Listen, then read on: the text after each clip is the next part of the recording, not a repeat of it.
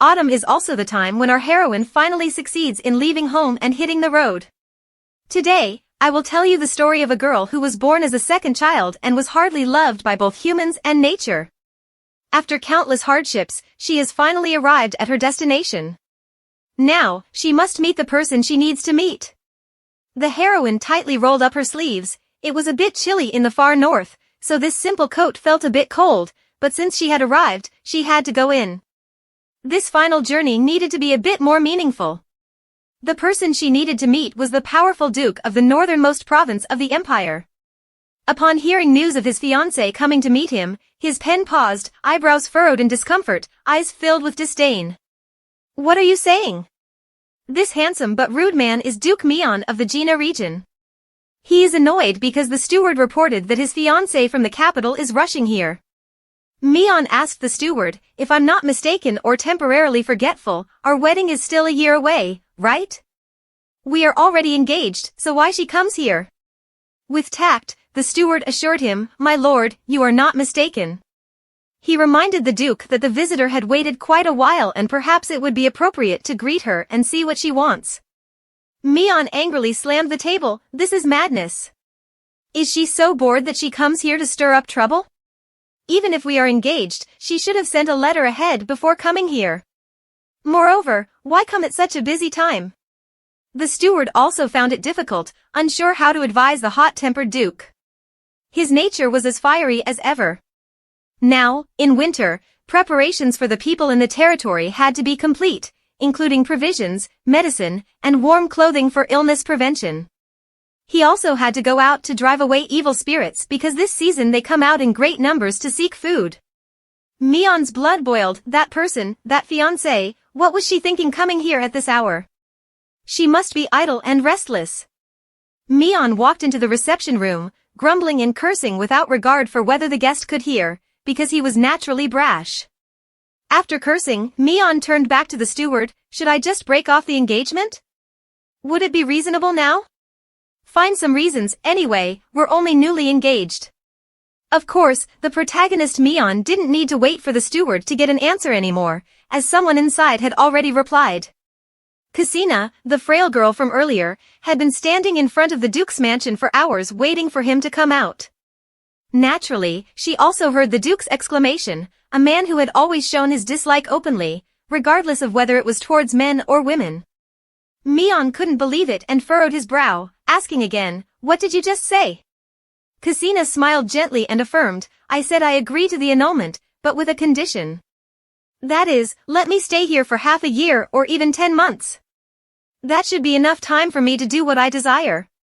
Both were in the same building, yet their personalities seemed completely opposite. Mion showed disdain and asked Cassina, "Do you really think I would agree? Where do you get such confidence? Are you out of your mind?" Cassina smiled knowingly, disregarding his annoyance, and confidently stated, "I don't need to stay in this mansion, you just need to give me some corner of your domain." Looking at this girl, Mion initially thought she was just causing trouble for fun, but something seemed off. It felt like everything had been predetermined. But there was one crucial question. Mion looked down at her and asked seriously how long it took her to get here. Seeing her ragged, dirty, and visibly patched up clothes, he asked sternly, "Is the duke's estate really in such dire straits?" Cassina tilted her head in confusion. Mion scoffed, "If not, how can a girl like you come here without any servants or luggage?" Cassina casually replied, "I intentionally brought nothing because I was afraid of encountering trouble on the way." Mion asked seriously, "The journey is that far? How did you manage?" When the duke asked, Cassina truthfully answered, "It took me 2 months to get here." Her expression showed no fear, as if she had just walked over from the neighboring house. "But don't worry," Cassina chuckled excitedly, "I traveled by horse, so it was very safe. There was a shocking part with the horse, but it was fine. If the horse couldn't pass, I walked to sightsee, which was extremely convenient. Then I changed horses and took another 2 months to get here." Mion erupted, cursing in frustration, "Are you insane? Did you really come here alone? Aren't you afraid of dying? Why didn't you contact me even once? And why would a noblewoman like you not hesitate to come here? You're either incredibly naive or incredibly bold." A trace of sadness appeared in Casina's eyes, but she quickly concealed it. She explained, I'm not the kind of person who does whatever she likes, but I'm traveling. This is my first and probably my last trip. I'm seeing many things I've never seen before, from picturesque rivers and mountains, verdant landscapes to how beautiful the iris flowers will bloom, and the cool and refreshing streams. Even the greedy little squirrels come out to greet me. The color yellow is also what I remember the most. Every time Casina changed carriages, a new landscape would unfold before her eyes. From flocks of migrating birds to squirrels busily filling their burrows with pine cones and chestnuts in preparation for the coming winter. Mion misunderstood Casina's intention, thinking that surely no noble lady would dare to travel so recklessly twice. Casina smiled and asked, Now, will you let me stay here? Just for half a year or 10 months? Mion challenged her in return. And what if I don't let you stay? Winter here is not a place for you to play around. Casina thought for a moment and then answered sincerely and innocently. If you don't let me stay, I'll move to plan B, which is to do odd jobs, and then you can give me a temporary place to stay. After that, I'll continue exploring the surroundings. After speaking, Casina secretly observed the colorful expressions of the Duke. It was a bit miraculous. Mion held his forehead, wondering what had brought this naive girl all the way here without a scratch. And she even has a plan B. I must be going crazy. He discreetly looked at Casina to see if she was the one he had once been engaged to. At that time, she was very obedient, almost like a soulless doll. He hated that. It annoyed him so much that just looking at her fake smile, ready to smile whenever told to, was like looking at the flowers on her head. Mion pouted, looking displeased, and just then Casina caught the Duke's gaze. She returned his look with a lifeless smile, one that didn't quite mean anything. Mion doubted his memory. He wasn't sure if she was the stubborn type back then. At that moment, she smiled and said, You will have to agree, right? Looking at the girl with her determined eyes, Mion was a bit puzzled. He asked, Why are you so sure? I could throw you out immediately. Because I know you hate me. A short statement, but it showed that she had accepted being hated. Casina pulled a piece of paper from her cloth bag, saying that she had also brought the annulment document with her. It's already signed, so I'm sure you don't want to lose this document, do you? Mion was at a loss for words. Really? She had trapped him, leaving him no way out. He sighed, All right, do whatever you want. Now I'll have the steward prepare a room for you, so just wait, Mion said. Casina gave a faint smile and thanked the Duke. She promised that she would live as invisibly as possible, but if one day you don't see me, just think that I have gone back. Just think that you have finally gotten rid of a nuisance. Gently stroking the annulment paper, Casina severed her own thread of fate. Facing him was a girl who looked small and delicate on the outside but spoke in a somewhat negative manner, contrasting with her giggling demeanor. Mion felt a bit uncomfortable. He didn't know why, but there was something very bothersome about this contradiction. That girl remained the same, always smiling even though it was somewhat heartbreaking, right? Looking at Mion, Casina felt quite relieved. This person, although he hated her, perhaps more than anyone in the world, at least agreed to let her stay and do as she wished. Thus, she stayed with the fiancé who hated her most in the world. And why was she here? To understand that, we need to go back a little over 2 months, before she made the arduous journey to this northern place. Casina had a family, with both parents, and they were indeed her blood relatives. As usual, during every meal, Casina's presence was minimal. Everything revolved around one person, her younger sister, Abelia. Abelia was a cheerful and innocent girl, but she was often ill. At the dining table, their mother and father would always encourage her to eat more and take her medicine because she was the frailest in the family. Her brother Infant would bring her gifts to cheer her up, saying she had it tough. Even Casina's mischievous younger brother would pout because his youngest sister's medicine was very bitter. He would also ask for gifts from Infant out of jealousy towards Abelia. Their mother chuckled and playfully scolded both siblings that they had to take their medicine properly, or else Born, the third son of the family, would have to take it for Abelia. Of course, they were just teasing, appearing very much like a happy family of 5. Certainly not including the protagonist, Casina. The reason? There was no particular reason. It wasn't because of her bloodline or talent. A question always lingered in her mind, even haunted Cassina. Why was she the odd one out in this house? Even in family photos, why was she the only one with brown hair, while everyone else had blonde? Recently, she discovered the truth. She inherited a dormant gene from her grandparents, making her look like cuckoo chicks live in the nests of other bird species, an outsider no better than anyone else. Cassina looked at a familiar scene and quietly left the table, asking for permission to go outside. She kept her head down to avoid anyone noticing. Cassina's mother calmly accepted her as if she were a guest. Help yourself. Cassina sadly laughed inwardly, walking gently and quietly out, sighing softly, closing the door behind her with a heavy heart. Day after day, like an outsider even among her own flesh and blood, Cassina grew colder, wandering back to her room. They still didn't care about her, but it didn't matter anymore for her more.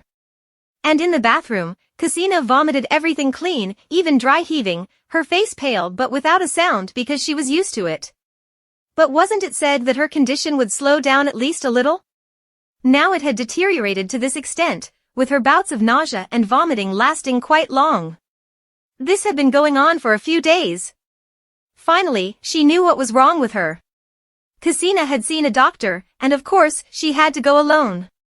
The doctor was extremely puzzled by her condition, even suggesting that it must have been divine intervention that allowed her to get there.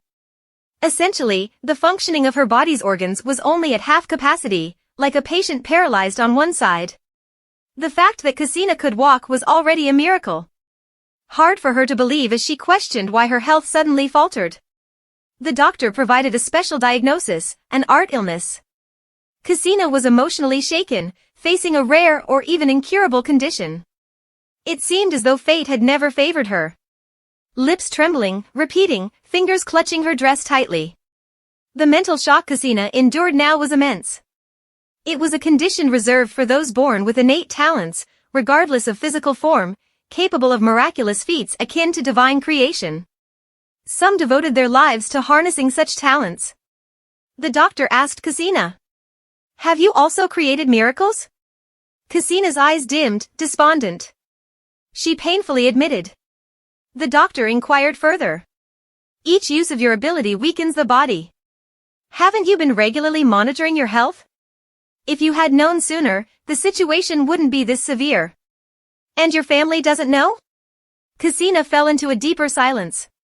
They knew, but their attention was reserved for what they saw as the cherished children. She quietly nodded to the doctor. Cassina now felt profoundly discouraged. In truth, she never shared her condition with her family, for they had never listened.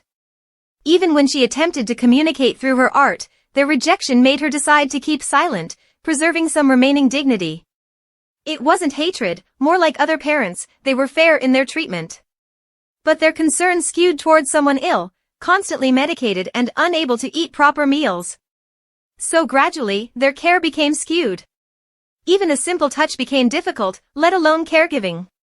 Moreover, Cassina wasn't the youngest or the oldest, but a middle child, neither here nor there. Their level of care dwindled to almost nothing. Cassina's physical strength was now so weak that even lifting her arm was a strain. Honestly, at this stage, it was akin to the final stages of cancer. She had a small, fragile thought: if she revealed her illness, would they show pity or concern? It was a cynical world. Would they care about her illness or her innate talent for their own gain? The doctor diagnosed her at a stage now, with symptoms like anemia, nausea, and bleeding. He sighed as he looked at the medical record. At her age, telling a young girl like this was surely shocking. Cassina's time could only be measured by a calendar. She would have to endure pain and suffering from being unable to eat or drink anything. More seriously, it would last a year or less, until her death. Truly, fate always seemed to push her to the brink, a situation she had grown accustomed to. Perhaps this was a gift for Cassina. Upon hearing the news, she indifferently asked a key question: is there any other way to live? And of course, the doctor had no solution. It was an incurable disease. However, knowing how cruel this was for a young lady, he tried to comfort her, saying there were ways to extend her life as much as possible. If you wish, come to see me for follow-up exams, he said. Indeed, upon learning about her condition, her mind wavered a bit, but now Casina felt more at peace.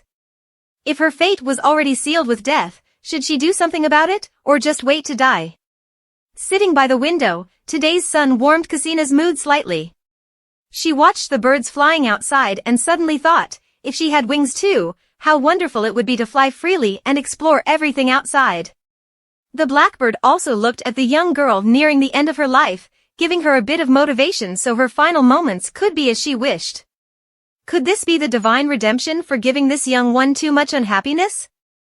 Casina's mindset changed, thinking why she should bear the burden until death. If she knew in advance, she would make her last breath meaningful. There were many things out there just for joy, but for Casina now, just breathing was precious. She wouldn't be shackled by her older brother, younger sister, or parents anymore. She didn't want to be trapped in this family like a dog they didn't bother to look at unless they had something new to blame. Could she go somewhere to enjoy her time on Earth? Should she tell her family beforehand? How would they look at her if they found her difficult to handle? What then? She imagined them starting to lecture her because her older brother had to stay and her younger sister couldn't leave, which she found utterly repulsive. At that point, she might even feel embarrassed. Casina leaned her face against the wall, telling herself she would be fine without saying anything. If she didn't want trouble, yet she had to go somewhere, Casina was determined. However, reality was far from easy. If only there were someone in this world to care for her during this final stage, whether out of love or disdain, as long as someone noticed her in last year. Casina's wish so small, but despite being in a wealthy family with many siblings, she had never been cared for by a loved one. Just then, a figure crossed her mind, someone who openly disliked her but still cared. That person had once mocked her, calling her useless and only doing what others told her to do. She was stunned. He was irritable, blunt, and rude, but he knew how to care someone. He often said, all you could do was listen to others advising you? If you lacked motivation, you shouldn't go out.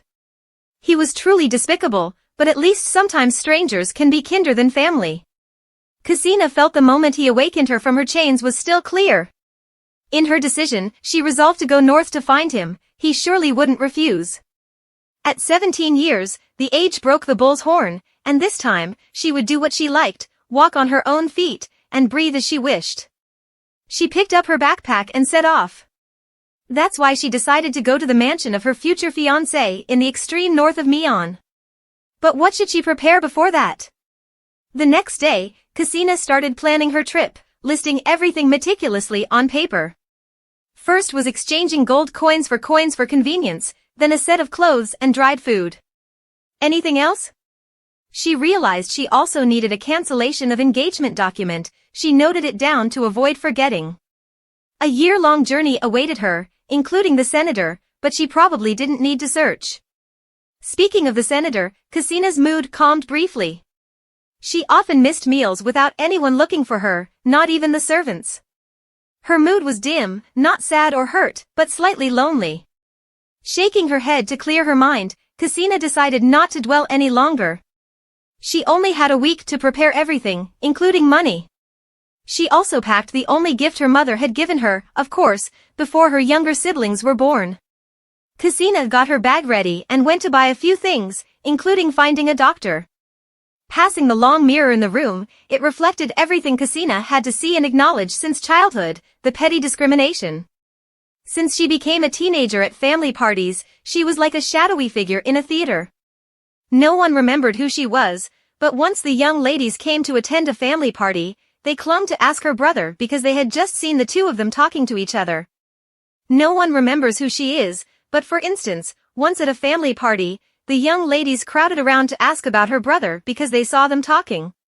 Of course, she knew he was her own blood relative. But as soon as they heard his name, they started getting excited again. They praised the Duke and Duchess as wonderful, because they had given birth to such an outstanding child like Infix. Infix was a talented man in both literary and martial arts, handsome, wealthy, and talented. It's said he's capable of succeeding the family, and many noble young ladies have sent him love letters. When talking about this family's children, they can't forget Borden, a cute and lively boy with many friends.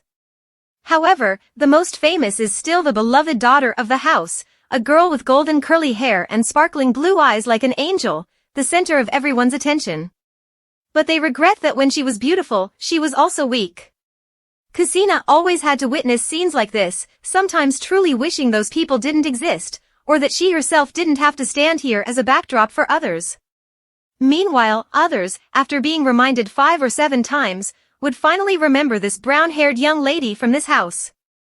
They wouldn't even remember her name, just vaguely recalling that she was from a commoner family. As she turned around, Ksina was already gone.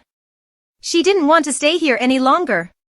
Ksina's memories were all filled with unpleasant things, a part of what was slowly killing her emotionally and physically. The commoner daughter Ksina was the label others used to refer to the second daughter of this house. Ksina wandered through the mansion, preparing to leave, hoping for a peaceful day, but fate seemed to enjoy teasing this young girl. Just as she reached the staircase, reminiscing about the time when she was scolded by her parents for not enjoying that silly party, she encountered her sister Abelia's doctor. Ksina recognized him as Norshare, someone she secretly admired. Her heart ached, she knew why. Despite being around him, she never went to him for treatment herself. Norshare greeted Ksina with a bright smile, asking her, "What brings you here today?" Ksina remained cold, he always smiled like that, especially when talking about Abelia.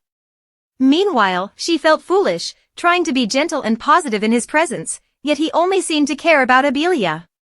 Ksina sometimes wondered if her impending death and Abelia's frail health were somehow similar. Every action of Knocker seemed to crush Ksina's heart. As she brushed past him, she curtly said, "Go inside and check on the girl quickly." Suddenly, Knocker noticed Ksina's pale complexion. Following his usual doctor's concern, he asked, "You don't look well today.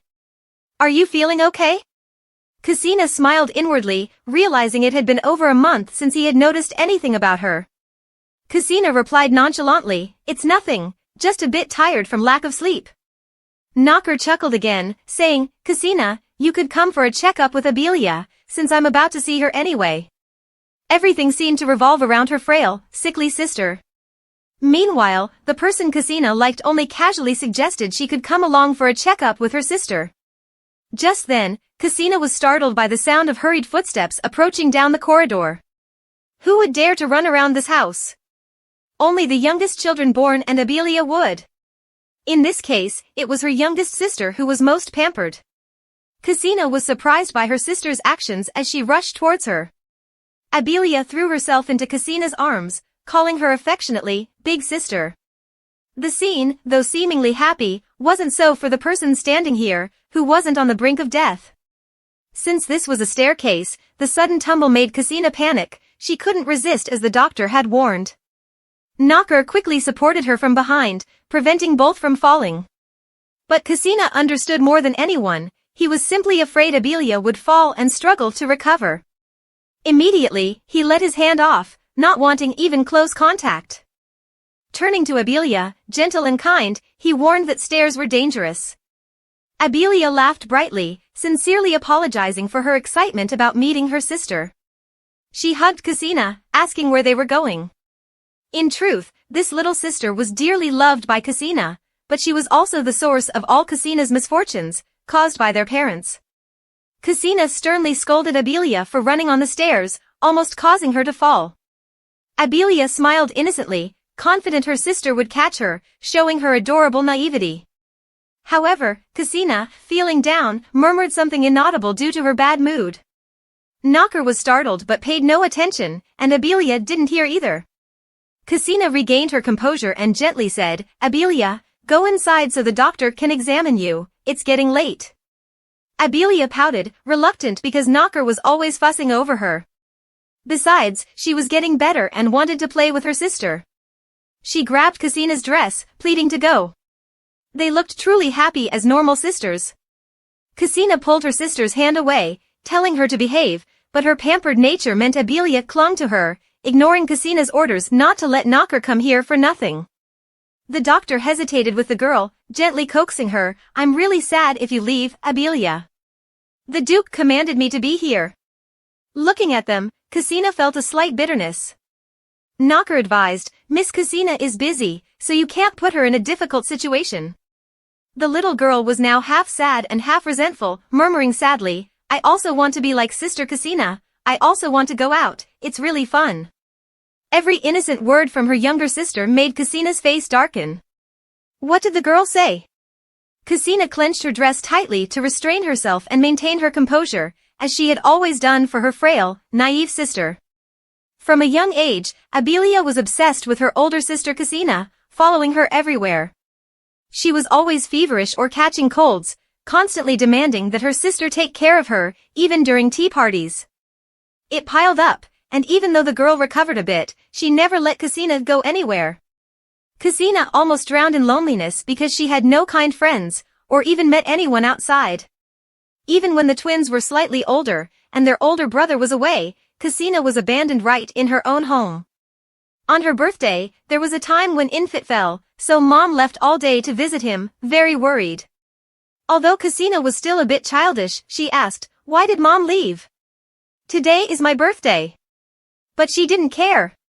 Casina also asked her father where her older brother was, but her father showed concern only for him. There were no congratulations, no hugs, just an indifferent remark. If she wanted presents, she should see the servants. Though young, Casina felt what it was like to be invisible and completely ignored. Yet, before her two siblings appeared in this house, little Casina was blissfully happy. They seemed like angels appearing before her eyes, treasures just discovered. Her mother gently told Casina, take care of your little siblings now, you're the big sister. Casina felt grateful and immediately accepted this important responsibility. She truly enjoyed having siblings, imagining the future with two little angels following her everywhere. But when one of the babies cried right after birth, Casina, not understanding, tried to inform her mother. To her surprise, her mother already knew and promptly dismissed Casina's words, sending her away and calling for the doctor. As they grew older, the girl Abelia was diagnosed as fragile, while the boy twin, born, thrived robustly. He always claimed whatever Casina had and stubbornly insisted on getting it. However, the only birthday gift their mother gave Casina was non-negotiable. This led to arguments where Casina, stronger but still naive, unknowingly pulled the gift away, causing Born to fall and cry in pain, his face turning red. Seeing him like that frightened Casina, but she hadn't meant to harm him, her heart raced, fearing both his injury and her parents' scolding. Hearing the cries, her mother stormed in, angry and shocked, directly scolding Casina. Even though she didn't know what happened, Casina explained she was just reclaiming what was rightfully hers from her brother. Her mother, furious, lectured her sharply, he's your younger brother, you must yield to him. Turning back, she comforted Born as a loving mother would. Casina stubbornly held on to her cherished gift, but Born continued crying. Her mother threatened to tell their father and scold Casina if she didn't give it up.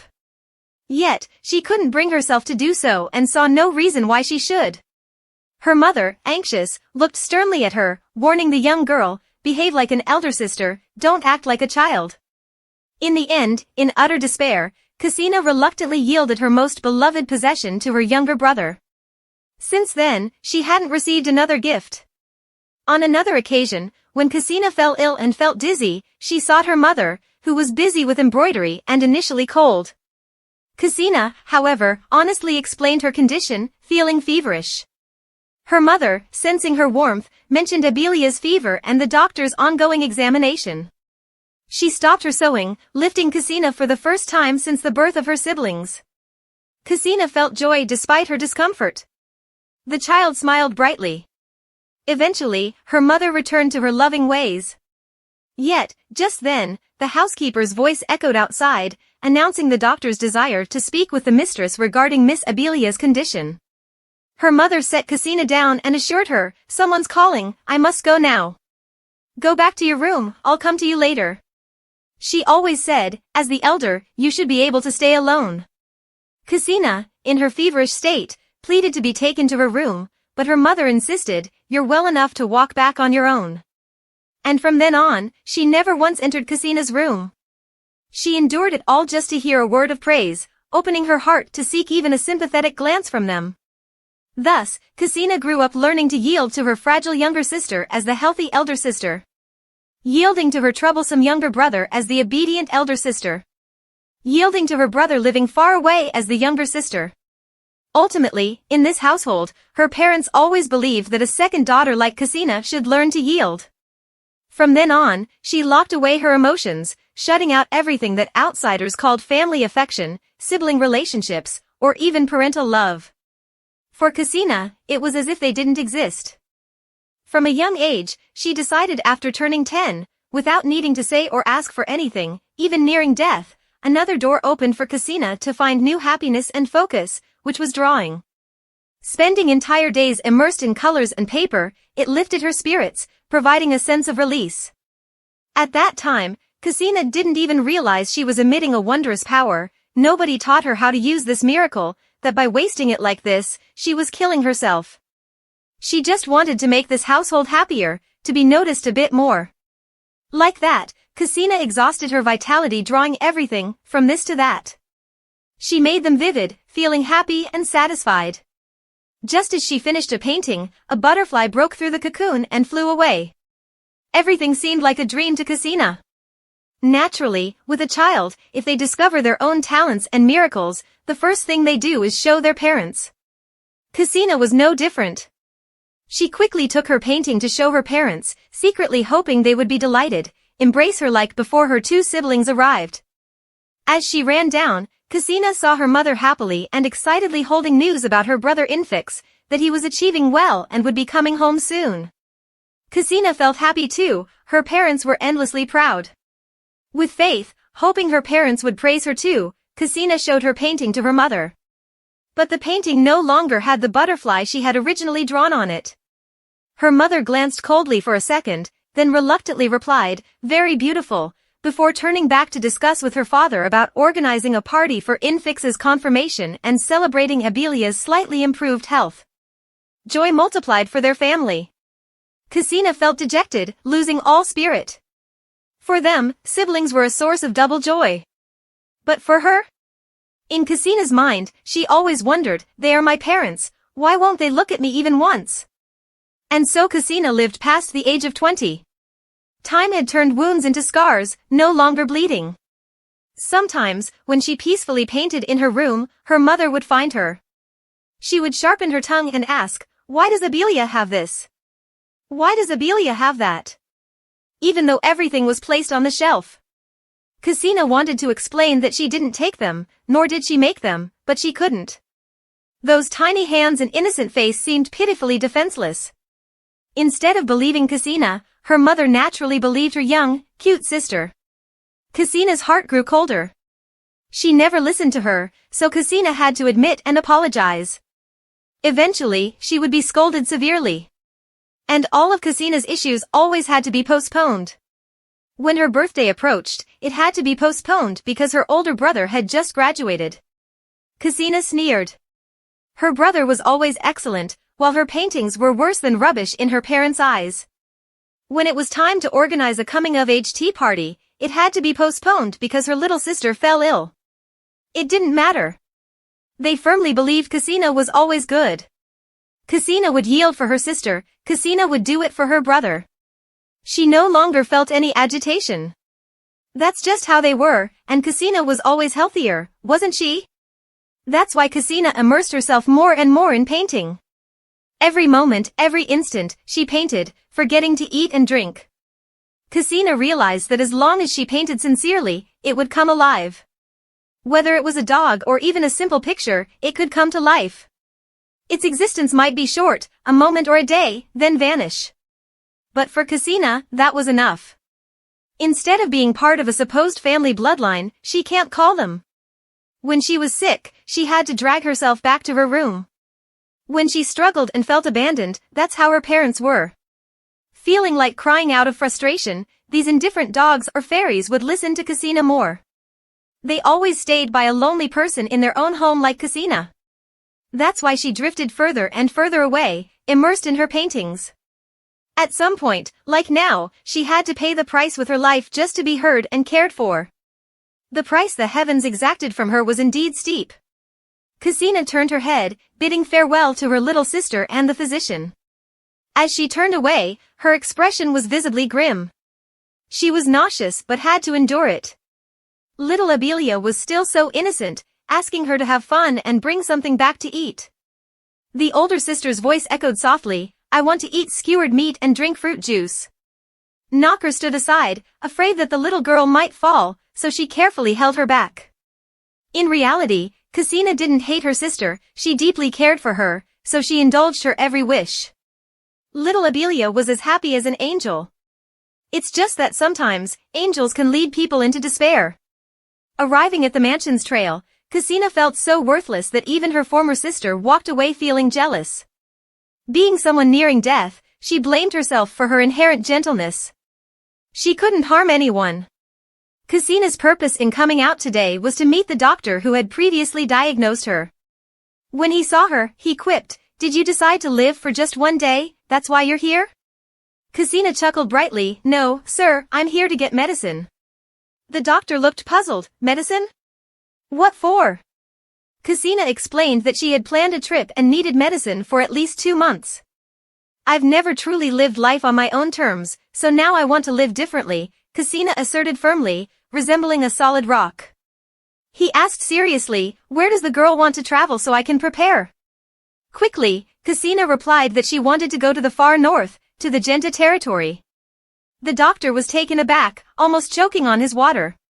He wiped his hands, composed himself, and with a gleaming smile, sincerely told Cassina, "If this young lady want to die soon, I can provide a certain type of medication right now." You could tell he was getting annoyed. Cassina remained silent. He waved her away, saying, "If you're looking for death, go somewhere else, my place doesn't sell defective goods." Cassina quickly and with difficulty explained, "That's not it, I just want to travel at the end of my life, do things I haven't had a chance to do." Moreover, she wanted to ask if there was a safe way to get there. Cassina timidly asked the doctor, "Just need it to be safe. I definitely won't drown or anything, planning to get there within 2 months." He rubbed his chin, thinking aloud, if you rest at an inn for a day or two in between, you might make it in a week. The doctor sighed, sat back, and asked Cassina, "Why the far north and not somewhere else?" "It's freezing there, borny chilling." Cassina smiled wryly, "It's okay, because someone I want to find is there. Besides, if it's cold in winter, I'll just stay indoors, so no worries." He sighed again, looking at Cassina like a child yet to experience life, and asked, "When are you going?" Cassina hesitated, fidgeting with her fingers, "It'll be a week from now." The doctor nodded sympathetically, "That's quite soon," then mused, "Well, there's a way. Although life may be hard, it doesn't deteriorate that quickly. This medicine can sustain you for 2 months. If you stop taking it, it could become critical, so come back here for it when the time comes." Cassina was overjoyed, knowing that the medicine would be enough for 2 months. She was extremely grateful for that. Leaving more than 10 pieces of gold behind, the doctor didn't understand why she left the money there. Cassina smiled brightly and said, "Thank you for treating me, and consider it payment for the medicine." He hesitated but eventually returned the money to Cassina, say that he hopes she wouldn't die and would come to see him next time. The doctor scratched his chin, perplexed, how can she be so carefree in her life? However, young ones like her give up quickly. Cassina felt a warm glow despite being dismissed by him. It was heartening that strangers could care for each other like this. She began to wander outside to find a horse carriage, excited because in a week, she could travel alone. While walking, she caught the aroma of delicious grilled meat, almost mesmerizing a girl who seemed lost and near death. Cassina quickly returned to the stall. The owner promptly greeted her with a tempting array of skewers, so appetizing that one might come back to life just to devour them. Remembering Abelia's desire for skewers earlier, Cassina kindly asked the owner to pack 2 skewers. She thought to herself, Abelia will surely love these. But as she boarded the horse carriage, the bustling noise outside grew louder. At that moment, the image Cassina always longed for appeared before her eyes, a woman on the road, anxiously caring for her child. Cassina realized she had never felt such warmth since having her siblings. She remembered Abelia saying, "You get to go out every day, how wonderful," which unsettled Cassina emotionally. She knew Abelia cared for her, but whether intentional or not, her jealousy over Cassina's freedom was hard to bear. Nevertheless, Cassina remained composed, fulfilling her duties and responsibilities as an elder sister to care for her two younger siblings. Upon returning to the mansion, she found Born playing something. She wasn't sure what game it was, but one thing was certain: Cassina would be the first to be reprimanded if anything went wrong. The boy greeted her eagerly as she called him over. Swiftly approaching, he immediately noticed the skewers in Cassina's hands. His mouth watered uncontrollably. Born swiftly grabbed the packet from her. The packet was a bit heavy, so let me help to carry it. Cassina chuckled softly at his antics. Hurry and take it inside, she said. There's also a portion for Abelia, she asked me to buy. With that, another dull day of Cassina's ended. Watching the carefree and indifferent Born, she couldn't help but feel powerless. Exhausted from the day, Cassina retreated to her room for a brief rest. Unknowingly, she slept until nightfall. Just as she drifted into deep sleep, she was startled awake by someone calling her angrily, their voice echoing throughout the castle. Dazed and confused, she found her father standing there, his face stern and eyebrows furrowed in anger. In the cold, dimly lit room in the dead of night, her father and the rest of the family had gathered not out of concern but to interrogate her. He sternly asked Cassina if she had given Abelia food from stressed foods outside. Cassina admitted it and looked back at him, waiting for his scolding. Why was she showing concern only for her and not for her sister, allowing her to eat such messy food? Even her younger brother, Born, looked worried for his elder sister. Cassina felt a pang of remorse and wondered what had led to her being suddenly summoned to her room. It turned out it was about Abelia, but because she had asked Cassina to buy it for her. Cassina asked about her condition and learned that she had vomited and was dehydrated. Only with the doctor's help did she recover, but she was still in very bad shape. He criticized Cassina as a heartless person. Her mother added, "Now that you're an adult, how could you be so careless?" Cassina quickly wanted to explain, "It's because Abelia asked me to buy it, it's all her fault." However, this house fundamentally never listened to her even for a single word. Father interrupted loudly, believing Cassina was making excuses. At this moment, he viewed Cassina as an enemy because of Abelia, his youngest daughter. Born saw his sister being scolded and wanted to explain, but he spoke out of turn. Father continued to scold Cassina, each word hitting home. She gritted her teeth, thinking, "It's okay, just apologize, just endure like always and it will all pass." But why did she have to endure this alone? Cassina turned cold and questioned her father, "So what?" Her gaze turned sharp, any hint of affection disappearing. Cassina's father was startled because this was the first time his daughter had ever talked back, and her tone was cold. Disbelieving, he asked, "What are you saying?" Cassina repeated her words sharply, "What if it's true? What do you want me to say?" Cassina's emotions were a mix of anger and hatred. She spat out each word, "If Abelia is having issues, what can I do about it, father?" She gripped her dress tightly. How much longer did she have to endure this? A year, until the day she died? Would she be freed after death? Her father continued, "Cassina, how can you be so disrespectful?" She boldly retorted, "It was Abelia who asked me to buy it, and she didn't tell me she wasn't feeling well and couldn't eat those things." Once again, her father was shocked, continuing to criticize, "As an older sister, you should care more about your sibling." Cassina cut him off directly, "If it were Abelia, I would do it, but there's no way I would know she couldn't eat those things if she didn't tell me." Her mother, standing to the side, believed that Cassina was being disrespectful, as she was speaking to her father in such a confrontational manner. How could she remain polite? Cassina snapped, "If it was Abelia, she would have done it without being told." Her mother thought Cassina was being unreasonable for talking back to her father. Born was surprised, looking hesitant. Cassina felt a headache coming on. She retorted to her mother, "I don't think I did anything wrong other than speaking my mind. At least I didn't make noise in the middle of the night." Her father, frustrated, cut in, "You should have let the doctor check those things before eating them." Cassina replied sharply, "What things, father? Even Born and I ate them without any problems. Next time, I'll pay more attention and take care of Abelia." This time, Cassina didn't apologize. Her father, tired, didn't scold her anymore and reminded her to be more careful. After the chaotic scene, they all turned their backs and left. Despite everything, they loved Abelia the most and wanted to visit her. Before leaving, her father turned back and added, as the older sister, you should be more considerate. Abelia isn't well, you know? Despite any dissatisfaction, you're still healthy. So please understand. He didn't know that he had more than one sick daughter. Cassina sat silently for a long time, not reacting, clutching her skirt tightly. Partly in pain, partly having to endure these people. Cassina's face was dark, only managing to say, yes. Healthy, what a curse! Cassina was angry, resentful, and pitted herself deeply. Was being healthy a crime to them? Even Born and her brother Infit were healthy. Why was she the only one who had to endure this?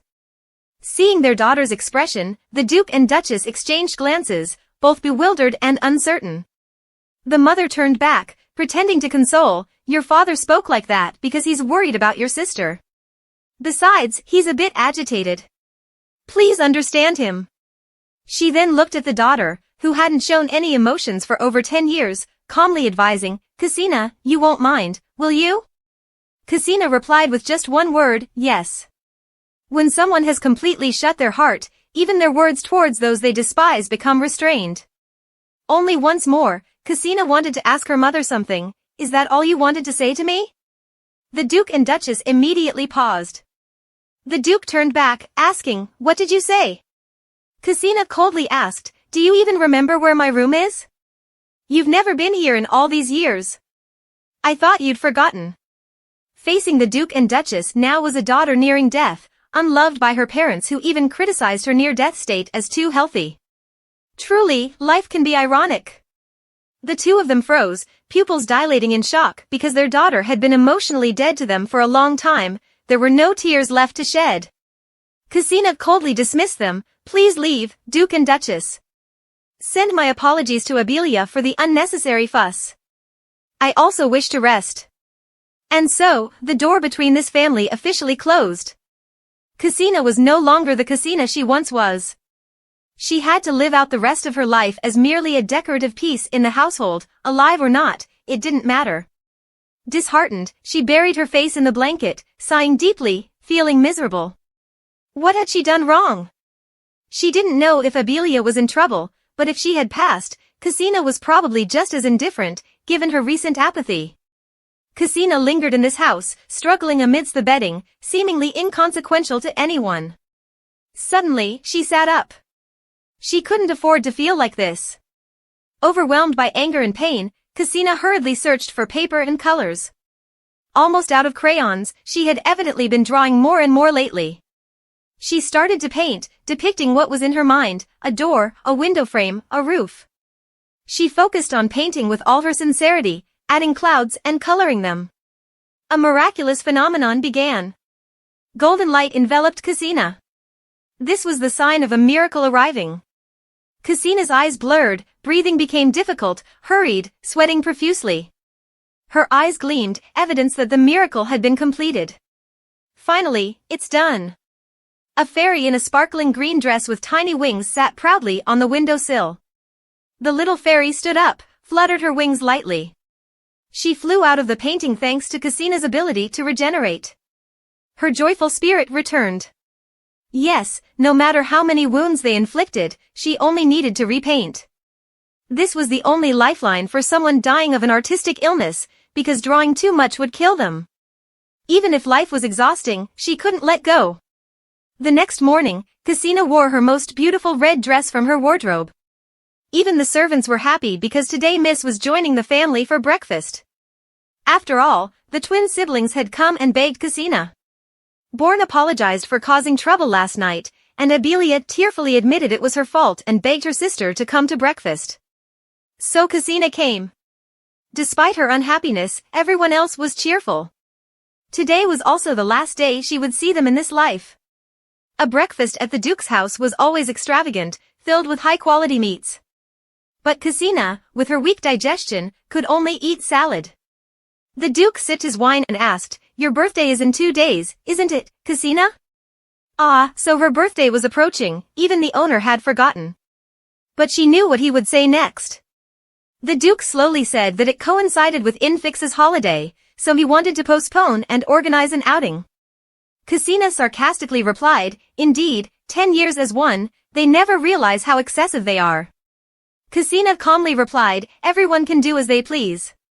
But I can't participate because I have other plans." The Duke angrily scolded her at the table. What could be more important than family events? Outraged, Ksenia stood up and asked everyone to leave, saying, "Go and enjoy yourselves, don't worry about me anymore." And of course, they never got another chance. As Ksenia ran out of the room, she knew that the next time she faced this so-called family, she would only be a shell. But why couldn't she be happy on her last day?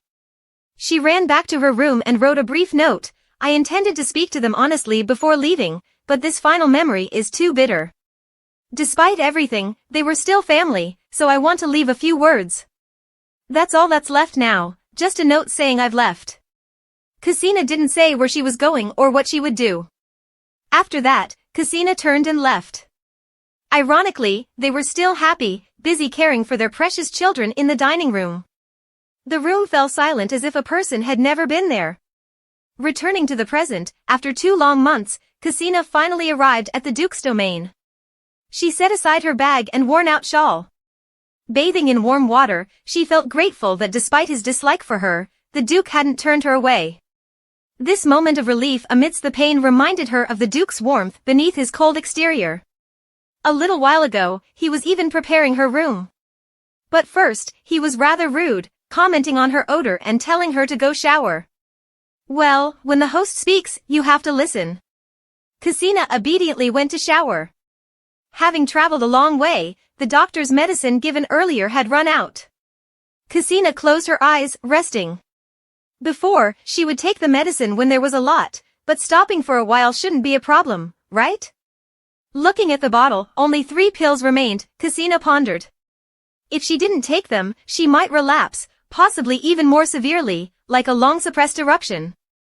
If nothing happened, she would soon feel weak, possibly even tonight, her health declining. If her temperature got too high, she could take a pill every other day. She could sleep as much as she liked when tired. After all, it was evidence Ksenia was gradually dying, and she was comfortable with that. Her spirits were light, and she rearranged the towels a bit. Despite being a noblewoman, she was accustomed to doing this herself.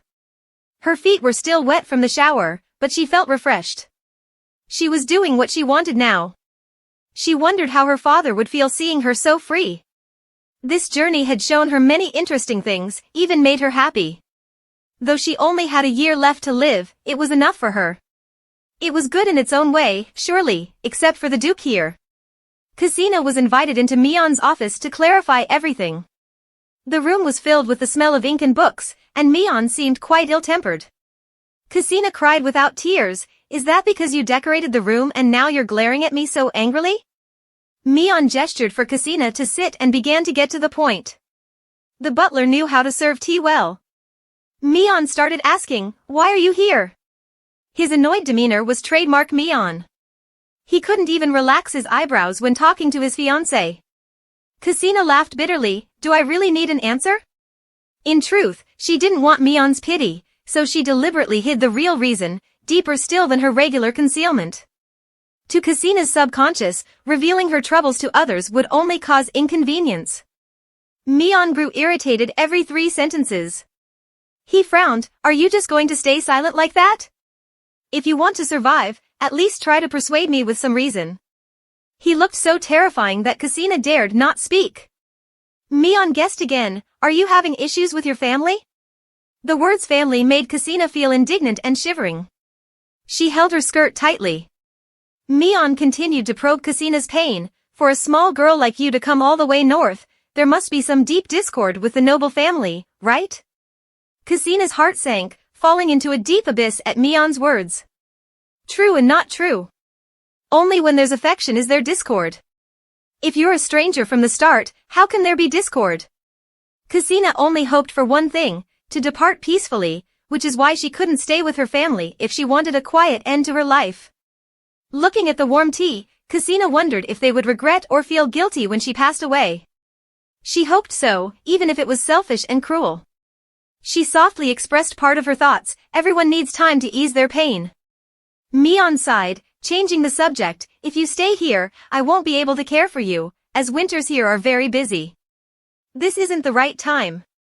Kusina bloomed with excitement. That's even better, Mion thought, relieved to avoid boredom and confusion. What could this petite girl be thinking? Could this spirited and stubborn girl be the same one from the engagement party?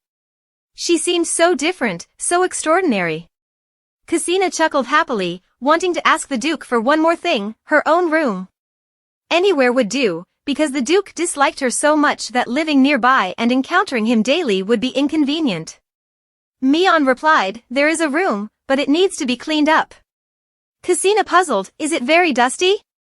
Certainly not, the Duke promptly denied. Then there's no need to clean anything, just a bed and a fireplace will do. Kusina led a simple life. Mion helplessly instructed the steward, quickly prepare what she asks for. And that room will do, so she can move in right away. Kusina sighed in relief at the successful clearance, thinking the Duke would be difficult. However, Mion reminded Kusina not to go out in winter because of the rampant mythical beasts in the north. Kusina readily agreed, saying, I'll stay in the room anyway. Reluctantly, she asked for leave to rest. Mion agreed without hesitation. Kusina was very grateful, but Mion bluntly said, I just want you gone, no need to thank me. As Kusina approached the door, she paused, feeling she should say something more. Turning back, she awkwardly smiled, I apologize for intruding and causing trouble. After the petite girl left, the room became quieter, with only the steward and Duke Mion contemplating her. Kusina struggled outside for a while, her body resisting. It was indeed a miracle she could walk, just as the doctor had said. Now she felt a little dizzy. On her first night at the Duke's mansion in the chilly north, Kusina found it cold. She couldn't stop tossing and turning under the blanket, fully covered but still cold. Though it was dark, there was a clear light across the way, shining directly into Kusina's eyes. She wondered if there might be something warm to find. Wrapping herself in a thin pink scarf, she took a lantern and wandered in search of the kitchen. She reminded herself to bring hot water and a towel up first for self-care. The mansion was much larger than the Duke's estate, making it somewhat difficult to find.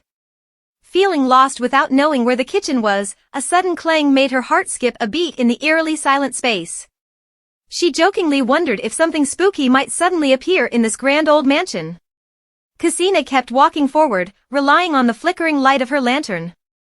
Just then, a dark figure slowly emerged and called out to her. Startled, she screamed and instinctively swung the lantern into their face with all her might. Mion immediately shouted, Calm down, it's me. Fortunately, Kusina hadn't panicked to the point of mistaking a person for a monster. She glanced over and saw Duke Mion there, glaring suspiciously. Little girl, couldn't sleep and decided to roam around? Kusina took a deep breath, relieved that the fear had passed. Then she noticed a problem. First, she apologized, but also wondered why the Duke was here, looking so humble and hesitant like a little rabbit. Mion smirked, avoiding direct eye contact, scratching his head as he struggled to find an excuse to speak. He had a penchant for evasion.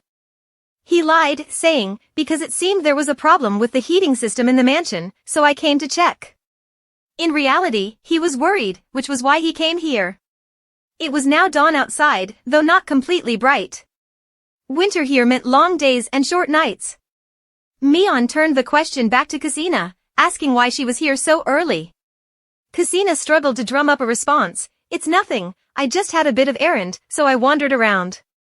I thought I saw a light, so I thought someone was here. Mion suddenly felt something was amiss. Why was she so evasive and unsteady, avoiding eye contact? Mion understood she was hiding something. He bluntly asked, What are you hiding, young lady? If there's something, just say it. He pressed on, trying to appear intimidating. Indeed, someone seasoned in battle would notice such things. Kusina hesitated and said, Nothing. She clutched her coat tightly, wanting to flee, but Mion wouldn't allow it. Struggling to refuse to answer and turning to run, Mion grew increasingly irritated. Nothing, you say? He frowned, annoyed. He grabbed her arm, feeling how hot she was. Kusina was surprised by the skinship from the Duke and didn't resist, just stared blankly. Even if she wanted to resist, it would be difficult.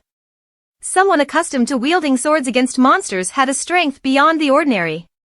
He pulled her into the moonlight to examine her more closely. Her breath was labored, sweat drenched her cheeks flushed so noticeably even in the dim moonlight. Her weak, trembling voice was a stark contrast to before. Mion concluded, Cassina, I must say, you are running a fever. Though still somewhat uncomfortable, Cassina, with vacant eyes and unsteady legs, replied, It's nothing, I just need some rest. Mion forced Cassina to stay and clarify, with a fever this high, shouldn't you have realized you were overexerting yourself when you arrived 2 months ago? Habitually harsh, the Duke scolded, Why hide these things? Are you as foolish as a bear? Only dumb bears endure such things. Cassina retorted, What's this sick guy saying? Comparing me to a bear? Mion persisted, If there's something, you should speak up. You know, on the battlefield, people who hide illnesses like you end up causing more trouble, right? Do you understand your mistake? Mion's reprimand was authoritative, almost like disciplining a subordinate. Cassina absent-mindedly apologized, then abruptly stopped herself. Wait, why is this guy suddenly catching me off guard and demanding apologies as if it's the right thing to do? Cassina realized and resisted, but before she could speak, Mion was quicker. He held his hand out in front of Cassina seriously and asked, How many fingers am I holding up? A simple task for most, but for Cassina, whose body was weakening, her vision blurred significantly due to the high fever. Thus, the number of fingers she saw was 6. But since he was holding up only one hand, Cassina reasoned, maybe 6 divided by 2 is 3, so it's correct. Confident in her blurred vision, she answered, 3 fingers. Hoping she was right. Mion incredulously looked back at his hand, I'm holding up 2 fingers, although I hold many swords, I have not fallen short with teachers. Cassina, with her limp, looked at the Duke for an answer. The result was that she was wrong. Mion was annoyed, unable to ease her mind as she continued to bring more trouble. Mion grumbled like an old man and then abruptly lifted Cassina. Startled, she said, It's okay, but the famous Duke was adamant, lie down. There are many patients here, so rest at my estate. Cassina hesitated but refused firmly, her face reddened from her fever. Mion scolded sharply, Even if you dislike me, you have to accept, don't turn me into the bad guy. Eventually, despite her outward reluctance, Cassina agreed, though Mion remained deeply concerned for her. He hesitated, unsure if he was doing the right thing. Caring for monsters and soldiers was one thing, but caring for a girl was difficult. He told her, Go to sleep, I'll call for someone to care for you. Cassina drifted into a feverish dream, insisting before she succumbed, Absolutely do not call a doctor, promise me, absolutely do not. In the long moonlit corridor, Mion, purportedly disdainful of Cassina, carried her gently to her room. As he laid her down, she fell asleep immediately, her face flushed with fever, breathing heavily. She looked so painfully vulnerable that Mion couldn't understand. What had happened to this young girl and why did she have to endure this? Unconsciously, Mion reached out his hand, hesitated momentarily, then extended it again. He feared that such a delicate touch might shatter her. Thus unfolded the fateful encounter between them in the twilight of the female protagonist's life. After successfully escaping a loveless home due to being the unwanted daughter, Cassina had only 8 months left to live or perhaps less to do as she pleased. Therefore, she decided to leave her birthplace to peacefully pass away at Duke Million's estate, a man who openly despised her and was also her betrothed. 2 months ago. The main character's family didn't realize she had left until 2 days later. The servants were in a panic when they found a small piece of paper in the young lady's room, finally realizing she wasn't home. The Earl sat motionless and asked coldly, What's the matter? The maid reported that she hadn't seen the young lady anywhere. The Earl grumbled irritably, Does she often go out without telling anyone? The maid apologized for assuming the young lady had gone out as usual. The butler timidly presented a handwritten letter found in the young lady's room during routine cleaning. The Earl showed disdain upon receiving the letter. Inside, there was only one short line, I am off on an adventure, father, signed by Cassina. Luckily, he hadn't been so absent-minded as to forget his daughter's signature. The Countess asked her husband, What's happening? Has our daughter gone off on an adventure without telling anyone? The earl became annoyed and coldly scolded, Cassina is a disobedient child. She's lived so comfortably at home, now she goes out without a word to her parents. He turned to the servant and asked, when was the last time you saw her? The servant hesitated, unsure how to respond. They vaguely mentioned seeing the young lady out 2 days ago, but yesterday they couldn't be sure. The maid looked pale because Cassina was so invisible in the house that they hadn't noticed her absence until now. If the maid hadn't reported it, she might have been missing for a year without anyone knowing. The earl rubbed his temples and asked, have the twins seen her these past few days? The twins were asked gently, but how cold often was for someone missing? Abelia and Bourne were still just children. They searched their memories to see if they had seen her in the past few days, but came up empty. Abelia thought she hadn't seen her, so she assumed she was out playing. Bourne thought she was at the market, so he hadn't paid much attention. Cassina's older brother understood her a little and suggested, perhaps she left because her outing coincided with her birthday and she was sad. In fact, when she left, her brother had followed and advised her to ease her heartache. If she was sad, she should just say it and not forget that their parents both loved her very much. Cassina looked at her brother, her face dark and cold, saying, they must allocate some affection for me due to my status as their biological child, but the child they truly care about isn't me. Putting the letter down, Infix tried to cover for his younger sister. She must have found it difficult to handle, which is why she left a note knowing that our parents would worry. But Cassina's mother remained calm while scolding Cassina, if you didn't like it, you could have just said so, there was no need for that trick. The earl ordered the steward, quickly gather a few servants and ask if they know where she went. He asked the steward, how much has our budget been depleted over the past 2 days? The total was just 2 gold coins, which meant Cassina had exchanged those 2 gold coins for cash in order to spend them. The count smirked, confident in his ability to anticipate the mischievous Cassina.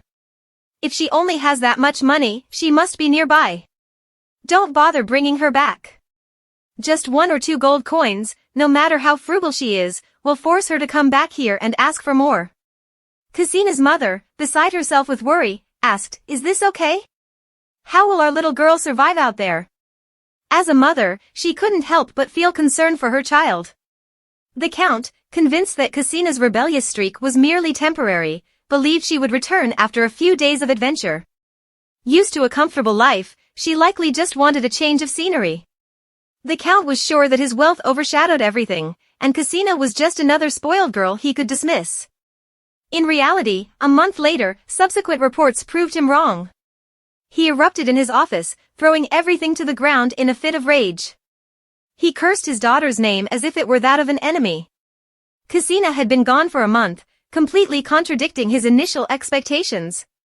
He angrily exclaimed, does she even think? Surely, the count understands his daughter's situation. It's a bit pitiful, but concocting this stunt just for a birthday is too much. The steward reported seeing the young lady's carriage leaving the capital and disappearing. Grinding his teeth, he continued to curse his daughter. Despite his sadness and anger, he considered her escape attempt foolish. Hearing the commotion from the room, the countess entered to assess the situation. She worried more for her husband than for their daughter. Uncomfortably, he told his wife, Cassina has left the capital. She appeared anxious, asking, what does that mean? How could she leave the territory and go somewhere else? Meanwhile, the steward invited her to sit down to continue discussing with the count. He sighed, lamenting and scolding Cassina in every way possible. Such pointless antics from my daughter are truly annoying. The countess proposed, should we send more troops to find her? His answer was unequivocal, leave it be. He believed sending more troops would be a waste of money since she couldn't have gone far. He threatened, if she returns, I'll ban her from entering until she begs for forgiveness. If she dares to leave, she'll have to fend for herself. The count ordered the steward, anyone who continues to pursue her, keep going, no matter the cost. I don't care. The countess tried to justify her daughter's actions, saying, this time, Cassina acted thoughtlessly, but it was because she was too upset. The count redirected his anger towards his wife, it's also because you spoiled her too much that she turned out like this. Who would believe she left home just because of a silly birthday? He hoped Casina would mature and return before things were exposed, potentially tarnishing the family's reputation. Instead of worrying about what might harm his daughter externally, he was more concerned about his own authority. A father of the year indeed, he worried less about his daughter's physical well-being and more about his own power. Then he inquired about the well-being of his beloved little daughter, Abelia, the child he cherished the most. He worried that with Casina missing, Abelia would feel lonely here and there. The composed countess reassured, the little one is fine. Though a bit sad, she's all right. Then she thought of Casina, wishing the girl could be half as resilient as Abelia. She was somewhat perplexed. After all, Casina was calm and profound, but why was she acting so immature now? The Count added, perhaps we've given her too much. Just one birthday causing such a fuss. Let's see how long this drama lasts. Don't think earning money is easy. Both of them were still ignorant of what was happening to their daughter who was struggling with illness. They still thought she had everything, from pocket money to whatever she wanted to buy. But they forgot one thing, Casina wasn't a pet raised with money. While they casually criticized their own flesh and blood, Casina was battling illness. Initially, she had been alone in that house for year to year, with no one caring or knowing. Now, as she opened her eyes, she suddenly realized she wasn't alone anymore, but had two people in the room. Looking at the chair by the window in the room, Duke Mion was sitting there reading documents. His wrinkled face and red eyes were his unmistakable trademark. He was indeed the Duke, no mistake. Startled, Casina exclaimed, it's really the Duke. She quickly pulled the blanket over her face, embarrassed. Unexpectedly, the Duke was still there, grumbling, quick, lie down, the fever hasn't gone yet. Confused and sweating profusely, Casina asked Mion, why are you here? Mion grumbled dismissively, why do you think I'm sitting here? He slowly approached, grumbling further, you wouldn't let me call a doctor, and at this hour, who else could I summon to care for you? So I had to bring documents here. Casina couldn't believe her eyes as she looked at the Duke. Is he really do that? Keeping his promise not to call a doctor and then coming here to take care of me? His face contorted with sarcasm, Mion asked Casina, what do you think? Am I so free that I abandoned my duties just to count stars with you? Casina peeked out from under the blanket, ashamed, and asked Mion, do you find me bothersome? The Duke, a bit stiffly, responded, are you implying that caring for a patient is a bother? Mion sternly explained, you are the guest, and I am the host. Your promise has been fulfilled, which is not to call for a physician. Therefore, now you should behave as a guest. Casina laughed cheerfully and obediently listened. Even though her body felt as if it were burning and tearing apart, she truly felt incredibly happy. Mion awkwardly comforted Casina, you are in my house, so taking care of you is only natural. Don't grumble and behave like a guest. His voice was somewhat gruff and rude, but ultimately, he was comforting her. Casina found Mion truly endearing for his hot and cold temperament. Mion, in turn, confessed to Casina, I've never taken care of anyone before, so you'll have to bear with me. I only know to bring up a basin of water and bring down your fever for you, but it hasn't worked yet. Casina teased, is this your first time taking care of someone? Mion snapped, asking the obvious. I am a duke, after all. How could I possibly care for anyone? She remained cheerful despite the Duke's annoyance, saying, this is the first time someone has cared for me while I've been sick. Normally, I'm the one taking care of others. Mion grasped a crucial point, this was the first time she had been ill and someone had cared for her. The Duke's expression darkened as he pondered this. Casina had mentioned that there was a sickly adopted daughter in her household. In royal circles, if a family member fell ill but was still cherished, someone else would inevitably be sacrificed. Love within that household must have been imbalanced, and unwittingly, Casina was the one cast aside. Casina sincerely thanked him, someone who disliked her but cared for her genuinely from childhood to now. Mion urged Casina to rest further, saying, you still have a fever, and I don't know what else to do. At this point, Casina remembered and told him she had brought medicine but forgot to take it. Mion brushed aside the scattered papers to tend to the sick, now amused that she had forgotten her medication. Casina laughed and handed him a vial of medicine from her pocket. I've had it with me these past few days. There are 3 pills left, taking them should help. Upon hearing this, Mion swiftly turned to fetch the medicine. I can't have a sick guest in my house, was the Duke's only thought. Suddenly, Cassina grabbed his hand to stop him. Mion, don't go. The warmth from Cassina's touch was genuine, enough to make even the stern and chilly Mion blush. Indeed, for decades, she was the first girl to sincerely hold the Duke's hand.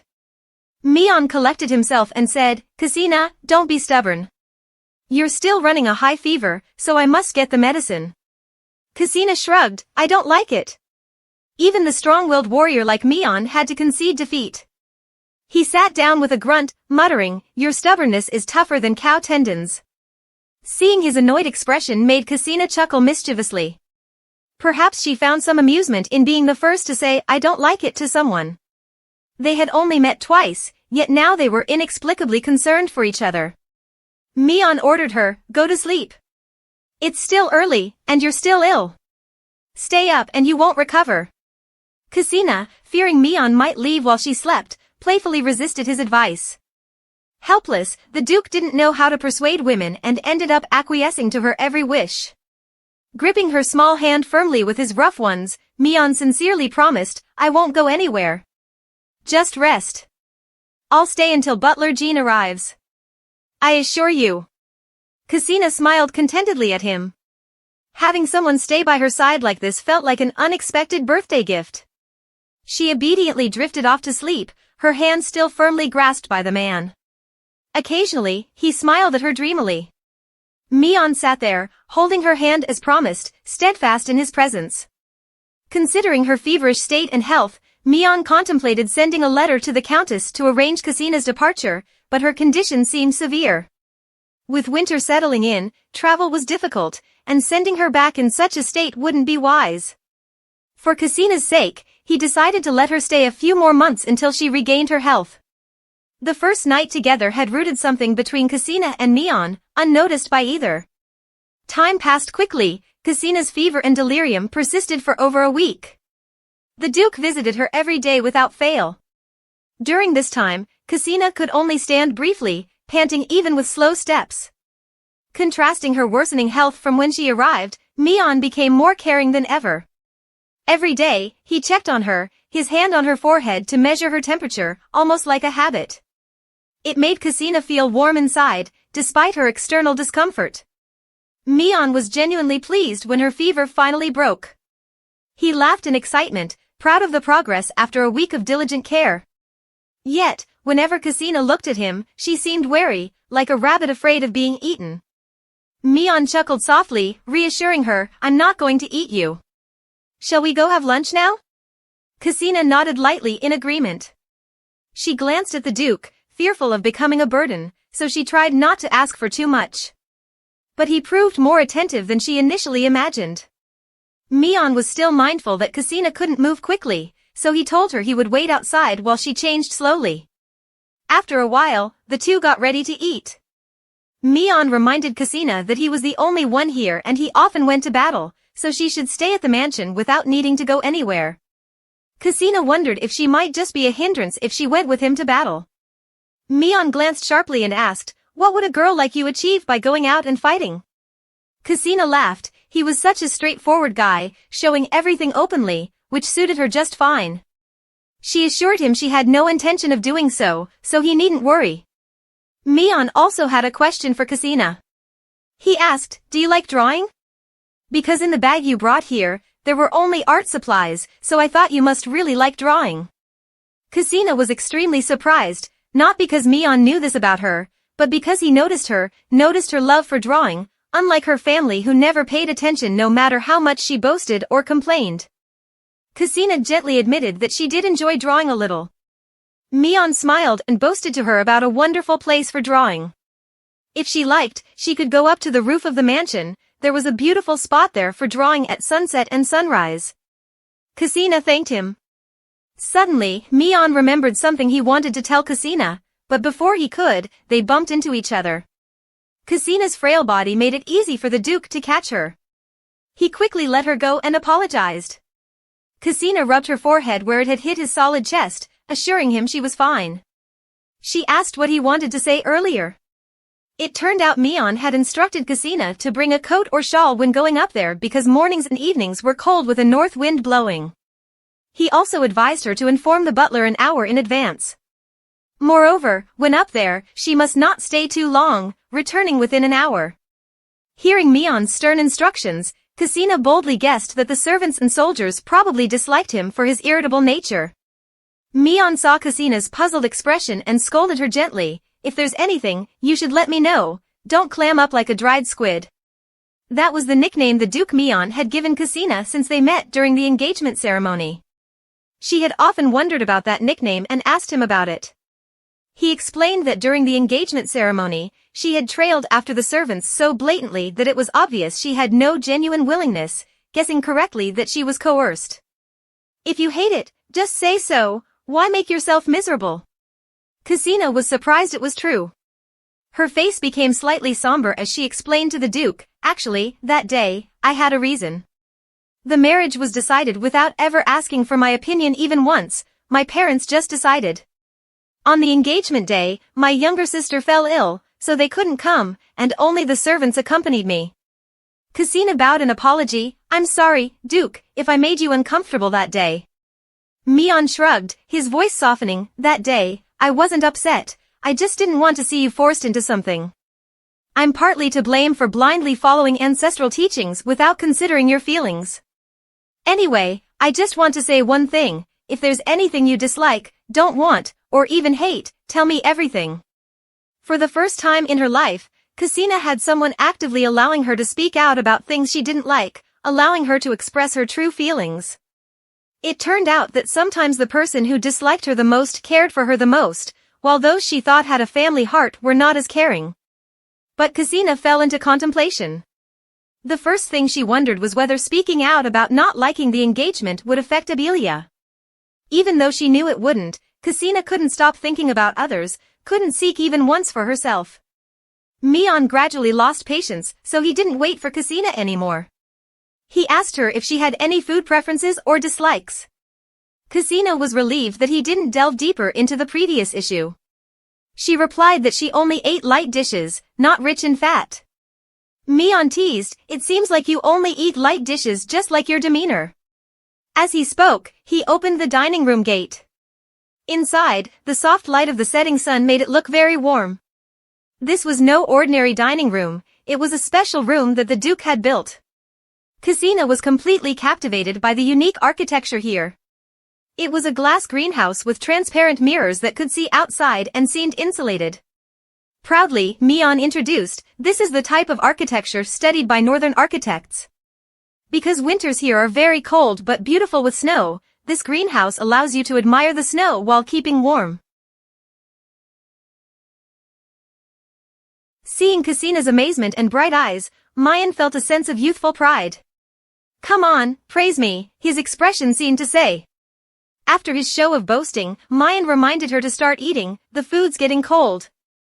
Kasina was about to ask when the snow would start falling. Mion, growing impatient, replied, "It starts around the beginning of next month." Kasina felt a tinge of jealousy, as it never got cold enough for snow in the south. Mion, now grumpy, grumbled, "Stop comparing the two places. Now eat, the food's getting cold," which made Kasina burst into laughter. Earlier, he had shown concern, and when the maid brought the food, Mion had thoughtfully instructed, "Switch all the greasy dishes with mine, and leave the light salads for her." Kasina felt a flutter of unexplainable warmth. Noticing Kasina still sitting idly, Mion glared and said, "Don't tell me you're so weak that you'll vomit blood while holding a bowl." Kasina immediately picked up a plate and started eating. The Duke could be quite scary, she thought. Kasina suddenly felt guilty for judging him without knowing anything about him. Moreover, her coming here had partly burdened him with unnecessary responsibility. If anything were to happen, the Duke would unjustly bear the blame. Kasina inadvertently blurted out, "Your Grace," catching Mion's attention. He put down his fork and asked, "Kasina, what's the matter?" In the greenhouse, the dining atmosphere was much more comfortable than at Kasina's childhood home. She hesitated, wanting to say something but couldn't find the words. Mion, seeing her hesitation, asked, "You know, my patience is a bit short." For some reason, today the Duke looked unusually handsome, causing Cassina to stare blankly. She quickly shook her head, trying to gather her thoughts. Finally, after a long pause, Cassina apologized for coming here without asking for his permission. It's just that I was afraid you wouldn't agree if I asked beforehand. Mion, straightforward as ever, responded, Cassina, don't worry about the first time you came here. I didn't mean anything by it, but I was just too concerned for your safety, a young woman traveling alone to my territory. More than anything, I'm not afraid of responsibility or obstacles. And although it's a bit late, I also apologize for being too harsh with my words that day. The Duke's honesty made Cassina realize how kind he truly was. Despite the fact that she had put him in a difficult position, he didn't show any signs of displeasure. Even her own family hadn't shown her such care and consideration. Cassina had a bold thought. Should she tell him about her rare illness right now? She hesitated for a long time, wanting to say it, but overthinking led her to consider numerous issues. The primary concern was whether the Duke would accept a terminally ill person in his territory. The worst-case scenario was that he might even kick her out. If I can't even find a place to die in peace, then what else is there, she thought, forcing a smile to deflect the issue by telling the Duke that she would enjoy her meal. Mion didn't press further. He simply asked out of curiosity, without any major considerations. He urged Cassina, eat plenty, and next time, I'll prepare even more delicious food for you. If you keep talking instead of eating, the chef will be heartbroken because you're not enjoying the meal. After a sumptuous breakfast, she returned to her room to rest. Truth be told, moving around had become very difficult for her. Half of Cassina's body now functioned solely on willpower and the medicine she had brought with her, so she needed long-term rest. Patting her small, full belly, she felt nostalgic for the first time, having eaten so well. At home, she would always vomit because they never knew she couldn't eat oily food, nor did they bother to ask. Suddenly, something caught Cassina's eye. She glanced across the building to a place the Duke had once mentioned, the rooftop of the mansion, which had an incredibly beautiful view. He had suggested she go there if she enjoyed drawing. The very next day, the Duke's mansion was filled with the echo of Mion's infamous, cranky voice. His face was filled with anger as he prepared to scold, Cassina, do you even listen with your ears? How did you end up like this after going up there? Cassina, wrapped in a blanket and trembling, replied fearfully, Mion, I didn't mean to, heh. Mion, furious, barked, Cassina, why did you go up there and get sick? Don't you remember what I told you? You even made promises. Cassina responded innocently, what did you say again? Mion, exasperated, his face darkened with irritation. She laughed nervously, I remember now. First, you said if I went up there, I should tell the butler. Second, I should bring warm clothes. And third, I should only stay for an hour and then come back to warm up. Cassina had every intention of following Mion's 3 rules. However, when she peeked out, there was no one in sight, not even the butler. Not wanting to disturb anyone while they were sleeping, Cassina, in her overly gentle nature, decided to go barefoot, in her nightgown with just a thin scarf, carrying her sketch pad up to the rooftop. By the time she reached the attic stairs, she was already feeling tired and breathless. But she thought the beautiful scenery would be worth the effort. As she reached the rooftop, the sun was just beginning to rise. The view before Cassina was indescribably beautiful. For someone with a passion for art like her, or anyone else who witnessed such majestic scenery, it was breathtaking and worth capturing. For Cassina, she was simply addicted to drawing. She pulled out her sketch pad and began to outline the first strokes. Whenever she drew, she became so absorbed that she forgot everything else. The firm, swift pencil strokes took shape without any need for a guide. The magical essence of this intricate drawing began to drain her strength. Cassina felt breathless, dizzy, and unsteady on her feet. However, something drove her to push on, telling herself that she was almost done. Just then, someone suddenly appeared behind Cassina. She looked up and saw the handsome face of the Duke, veins bulging in anger. Her artistic inspiration quickly faded away. Back in the present, Cassina was curled up in a blanket, shivering from the cold. She apologized, feeling wronged, Duke, I was afraid of bothering everyone too much. Mion, his eyes sharp and filled with anger, snapped, "If you want to die, let me fetch some rocks, put them in water, and drown you quickly." Kusina hurriedly explained, "I truly didn't realize how fast time was passing. I didn't do it on purpose." From the time Kusina went up before dawn to the time the Duke found her, it had been well over 2 hours. Kusina laughed weakly, "Haha, he really has a sharp tongue, but I was wrong this time, so I'll accept the scolding." Seeing her laugh made Mion's blood boil. He growled, "Are you laughing at me right now?" Kusina quickly covered her mouth, "Oh my, he's really scary when he's angry." Mion sighed, no longer yelling. He placed a hand on her head and lamented, "Why can't people warm each other up? It would be so much more efficient." What he meant was why he couldn't simply transfer his warmth to her without having to be so harsh, rather than implying physical contact, skin to skin. Kusina, surprised, asked, "Are you cold?" Mion growled, "You dare talk to me?" Kusina wisely stayed silent.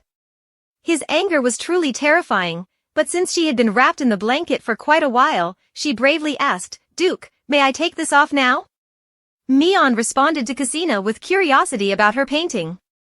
He asked gently, "Can I see your painting?" Kusina felt a bit shy but handed it over. Her painting was a direct sketch of the sunset view of the mansion from the rooftop. It was quite rough since it was unfinished. Kusina felt a bit insecure. Compared to her brother's swordsmanship skills and Abelia's artistic talent, she thought her painting was just a way to comfort herself. On the contrary, Mion asked, puzzled, "Do you have a habit of hiding your skills? Because this painting is impressive, and it's hard to believe you say you're not good at it." Kusina was full of question marks, not understanding what the Duke meant. "Is there something wrong with my painting?" Mion admitted, "Although I have no expertise in art, from an audience's perspective, I find this painting incredibly perfect, even beautiful." Hearing praise for the first time in her life, Kusina felt rejuvenated, almost instantly healthy. Her face flushed with embarrassment, and she stammered, "This is just my comfort. The Duke doesn't need to be so polite." Mion continued to praise her, making Kusina even more embarrassed. The Duke had never thought that the view from the mansion's rooftop could be so beautiful. "Miss, have confidence. This painting is very promising once completed." Kusina thanked him for the compliment, even though she believed it was just flattery. The time between the two extended until noon, as Mion was too worried about Kusina catching a cold and her insecurity. Mion grumbled, "This girl drives me mad every minute." Mion affirmed, "I only say what I mean. If the painting had no potential, it would be better to find another job." Kusina thought about it and realized, he's right. Her face blossomed when Mion handed the painting back to her and asked, "When this painting is finished, can you give it to me?" Surprised that someone wanted her painting, Kusina agreed. However, Mion explained that he was interested in it and needed the finished painting to send by telegram for assessment by an expert he knew. Kusina chuckled, saying, "You don't need to send it for assessment. I just draw for fun, no one looks at it." Kusina was flustered, her cheeks rosy. She was just trying to soothe her loneliness, but now her work was being noticed, how embarrassing to be praised. While the two were bickering and showing affection, outside, the physician arrived and greeted them. Before examining her, the physician gaped in surprise. Who would have thought they would see a lady wrapped in a blanket like a cocoon? The physician almost choked, questioning, "Sir, wrapping the lady like a cocoon, was that your idea?" Mion pouted, "Yes." The physician sighed, "All right, I'm too used to this." Mion briefly explained the situation. It seems her body weakened due to the long trip. Moreover, she sat on the cold, windy rooftop all day. So, examine her thoroughly. The physician nodded, understanding. He approached and gently greeted Kusina. But as soon as he reached out, she recoiled. Kusina looked down in the blanket, leaving the physician bewildered and unsure of what to do next. Feeling awkward, he looked back at the Duke for guidance. Mion was at a loss as well, so he asked, "What's the matter? Why don't you let the physician examine you?" Kusina grumbled from within the blanket, "I told you I don't like physicians." Mion snapped, "Do you think I wanted this? Who was the one who sat out in the cold, making me call the physician?" The little rabbit hiding in the blanket remained stubborn, unwilling to cooperate with the doctor. Mian, having run out of patience, burst out, "It's impossible to reason with you."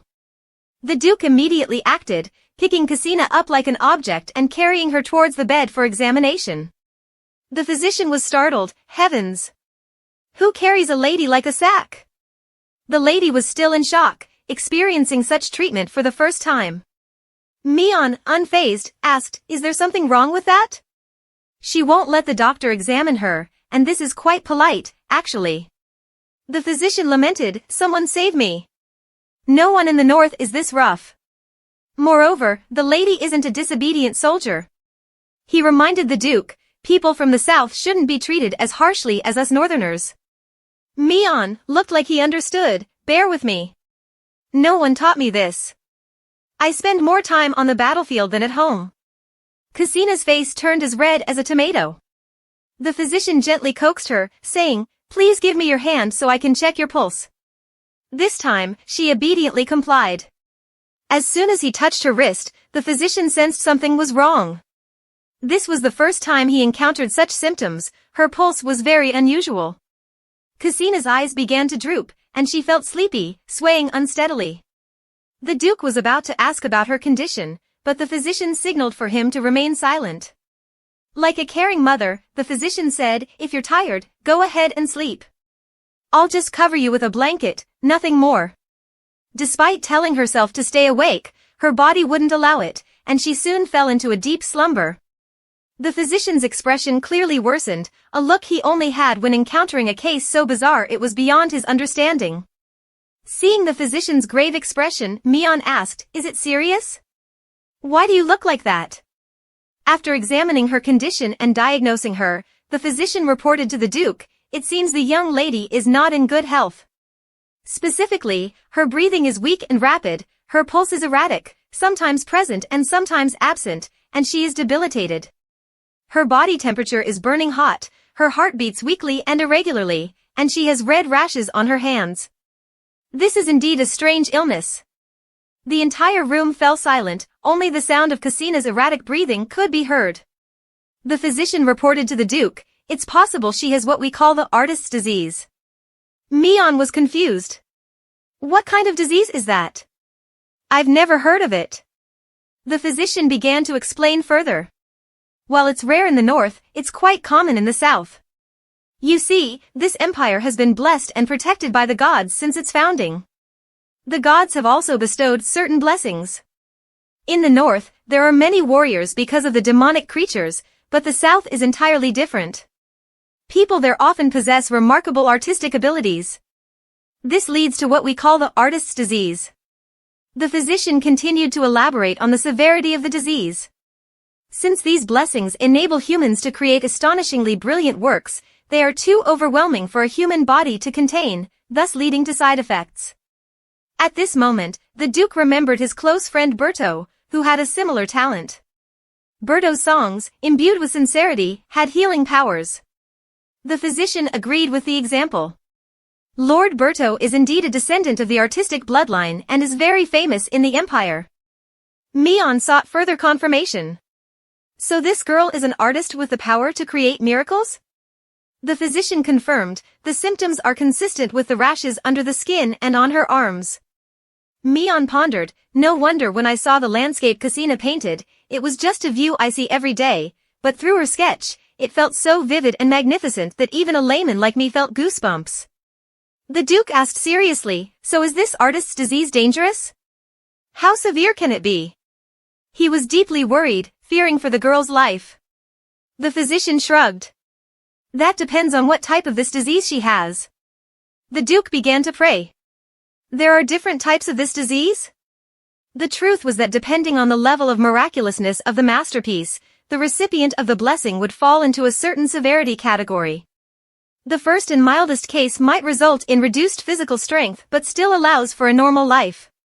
The second, more severe case, could result in the loss of some body parts related to the miracle they create. And the worst case, though extremely rare, is the cost of one's life. "So you're saying that in the worst case, this girl could die, right?" Mian summarized the critical point. Regrettably, the physician had to admit, it's a very rare case, but it's not entirely impossible. If that's the case, it's more like a death sentence than a divine blessing, the Duke grumbled. But there's no helping it, I suppose, considering it's the power of the gods in a mere mortal. Cassina remained sound asleep, oblivious to everything. Feeling helpless, Mion propped his chin on his hand and asked the physician, "Isn't there a better way?"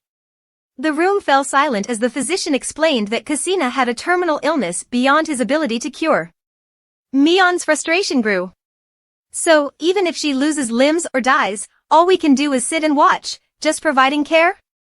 The physician replied, "If she wants to live, completing a work of art might slightly reduce the illness, but usually, once completed, her strength might drain even faster." Mion, irritated, suggested, "Then can't she just stop doing art altogether?" This was the quickest solution he could think of, valuing life over art.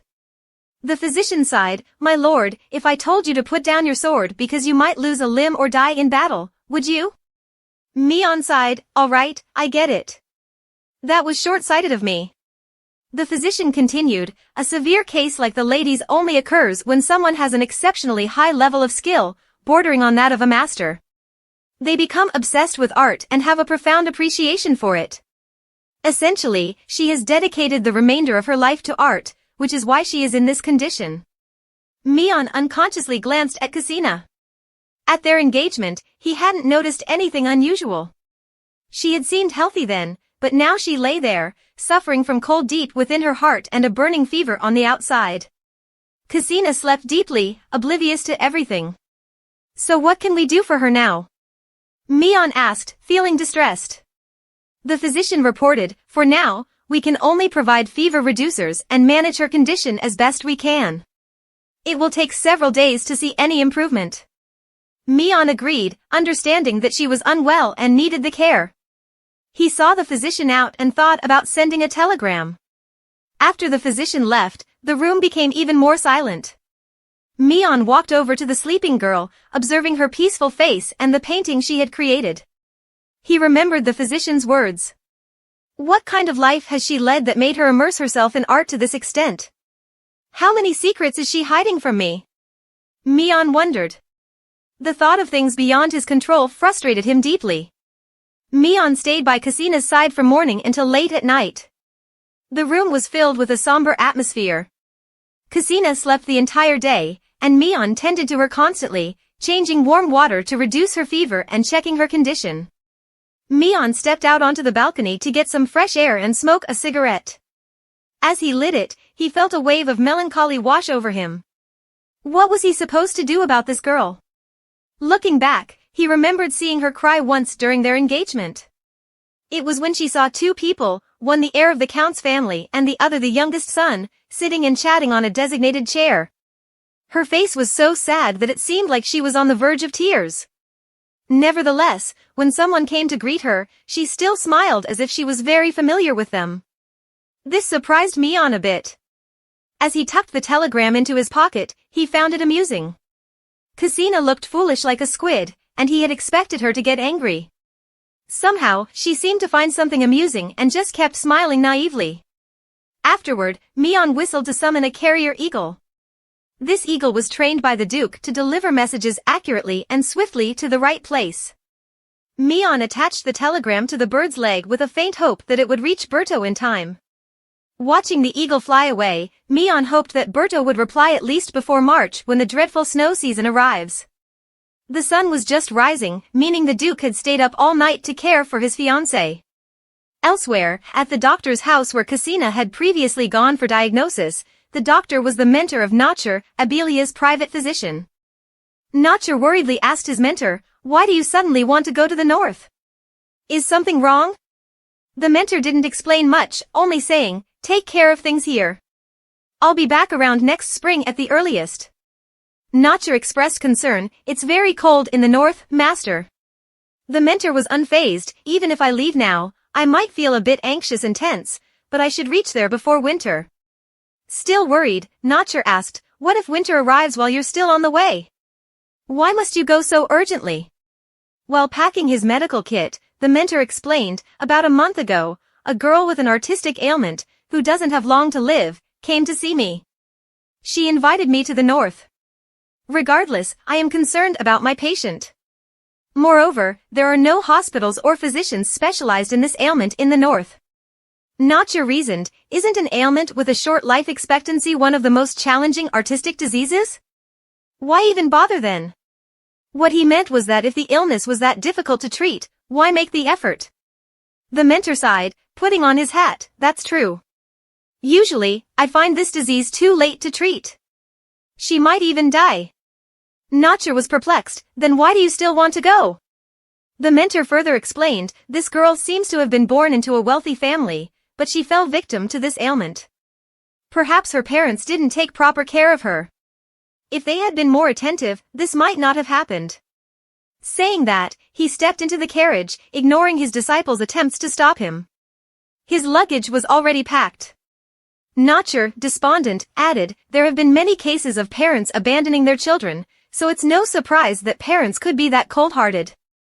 The master sighed, seriously reminding his young pupil, in any case, don't be too arrogant. Treat all patients fairly, understand?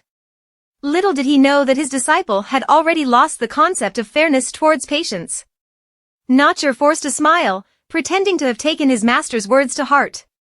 The master warned him further, if I hear any unpleasant rumors about you from the hospital, I won't let it slide. Suddenly, Notcher asked, who is that patient, anyway? The doctor scratched his beard as he tried to recall, the name is somewhat hard to remember, something like Gina.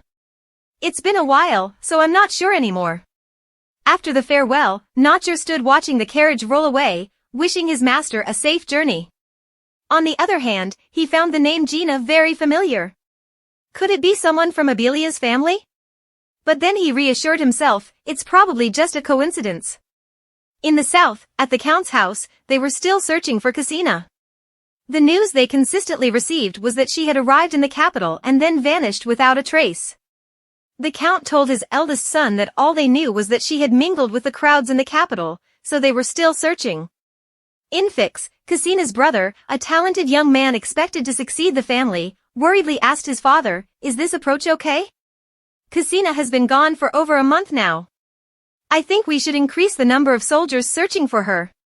The Count immediately stopped writing upon hearing the suggestion to increase the search party.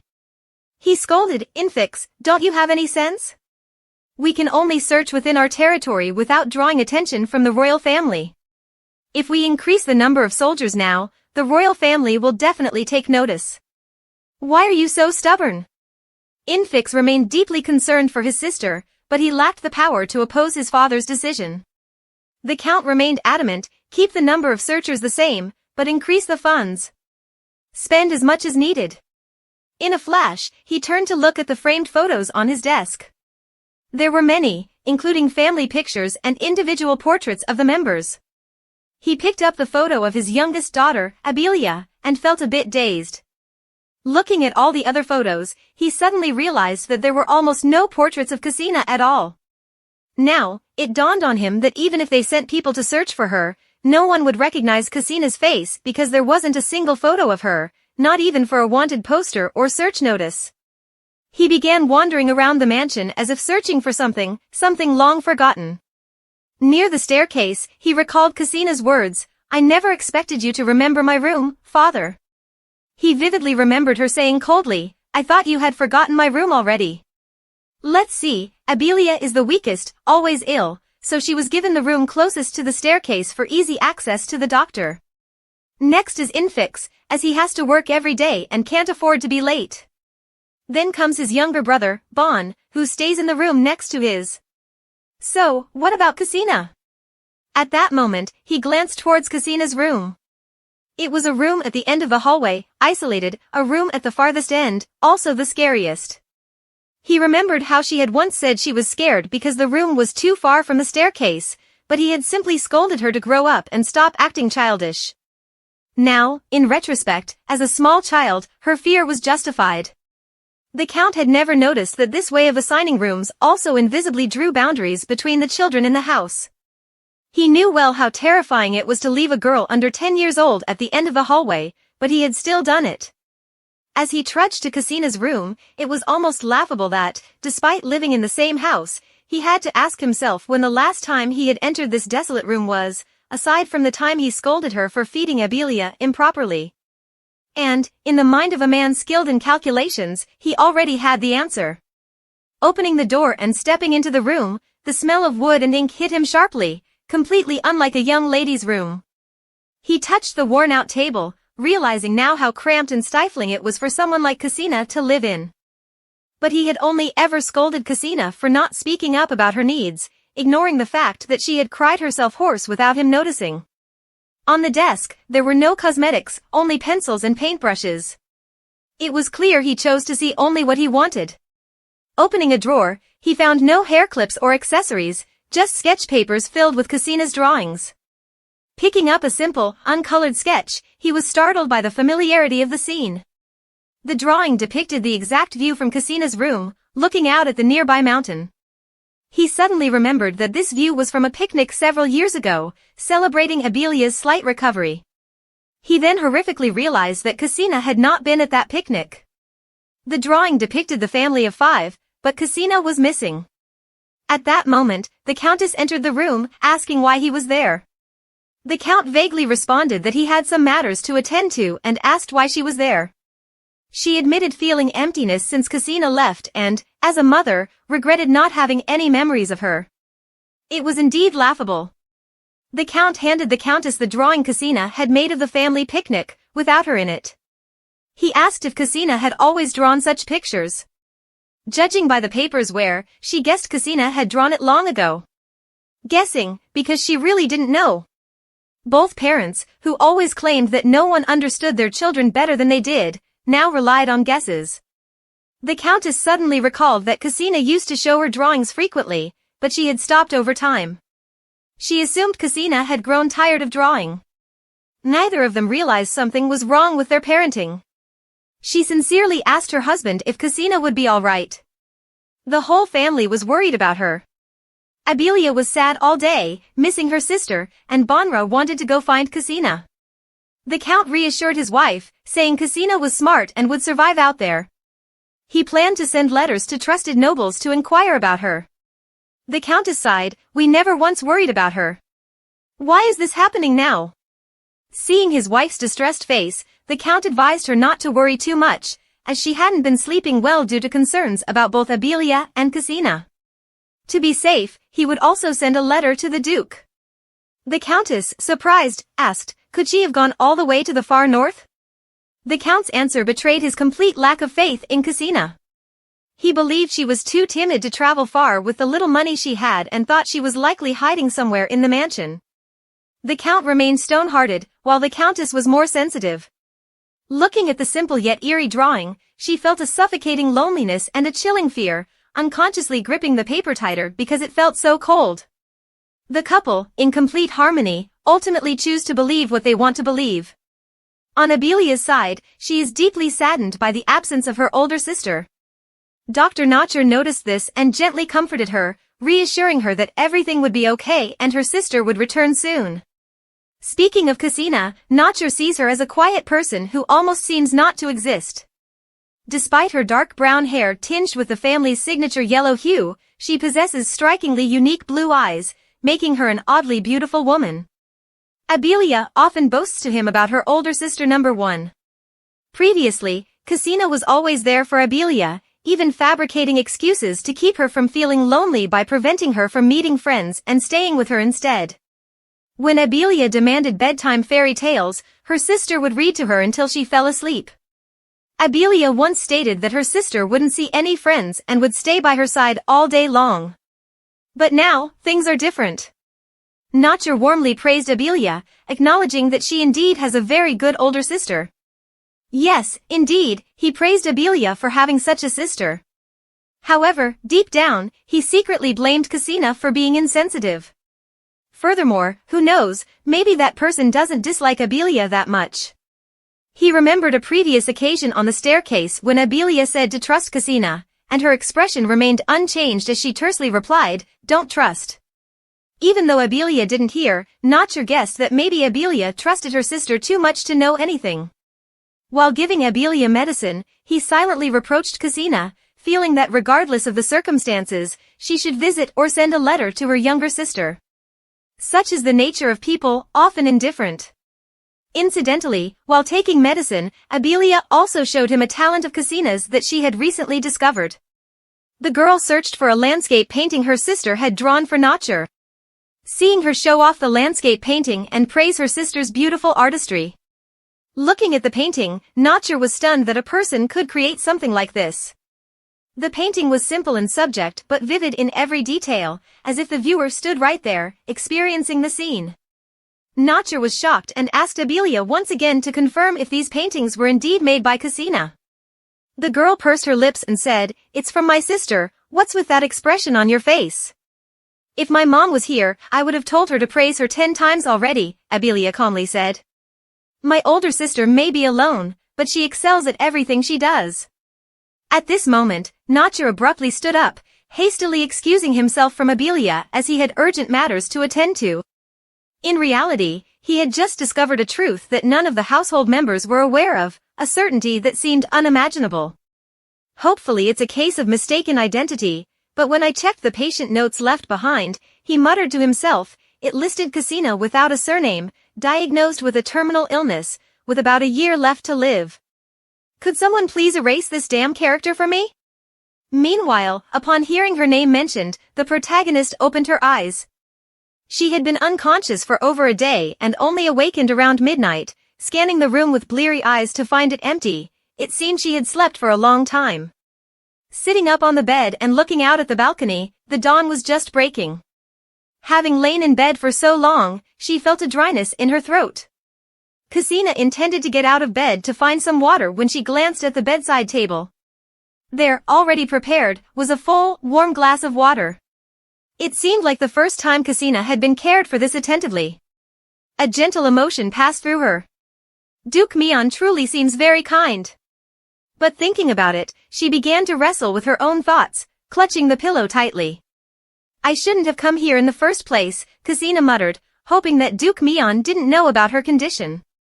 Initially, upon receiving news of her illness and a prognosis of less than a year from the doctor, she had imagined how her family would react over time if she told them. At times, she even wondered if using her impending death as a bargaining chip for the care and attention she had always longed for from her family was too selfish. Just thinking about it brought tears to her eyes. When she regained her composure, Casina felt conflicted about trading her illness for affection. It momentarily made her feel uncomfortable and uneasy. Moreover, happiness seemed as elusive as a grain of sand in the desert, always slipping through her fingers just when she thought she had grasped it. That was why Casina had sought refuge in the north, where the Duke's family couldn't reach her. Here, there was someone who harbored bitter resentment toward her, Mion. She had assumed he would ignore her and let her self-destruct here. But reality turned out differently than what she had calculated. Casina had initially planned to quietly fade away, enduring whatever disdain might come her way, just living out the remainder of her life. But Duke Mion had been unexpectedly gentle, despite outwardly referring to Casina as a guest and himself as the host. Her wish had been granted, so she now saw herself as a guest entitled to the host's care and gentle concern, even forgiving her own mistakes and sickness. Casina pondered deeply, why is he so kind and gentle? She had come here seeking a place of peace. But if he had feelings for her, her death would become a burden on his heart, adding to his troubles. Everyone had their own private struggles. Within her family, Casina had thought things were fair. But since the age of 10, she had realized that fairness didn't exist. There was always a hierarchy among family members, and Casina was always last. To Mion, she was merely a guest. Could he really worry about someone like her, who was nearing death, and care for her in every detail? Brushing away her tears, Casina accepted her fate. She would die, and he would live on. Therefore, it was best to sever any emotional ties. Whether sympathy or not, it had to ensure he had no feelings at all, because if she died, Mion would blame himself. At this moment, she recalled a book she had read that contained a spell to erase memories. Casina's skills and vivid imagination didn't just come from her hands. She could recreate anything she saw, felt, or understood. Even if she drew the heart of someone deceased sincerely and vividly, that person would momentarily come back to life. Of course, as time passed, this power would fade, unable to completely resurrect anyone, but it was truly an extraordinary ability. If she had been born into a family with a deep artistic tradition, Casina would surely have been fully supported, rather than like this. She felt delusional. Now, blaming her family would serve no purpose. Looking outside, the dawn was breaking, and the slightly chilly morning had already filled the room with light. Casina thought, should I leave this place and go to a monastery or something? Leaving here would mean no one would care for me, but it would be better than haunting his mind. But her medicine was running out, and her strength wouldn't hold out much longer. Or should she just make him hate her? Casina sat on the bed, her mind racing. She exclaimed aloud in frustration, what should I do in the end? Mion's abrupt and brusque tones startled Casina. He cut her off before she could speak, asking directly, what type are you? Casina was taken aback for a moment by the question, then asked Mion, do you already know everything? The Duke pulled out a chair as if setting up a court, sitting directly across from her, pressing on with his inquiry, the physician told me you have an artistic disease, but there are many types. So, what type are you? Instead of a relevant answer, Mion responded with something completely unrelated. Casina apologized to him for troubling him. Mion corrected her sternly, I don't need you to answer that. Answer my question. Casina hesitated once again, making Mion feel completely helpless. He exclaimed in frustration, are you finding it difficult to answer? Casina avoided his gaze, choosing to remain silent. The Duke grew increasingly agitated with her lack of cooperation, pressing, is it too difficult to answer? Casina, clutching her dress and trembling, replied, I can stay here without bothering you. I promise not to trouble you. But if I cause you concern, I will leave immediately. Mion, feeling desperate, struggled to understand what this girl was thinking or wanting, but each word she spoke was resolute. The Duke asked seriously, if you leave here, can you survive? Silence fell terrifyingly upon the room once again. He decided to ask a simpler question, I'm asking, what type are you? Missing limbs, missing hands, or just outright dead? Truly a great general, straightforward and resolute with every word. Casina remained silent, her expression admitting the worst possible outcome. Mion swallowed hard, realizing that she truly was that type. There was no medical facility in the north that could treat her, and she couldn't leave due to the flood of monsters. Casina shook her head helplessly, whatever you do won't change anything. Mion suggested, you only need to rid yourself of that art. Casina firmly replied without hesitation, no. If I do that, I have nothing left. It's been a lifelong companion. For Casina, it was her very life.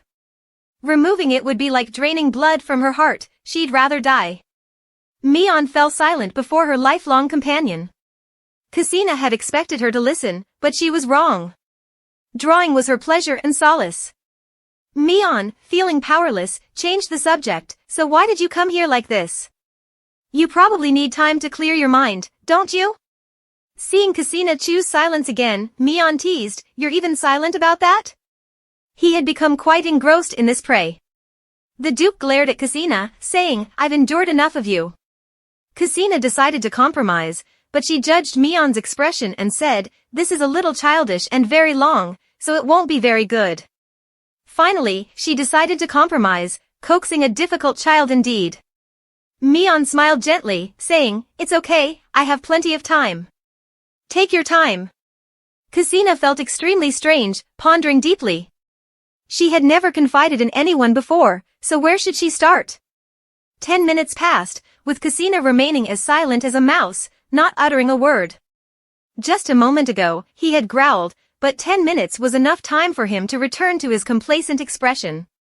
He gently reminded her, Casina, should you start talking now? She opened up, speaking truthfully, I was diagnosed 2 months ago. At that time, I was just arranging my thoughts to come here to relax and adjust my thinking. I don't know if it's because of the illness or the aftermath of resentment from the illness, but I feel overwhelmed just because of trivial things. My birthday coincides with my elder brother's outing day, so I always have to cancel it and celebrate my birthday alone. The item I cherish the most must be handed over to my younger sister, whom I don't want to do anything, even though my younger sister is praised for doing little things, while I try so hard to get no attention at all. Casina chuckled bitterly, acknowledging her somewhat selfish and childish tendencies. After finishing her story, she discreetly observed the Duke's expression. He remained very calm and asked again, "So, on your elder brother's outing day, did you cry and throw a tantrum to have your birthday celebrated? Did you hit your younger brother to snatch back that favorite item? Or were you jealous of your younger sister getting attention from the whole family?" Casina was startled and had to clarify, "No, none of that. Absolutely not. What are you trying to say?" Mion made an accurate observation, "So then, what exactly makes all of that childish?" I ask sincerely. Being childish is like accidentally spilling water on your father's important documents and fearing his scolding, so you run away, leaving behind a note saying you're going on a trip. But what the young lady did, there's nothing childish about it at all. Casina pushed back, "Isn't it natural to compromise for loved ones within a family? That's why I call myself childish for leaving because I thought I couldn't compromise anymore." Mion asked seriously, "Why do you believe that compromising within the family is natural?" "My elder brother is indeed a sharp person, always thinking logically and getting to the point quickly," Casina was about to answer. However, she was stunned by her own thoughts, only now realizing the illumination she was experiencing. She wondered when she started believing that she had to sacrifice everything for her siblings, while in reality, it wasn't necessary. Mion sighed deeply. Ultimately, who taught this girl such twisted reasoning to live normally? He called Casina with a serious expression. Casina, still tangled in her confused thoughts, hurriedly replied, "Sir Mion." The Duke slowly approached Casina, sitting down beside her, pulling her into an embrace with some difficulty, and gently said, "If you want to cry, just cry. It'll be easier this way." The young girl, perplexed, looked at the Duke, tears gently falling. In reality, her straightforward brother was finding this incredibly awkward, because the books he read said to comfort a girl like this, and he was putting it into practice. Casina hesitated for a moment, then finally leaned into the Duke's embrace and cried, silently without uttering a word of complaint. Despite his rough and gruff demeanor, the Duke was now comforting her like a child in his arms. Mion sighed, sensing she was still holding back emotions that couldn't be put into words, making the situation even more heartbreaking. After about some minutes, the scene of consolation still hadn't ended. Casina cried to release all the pent-up frustrations she had endured for so long. Previously, whenever she felt like crying, she would paint, and those activities would lift her spirits, but she had never truly cried since she was 10 years old. Casina, now quiet, nodded slightly in response to Mion's question, indicating she was okay. In this moment, the young girl felt a bit ashamed, but Mion remained calm as usual, facing the emotional turmoil within him. Despite his composed exterior, inside, he struggled to control these unfamiliar emotions. Casina suddenly noticed that her tears had made Mion's shirt damp and stained. She hurriedly apologized for dirtying his clothes. The Duke sighed, noting how she apologized for everything. He solemnly told Casina, "The issue right now is that I'm here to help you, not the other way around. So there's no need to apologize, instead, say thank you." Casina, still a bit bewildered, didn't fully grasp his meaning. Mion repeated, "Say thank you." She obediently responded with a quiet thank you. Indeed, it felt much lighter than apologizing. Casina's realization hit her deeply. This man was teaching her life lessons her parents never did. Mion's advice about not overusing apologies resonated strongly with her. She understood now that constantly apologizing could diminish her own worth in others' eyes and make her shrink inwardly. Conversely, expressing gratitude was always more positive for both parties' emotions. Until now, Casina had always defaulted to saying "I'm sorry, it's my fault" to smooth things over, or repeatedly assuring others with it's okay to ease their worries. It seemed that everyone had come to expect this from her, but Mion made her see the downside to this habit. Truly grateful, Casina thanked Mion sincerely, "Thank you so much. From now on, please call me Casina, Sir Mion." With this exchange, they opened up more to each other.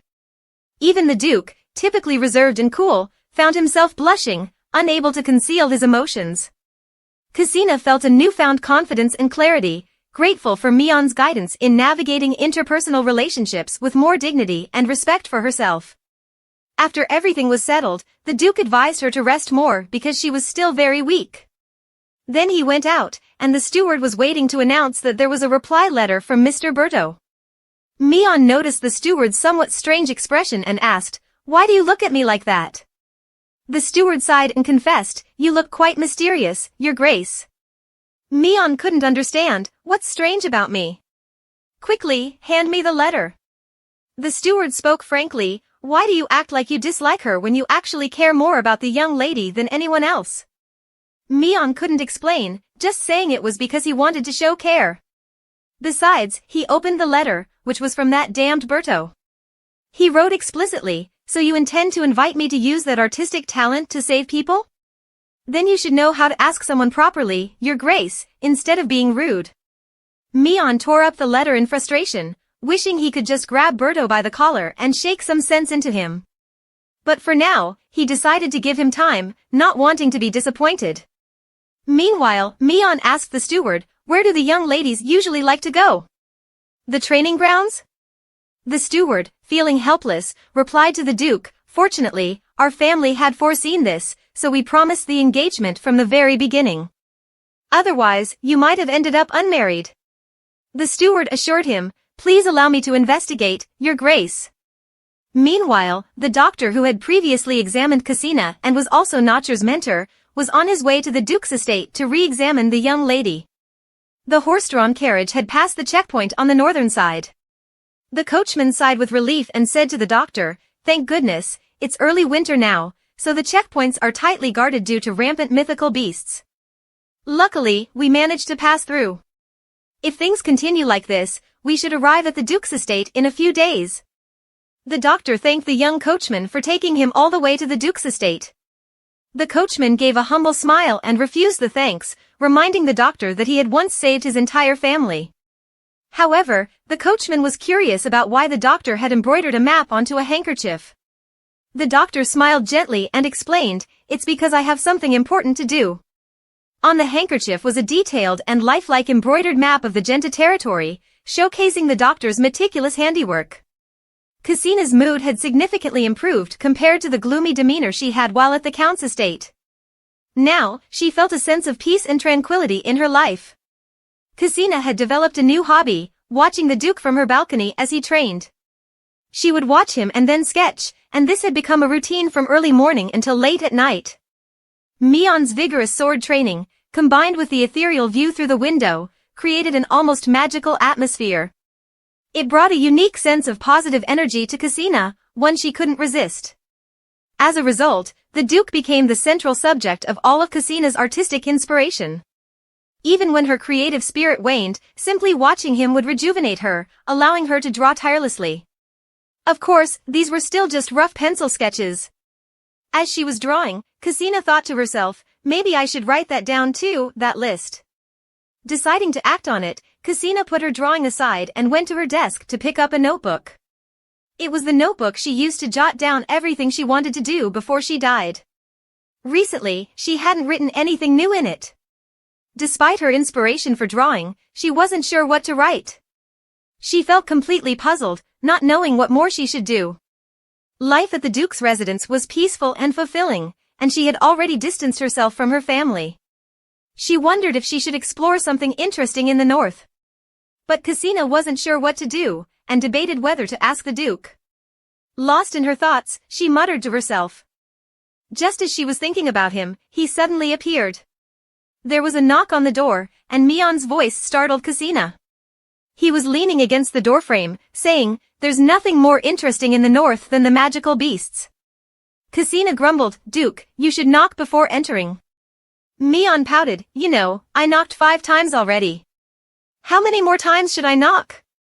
He walked into the room, moving to the spot where Cassina had been sitting earlier, and asked curiously, "What are you doing sitting here drawing from early morning until late at night? You didn't even hear me calling." Cassina was caught off guard by Mion's approach and hadn't had time to hide her drawing. He had already picked it up and saw everything, making her blush furiously. Mion looked at the sketch and exclaimed, "You're drawing me." Cassina hurriedly tried to snatch the drawing back but couldn't reach due to her height. Mion took advantage of this to tease her, "Why do you keep drawing this?" Ksina quickly explained, "It's because I saw you under the night sky looking so cool, so I decided to draw. But I got so absorbed in drawing that I lost track of time and ended up staying up late." Hearing her cute explanation, Mion's face turned noticeably red, and he pretended to look around to control his excitement. He cleared his throat, softly thanked Ksina, and then put her drawing down, deciding not to tease her further. The clock was nearing noon when Ksina asked, "Why did you come in here, Duke? Knocking 5 times must mean something urgent." Mion replied, "I'm going out to inspect the area. I'm worried your health might not handle it, but if you're feeling well, you can come with me. Otherwise, you might get bored staying at home." Ksina eagerly agreed with both hands and feet. Soon after, Mion had prepared a carriage for their departure. The Duke donned a black coat, showcasing his authority and handsomeness. He turned to look at Ksina, a beautiful girl who, after getting dressed, didn't look sick at all. She was also shy and gentle, incredibly adorable. Mion's face flushed red, and with a husky voice, he managed to control himself from hugging her, saying, "I've arranged for a shock-absorbing carriage. You can join me on the inspection as long as you stay by my side." Ksina, already thrilled earlier, felt even happier now. She decided to join the Duke in the carriage. Mion, being very considerate, helped Ksina get in first. Holding his hand, she couldn't help but blush. She had rarely held hands with any man before. The carriage started, heading towards the urban area. Due to the unique terrain of the territory, the city lay deep within, surrounded by forests. Between the forest and the main residential area were fortifications to defend against magical beasts. The maids of the Duke's household were very orderly, standing at the gate to see off their master and his fiancée as they boarded the carriage. Now sitting inside the carriage, Mion had time to leisurely observe Ksina. She looked every bit the part of a noble lady, a delicate flower, not like a Cinderella figure at all. Her delicate features, small face, and striking green eyes stood out against her mysterious brown hair. Truly, she was a little beauty. Mion boldly asked, "Did your parents teach you manners?" Ksina, feeling a bit melancholic, gave a bitter smile and replied, "I didn't learn manners from my parents but from a viscountess." The Duke, puzzled, asked, "Why?" The reason wasn't particularly special. Ksina's younger sister, Abelia, was always ill, so their parents were always caring for her and had no time to teach Ksina manners. Mion, being considerate, decided not to press further as it might touch on her sadness, so he changed the subject. Noticing the notebook she was holding, he asked, "What is that?" Ksina had been holding onto the notebook ever since she arrived, as it was her only belonging. She quickly explained to the Duke, "This is a notebook where I write down the things I want to do, but there are still many blank pages because I haven't decided what else to write yet," she said. Mion looked at the notebook, feeling a bit puzzled. Does it need to be so grand? Don't overthink and be too selective. Just write down simple things you can actually do, he advised. Ksina, feeling a bit lost, realized he was right. I guess I've been overthinking. What he said is simple but very accurate, she thought. Mion decided to address the issue, even if it might seem a bit blunt. As you mentioned earlier, you received different education compared to your siblings. The fact that your parents didn't teach you because they were focused on another child is naturally saddening and understandable. Every word from the Duke resonated deeply with Ksina.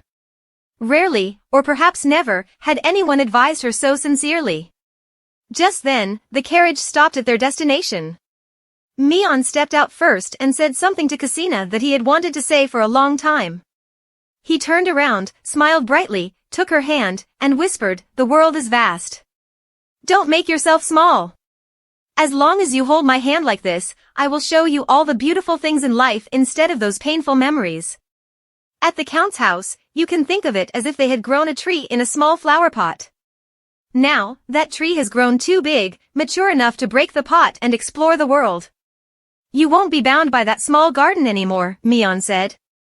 All the simple and sincere emotions from Mion moved Ksina deeply, and in her eyes, there was only him, gentle and considerate. Who would have thought that a duke, famous for his irritability, would have such a positive philosophy of life and would use that gentleness to warm her heart? Suddenly, she burst out laughing, which made Mion unexpectedly annoyed. "Why are you laughing all of a sudden?" he asked. Giggling, she replied, "It's just that when you mentioned the tree, I suddenly thought about a tree running with legs, and it's kind of funny." Mion grumbled, "Seriously, I was being all serious for once, and you ruined the mood." It had been a long time since Kusina shared such joy with someone. In the refreshing northern breeze, she sincerely thanked Mion, but her voice was so soft that he couldn't hear her. "What did you say?" he asked. Of course, Kusina wouldn't admit it. But there was no denying that Mion could feel her gratitude from the bottom of her heart. Mion led Kusina into the village, which was in the midst of the winter festival. She was visibly delighted by the lively scene, an old woman enthusiastically shouting, a man laughing heartily, people bustling about the streets, and couples where the men carried logs and the women led children. Kusina watched, her eyes wide with wonder, as if it was her first time witnessing such a scene. And it was true, Kusina had never been able to go out and enjoy herself like this before, always tied down by her younger siblings. Now, she and Mion stood before the bustling excitement of one of the streets adorned for the festival. Curious, Kusina asked Mion, "Is it always this lively during the winter festival?" Mion explained, "Because we have a lot of meat to eat during winter, we can have such festivals." After saying this, the Duke slyly peeked at Kusina's expression. As expected, she couldn't hide her curiosity. Kusina asked, "Where does all this meat come from, and what kind of meat is it?" "Even in the south, where it's warm and wealthy, we rarely have such vibrant festivals." The Duke answered her question, "The meat here is from magical beasts. There's plenty of it." Kusina thought she had misheard and asked again, "What? Eating magical beasts? Is that even possible?" Mion pointed behind her, "Look back there. That's a magical beast that intruded here and was caught by the soldiers to be butchered. In the north, winter almost completely isolates us in snow, and magical creatures invade daily. That's why we have so much meat. The villagers, being hungry, clean and eat it. Not just the meat," Mion added, "besides the meat, the bones and fat of the creatures can be used to make household items like candles or knives. Their fur and other finer parts can be turned into jewelry. In short, every part of a magical beast in the north is utilized to the fullest." Kusina's eyes lit up as she gazed at the enormous magical beast, marveling at the sheer amount of meat.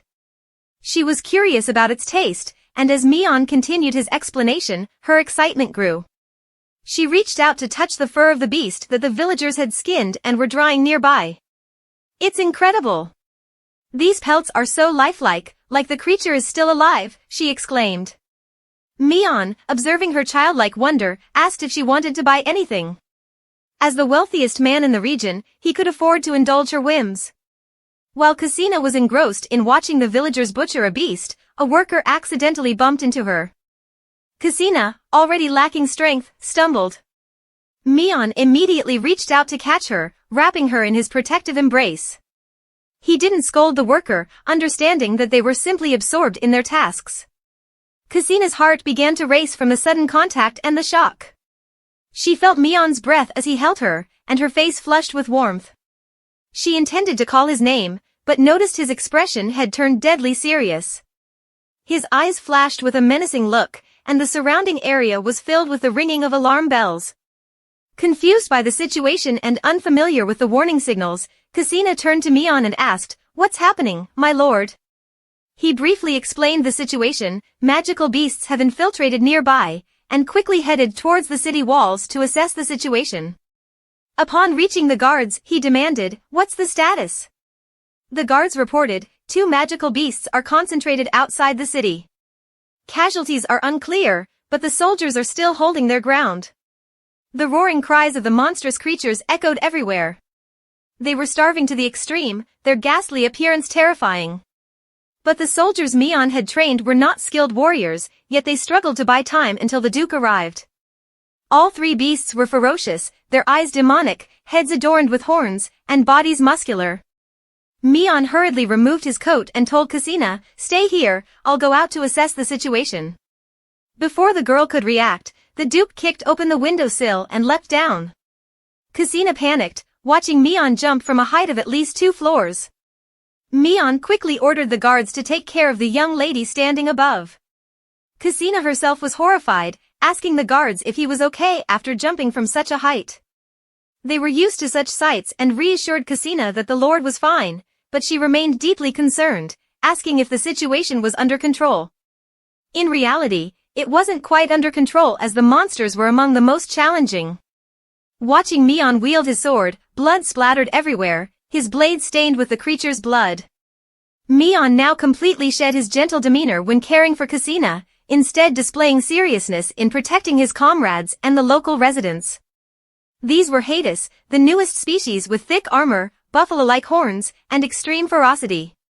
Soloing one was nearly impossible, so the Duke could only fend them off.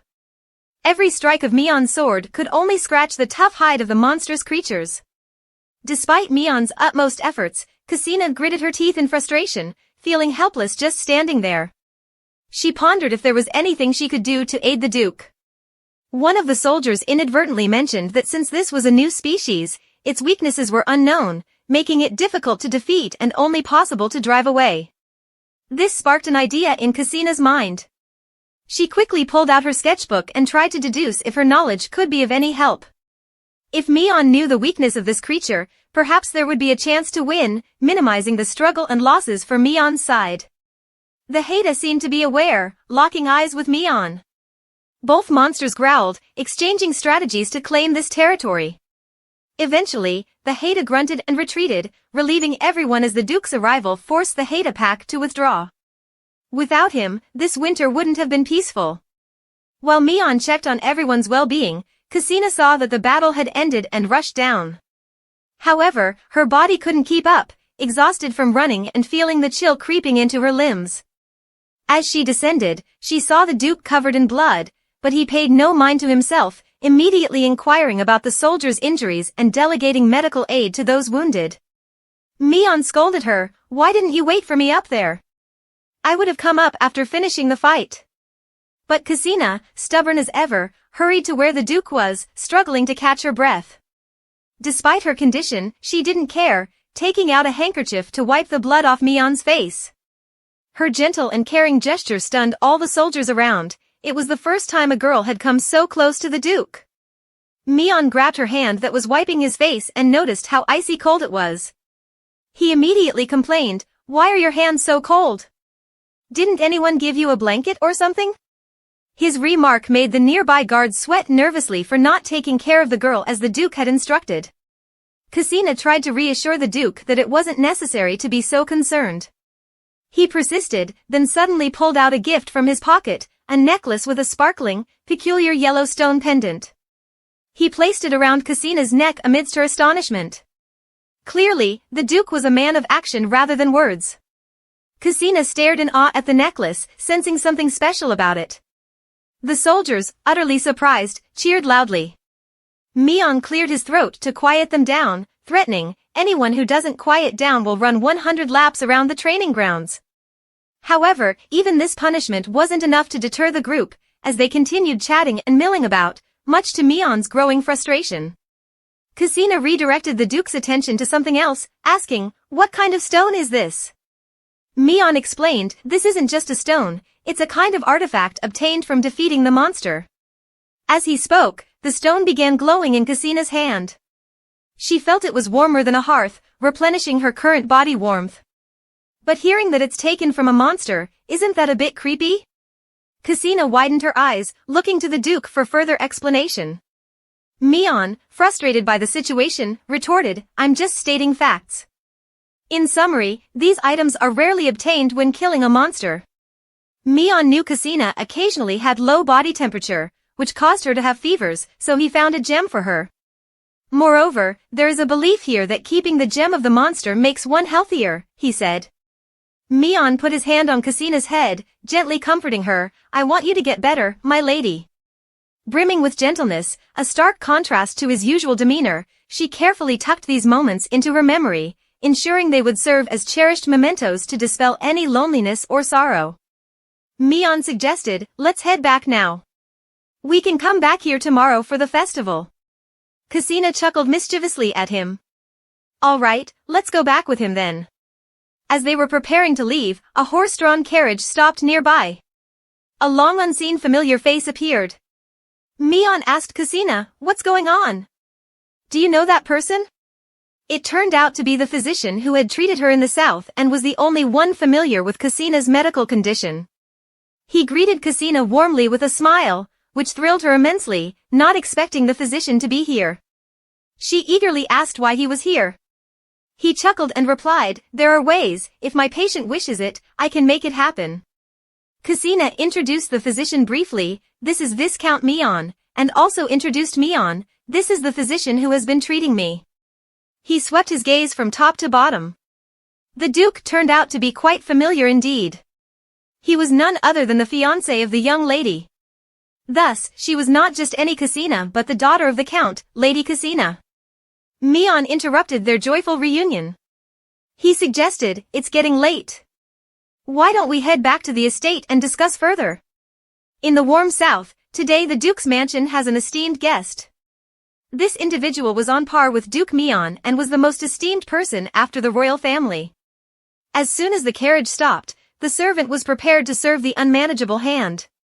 That person was none other than Duke Berto, a friend of Duke Mion.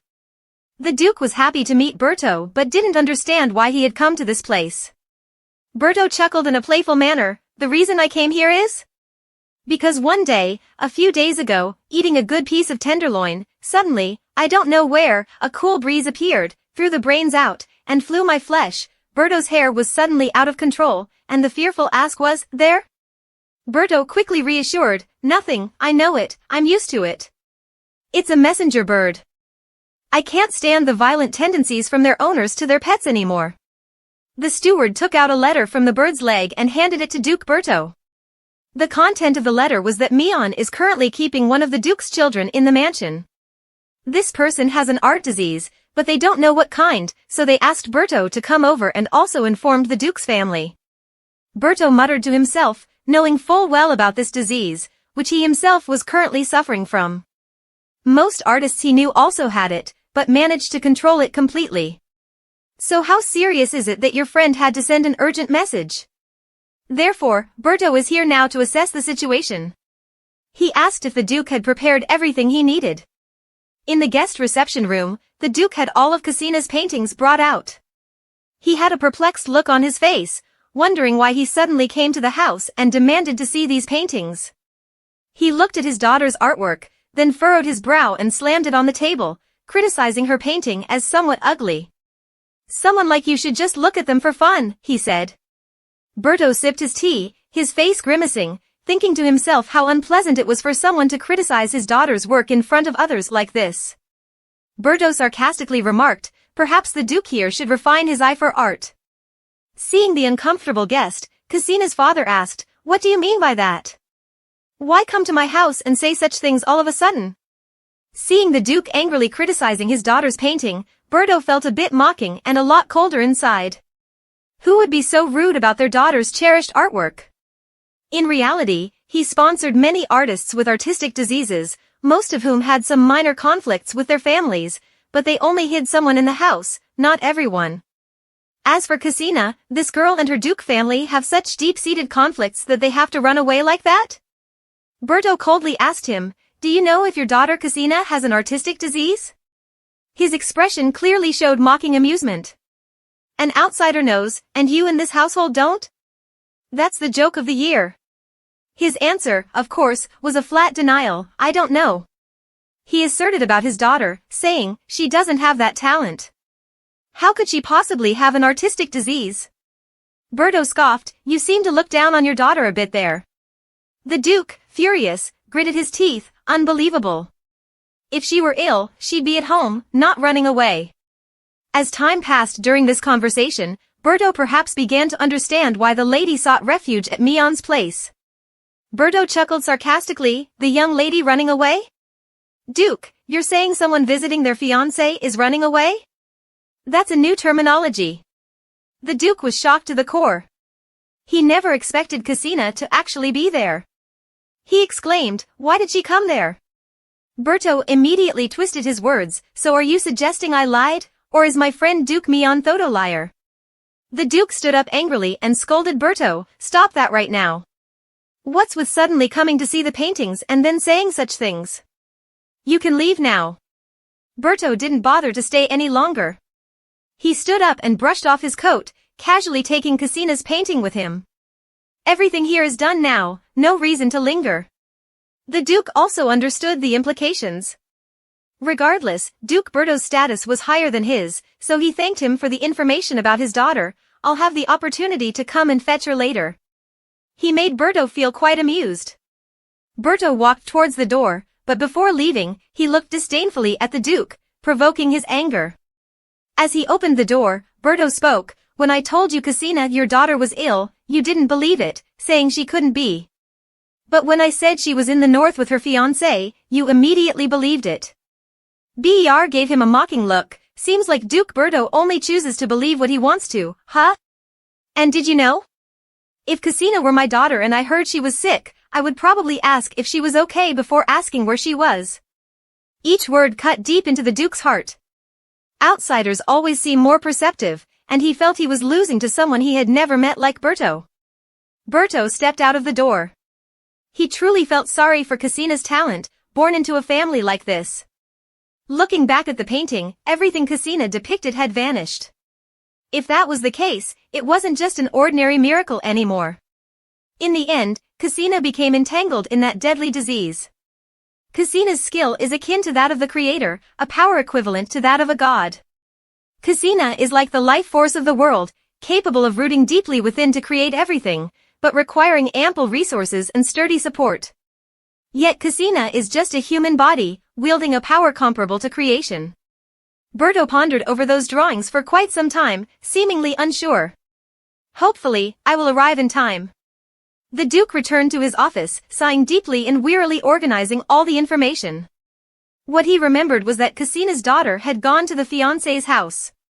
Right then, there was a knock at the door. He quickly regained his composure and allowed the visitor in, his eldest son, Infix, accompanied by Abelia's personal physician from Abelia. Infix mentioned that the doctor had something to report, prompting them to enter immediately. The Duke, suddenly anxious, asked the physician about Abelia's condition. Without comparison, without pain. Notcher smiled and reported that the young lady's health had improved, stabilized, with no worrisome developments. Her body was capable enough to attend small tea parties. The Duke expressed his profound gratitude that Abelia was finally healthy. He hoped she would remain so. Indeed, this excessive discrimination chilled any heart. He inquired further about his wife's condition, observing that she didn't seem well. Notcher had also checked on the lady and reported that due to prolonged anxiety and insomnia, she hadn't been well, but now she was okay. The Duke breathed a sigh of relief. He hoped Notcher could stay by Abelia's side so that she wouldn't feel lonely, while continuing to monitor and care for his wife. After completing his report, Notcher asked for permission to leave. As he walked away, a painful thought lingered in his mind. Should he inform the Duke about Cassina's condition and her terminal illness? However, Notcher's top priority remained Abelia, fearing that revealing Cassina's imminent death would shock her, despite knowing that she's close to her end. Ultimately, Notcher decided against telling and opted to wait until his mentor returned in the spring, knowing the outcome would be known by then. Just as Notcher left, Infix, the Duke's eldest son, arrived with Abelia's personal physician from Abelia's estate. Seeing his father's troubled expression, Infix asked what was wrong. The Duke inquired if Infix had noticed the grand carriage of Duke Berto leaving, assuming he had just returned and would have seen it. Infix confirmed seeing a luxurious carriage bearing the Duke's crest. Perplexed, the Duke explained that Duke Berto had come to announce that Cassina had been found and was currently at the Duke's northern estate. This shocking revelation left Infix stunned. Despite being the most concerned for Cassina in the household, he couldn't express it openly. Infix was shocked to hear this earth-shattering news. In fact, he might be the most concerned person in the household about Cassina, but he couldn't show it openly. His elder brother suggested immediately going to fetch her, but their father refused. He took a headache remedy, explaining that the northern routes were already closed, making travel impossible. Concerned, Infix asked his father what they should do now. After taking his medicine, his father's mind cleared, and he solemnly asked Infix a question that weighed heavily on his mind. How did Duke Mion appear during the engagement party when he wasn't at home? Infix, at least fair-minded, replied that Duke Mion seemed perfectly flawless. Throughout the party, Infix observed Mion's attentive and caring demeanor towards his sister, leading him to speculate that she might have feelings for him as well. Their father sighed heavily, shaking his head. Well, I never expected a daughter of mine to pursue her fiancé before their wedding. It's beyond comprehension. She's not even half the person Abelia is. And on top of that, she didn't bother to send a single letter home to ease her parents' worries like this. Infix defended his sister, saying, she's quiet, so maybe we just don't understand her well enough, father. But when she returns, what do you intend to say to her? His father sighed deeply and asserted firmly, I'll say what needs to be said, confront her about abandoning her parents like that. Yet, deep down, he still wrestled with one question, what did we do wrong for Cassina to feel she had to run away? When it came to discussing her escape, it revealed a father's profoundly negative view, driven to the extreme by his frustration with his own flesh and blood. His perspective contrasted sharply with that of the elderly physician and Mion, both deeply concerned about Cassina. Cassina was quite delighted to reunite with the physician in this icy land. She asked him, how did you manage to come all the way here? The physician replied, I found my way here through the power of miracles. Cassina found it hard to believe that even the physician had an artistic ailment. Did that mean he had artistic problems too? He displayed an intricately embroidered handkerchief, brightly colored, saying, my embroidery skills are quite good, after all. Both Cassina and Mion still didn't understand how that embroidered handkerchief could help the physician determine Cassina's location. The physician chuckled lightly and prepared for a demonstration. He began searching through his bag, took out a lighter, and slowly explained that it was a marvel he had created. When he wanted to know the location of anything, he simply had to burn the item he had embroidered on the handkerchief. When the embroidered object on the handkerchief burned completely, the magic would immediately reveal itself, and he would know exactly where the object was, no matter its conditions. Of course, he had to perform this feat with his embroidery skills.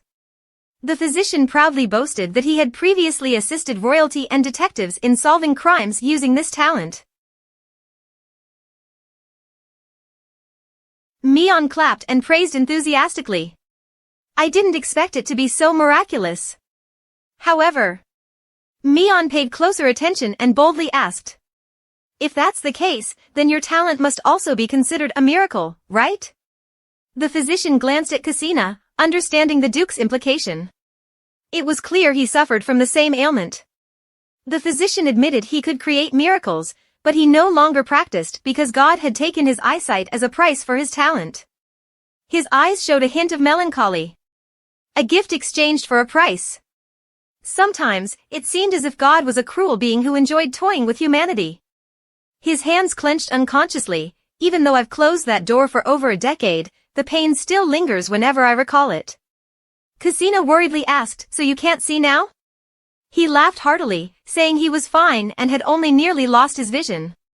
I can still see to some extent, otherwise, how would I have found my way here? Mion was only concerned with the core issue. You can create miracles, so does that mean your artistic ailment has been cured? The physician gave a bitter smile and shook his head. It has never been cured. In fact, up to now, the artistic ailment is an incurable disease, like a terminal illness that can only be managed with pain relief. Then why are you sitting here so healthily? Both Cassina and Mion had the same question about his eyes. The physician chuckled and immediately explained, of course, it's because I gave up that talent of mine.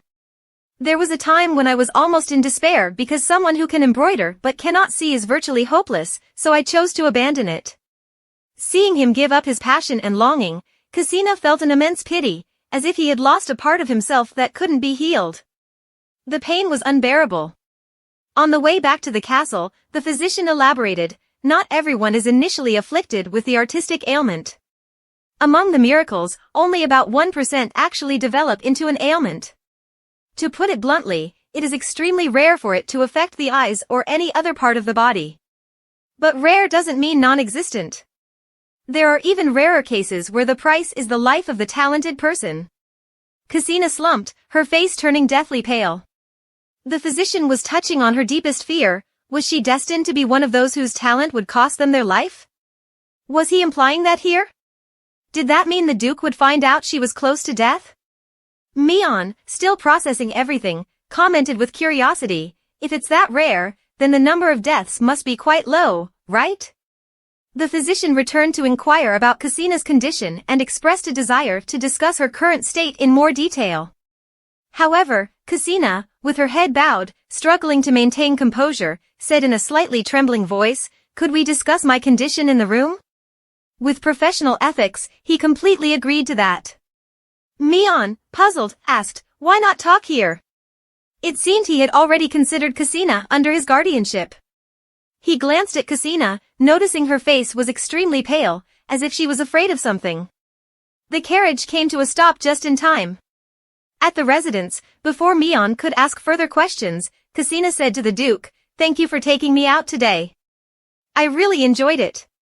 Kasina stepped down from the carriage without needing Mion's help, knowing that if he saw her current expression, he would certainly worry. She adjusted her demeanor to appear as healthy as possible and forced a smile at Mion. "I hope you can invite me out again next time," she said.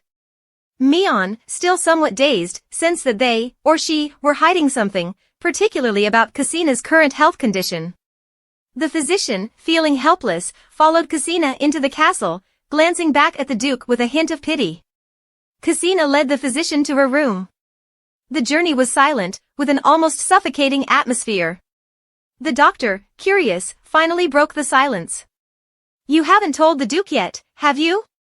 Kasina stopped in her tracks, her face sorrowful. "I really want to tell him," she confessed, "but I'm afraid that if he knows he has to live with someone who is dying, he might end up despising me. No matter what, I just want to stay here." She reminded herself not to cry, to strive not to let anyone see how dire her condition truly was. Kasina clenched her arm tightly to stay alert. There were times she wanted to leave quietly, not wanting to hurt Mion. But this place had given her so many happy and joyful experiences she had never had before. So every step she took each day, she hoped it would be steadier, even if only a little, so she wouldn't collapse. Her wish was to keep walking through this house with Mion by his side. She turned to the doctor and asked, "Am I a selfish person?" The doctor sighed, "Not necessarily. Maybe we should discuss this inside." After pouring a cup of tea for the doctor, Kasina apologized for hiding her identity as the Count's daughter, explaining that she only wanted a medical consultation. The doctor smiled indulgently, "It's all right, as long as your health is taken care of. Your identity doesn't matter." He suddenly wondered, doesn't the Count's household have their own doctor? Kasina gave a bitter smile, "They do, but there are certain issues that make me not trust them for a consultation."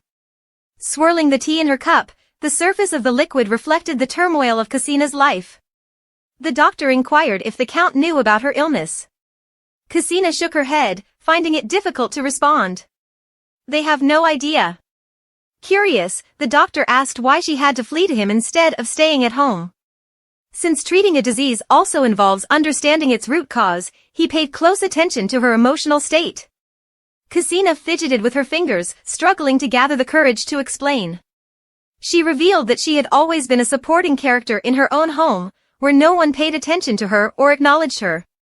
Throughout her childhood and into adulthood, she was the sister who had to support her brother as the heir to the castle and the older sister who had to give up everything in care for her younger twin siblings. "Sometimes, I was really tired, and they never believed or listened to me, not even once. My life was one where I had to give up everything and couldn't be selfish about anything. Once, I asked to sleep with my mother because I was sick, but my younger brother took my things, and my mother complained that she was too tired from comforting him and didn't have the energy for me. All I wanted was to sleep next to her, not asking for anything else. She scolded me for not giving my things to my brother, so he cried, and she had to work hard to comfort him. She said that if I had just given it to him, none of this would have happened. I begged her with my childish voice, hoping for her sympathy, but she kept telling me that as an older sister, I needed to understand and that she was very tired and I had to be considerate." Kasina's voice trembled as she recalled the painful memory. "At that moment, I felt so wronged, and as a child, I shouted that if having a brother like that meant suffering, I'd rather not have one. She slapped me hard on the cheek, scolding me that even though I was a child, as an older sister, I shouldn't think that way. She reminded me to be grateful for being born healthy and to treat my brother well. Even though my cheek hurt to the point of tears, she shut the door and continued yelling that because I was healthy, I should love my brother more. Sometimes I wished that if being born healthy was a crime, I would rather have been strangled in my mother's womb. Cassina glanced at the doctor with a bitter smile. You see, I've never been cared for by my family, not even once. They even said my illnesses were just a joke. Because I was healthier than most kids, if I complained, they threatened to send me to the slums. Hearing this, the doctor felt a surge of sorrow. However, he advised Cassina that sometimes running away isn't a bad idea. People often say that facing your wounds helps them heal faster, but staying away from the source of your pain is also beneficial. Living with those who have hurt you is truly difficult. He gently held Cassina's hand to comfort her. I'm very glad you left the Count's house. Escaping from such chains is a positive sign, allowing you to do whatever you desire. It's okay to be a bit greedy. Tears streamed down Cassina's face, releasing all the pent-up grievances. The doctor began to share his own experiences with the art disease as a way to empathize. When he was young, the doctor's parents also rejected his talents.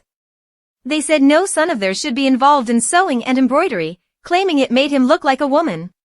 They always hoped he would become a skilled knight. But he didn't listen to them and rebelled against his family, dedicating himself even more to embroidery. He continued to embroider piece after piece, and each time he did, he felt a sense of liberation. Cassina agreed that feeling truly is the key to freeing the soul. The doctor continued his story. Then one day, I couldn't find the materials I needed anywhere, so I decided to give up. From then on, at every funeral, I would embroider items for the deceased and burn them to send them off to the afterlife. Until one day, something miraculous happened. Burning an embroidered piece allowed me to find the object depicted in it. That's how I started to become a hero, not in the night squad, but as someone who could track down criminals. Even lost children and missing pets, families would come to me for help. At that time, I was truly satisfied with the miracles I created. The present-day doctor remembered those moments when his life, previously like a supporting character, suddenly became the protagonist. It was an indescribable feeling, and he lived with it for nearly 20 years. But then one day, the miracle turned into a nightmare. My eyesight began to fade, to the point where I could no longer embroider accurately. I was diagnosed with the art disease. If I continued to sew, I could go blind. I was desperate, thinking it was better to go blind and near death than to give up embroidery. My decision back then was much like yours now, Cassina. It was very similar. He then recounted the next phase of his life, when he sought a peaceful place for his final days. Fortunately, God opened a new path for him. At that moment, he saw a brighter future in his new passion, treating the sick. And that's why I'm still here today. The doctor advised Cassina that mental illness is very difficult to cure, but since she had distanced herself from its source, she needed to have the will to live for things to improve. Cassina wiped away her tears and sincerely thanked the doctor for his encouraging words. Now that you are free, try to build new relationships and create beautiful memories. Don't dwell on the past anymore, he said. The time spent talking to the doctor had been quite enlightening for Cassina. She realized that running away wasn't a cowardly act, but a way to heal her soul. Suddenly, the doctor remembered something and asked Cassina about the family doctor of the Count's household, the one she had mentioned with a wry smile. His name is Notcher. He came to my family's mansion when I was 17. One fine day, while walking through my favorite rose garden, I saw him. A young man with green hair and a bright smile like the sun, he approached me and smiled warmly. He was very friendly, and since I had no friends, I felt comfortable and close to him. That was the beginning of my first love in the rose garden. Meeting Notcher felt like the first spring arriving slowly. He was sweet-talking and a kind person who always smiled at everyone in the mansion. I often watched him from a distance, and sometimes he noticed my gaze and smiled warmly. For the first time in my life, I felt love, shyness, and the fluttering of my heart. Soon after, I realized I had feelings for him.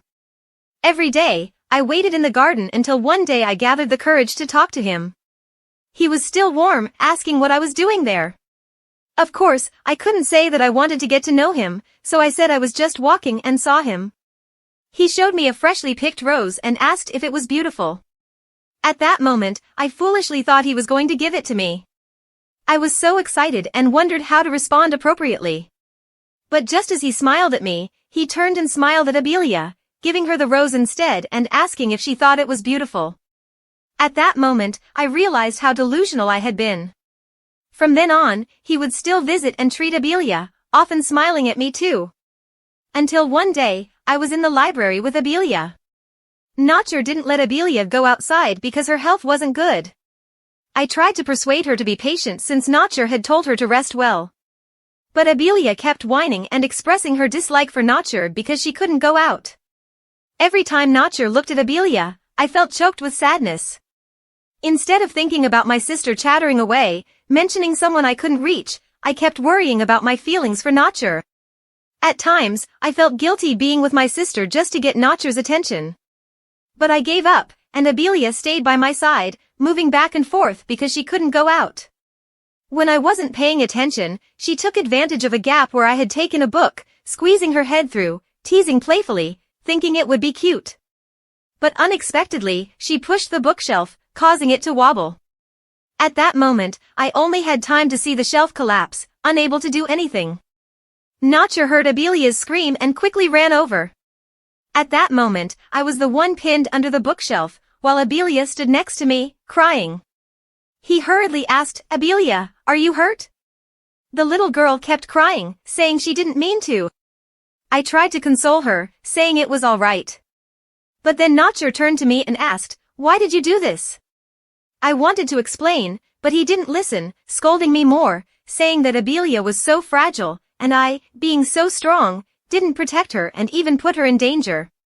He accused me of wanting to kill her. He said that, you know? I still wanted to explain that the shelf had wobbled and fallen towards me, not her. Do you know what he said next? He said it was fortunate that it fell on me. If it had fallen on Abelia, she wouldn't have survived. His words felt like a death sentence, as if Abelia was human and I was not, as if she could feel pain and I was as tough as steel. He blamed me as if I were a murderer, even though I was the one injured with a sprained ankle. I slowly asked him if he liked Abelia. But Notcher didn't admit it. He just protected her as if she were a familiar shadow he didn't want to lose again. He insisted that if anything ever harmed Abelia, he would stop it at all costs. After that, Notcher carried Abelia out of the library. I still sat there because my leg hurt too much to move. My wrist hurt from the books hitting it, but I just sat there, waiting like a fool. In the end, he never came back to see if I was okay. Casina's words hung in the air, heavy with the weight of her past sorrows. The doctor's face, usually so composed, showed a rare display of anger. That apprentice of mine, Notcher. I warned him to treat all his patients with fairness and not let his past traumas cloud his judgment, he muttered, his voice laced with disappointment. Casina managed a bitter smile. I realized then that Notcher wasn't someone worth my concern. He prioritized Abelia in everything, just as my parents did. If he had known about my illness, he would have kept it hidden, protecting her from the truth.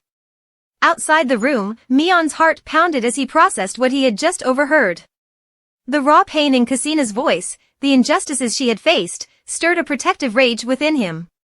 He had stumbled upon this conversation unintentionally, but now, every detail he had heard intensified his determination to support her. As the sunlight filtered into the room, casting a warm glow over Casina, she looked up, her eyes reflecting a mixture of sadness and newfound resolve.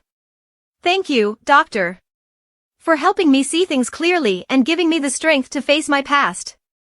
The doctor squeezed her hand gently. "You're free now, Casina. Use this freedom to build new relationships and create beautiful memories. Leave the past where it belongs." Just outside, Mion clenched his fists. His usual calm demeanor was replaced by a burning resolve. He would ensure that Casina never felt alone or unsupported again. The injustices she had endured would be rectified, and he would fulfill every promise he made to her. With a determined smile, he whispered to himself, "If that house couldn't cherish you, I will. Every promise, every wish of yours, I'll make it happen." Late at night, Casina sat in her room, reflecting on the creature from the morning. At that moment, she had the intention of doing something for Mion, perhaps creating an entity. Casina began by putting down her pencil and setting up a rough sketch. Though the lines were crude, they fit perfectly, capturing every detail from the horns to each layer of claws with precision. Quickly, the pencil drawing of a Haida took shape, even though it was still colorless. The magic Casina created would only manifest when the drawing was fully colored. Naturally, black was also considered a color. And if it wasn't completed, it could still evoke a sense of realism, even if it didn't transform into a tangible object. So, all that was left was to color the creature. As Casina reached for her nearly exhausted set of paints, she paused, feeling a pang of regret as if she were exploiting the creation she had brought to life. Casina sighed, but she knew she had to proceed because she wanted something that could help Mion and protect him. Since Mion was always worried about Casina, she never wanted to see him get hurt. This morning, when she saw Mion's face covered in blood, she was so worried that she disregarded her own frail health and ran down to him. Looking at the drawing she had created, Casina thought to herself, at worst, it's just adding another burden to my already fragile life. She walked over to a cabinet and opened a drawer containing a notebook and some paint supplies, though they were quite scarce.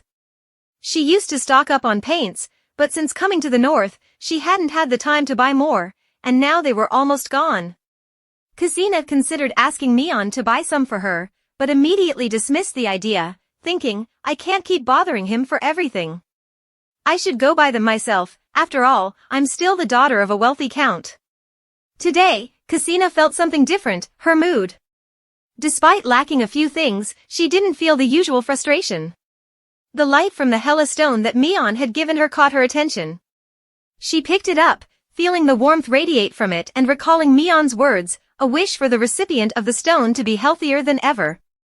Casina smiled happily. No wonder she felt unusually at peace today, as if there was some kind of magic at work. She closed her eyes, savoring the feeling she had never experienced before in her life. The next day, Casina prepared to go buy art supplies according to the plan she had devised the previous night. However, there was a slight hiccup in this plan. The Duke insisted on accompanying her. He claimed that she hadn't been able to go out yesterday due to the lack of a permit, and today he also wanted to order some clothes for her. Casina, embarrassed, firmly refused. But when it came to stubbornness, the Count's daughter was no match for the Duke. Mion suddenly asked Casina why she hadn't been painting this morning as usual. Casina, taken aback, asked him why he was inquiring about that. Well, Mion replied, this morning I didn't sense your presence from upstairs like I usually do, so I figured you hadn't gotten up yet. Blushing, Casina stammered, you remember that so well. And your senses are sharp too. She cleared her throat and explained, I was just so engrossed in my painting that I slept in, but I made up for it with extra sleep. Mion chuckled and asked Casina, are you missing any painting supplies? She hesitated and replied, I have my pencils, so I don't need anything else. Mion looked amused at her innocent evasion. Usually, skilled craftsmen never blame their tools. But your humility is admirable. Shortly after, their horse-drawn carriage passed through the forest and approached the town. Mion mentioned that it might be difficult to find Casina's preferred art supplies in the north, but with a little searching, they could find some high-quality options. Casina smiled cheerfully, that's all right, I won't mind. As long as I can buy what I need. Casina laughed inwardly with excitement. She had never been indulged like this at home, never had the freedom to buy high-quality items on her own. Mion cautioned her, go ahead, but if you feel tired, tell me immediately. Encouraged by his openness, Casina boldly asked, what if I told you I'm tired, what would happen then? Mion's temper flared. Of course, we'd head straight back, no more shopping. That's unnecessary. Casina teared up silently. He was truly intimidating at times. Luckily, she had slept well the previous night, so there shouldn't be any issues. As they entered the city, they arrived at the renowned clothing store. It was known across the north for its diverse range of styles and up-to-date fashion trends.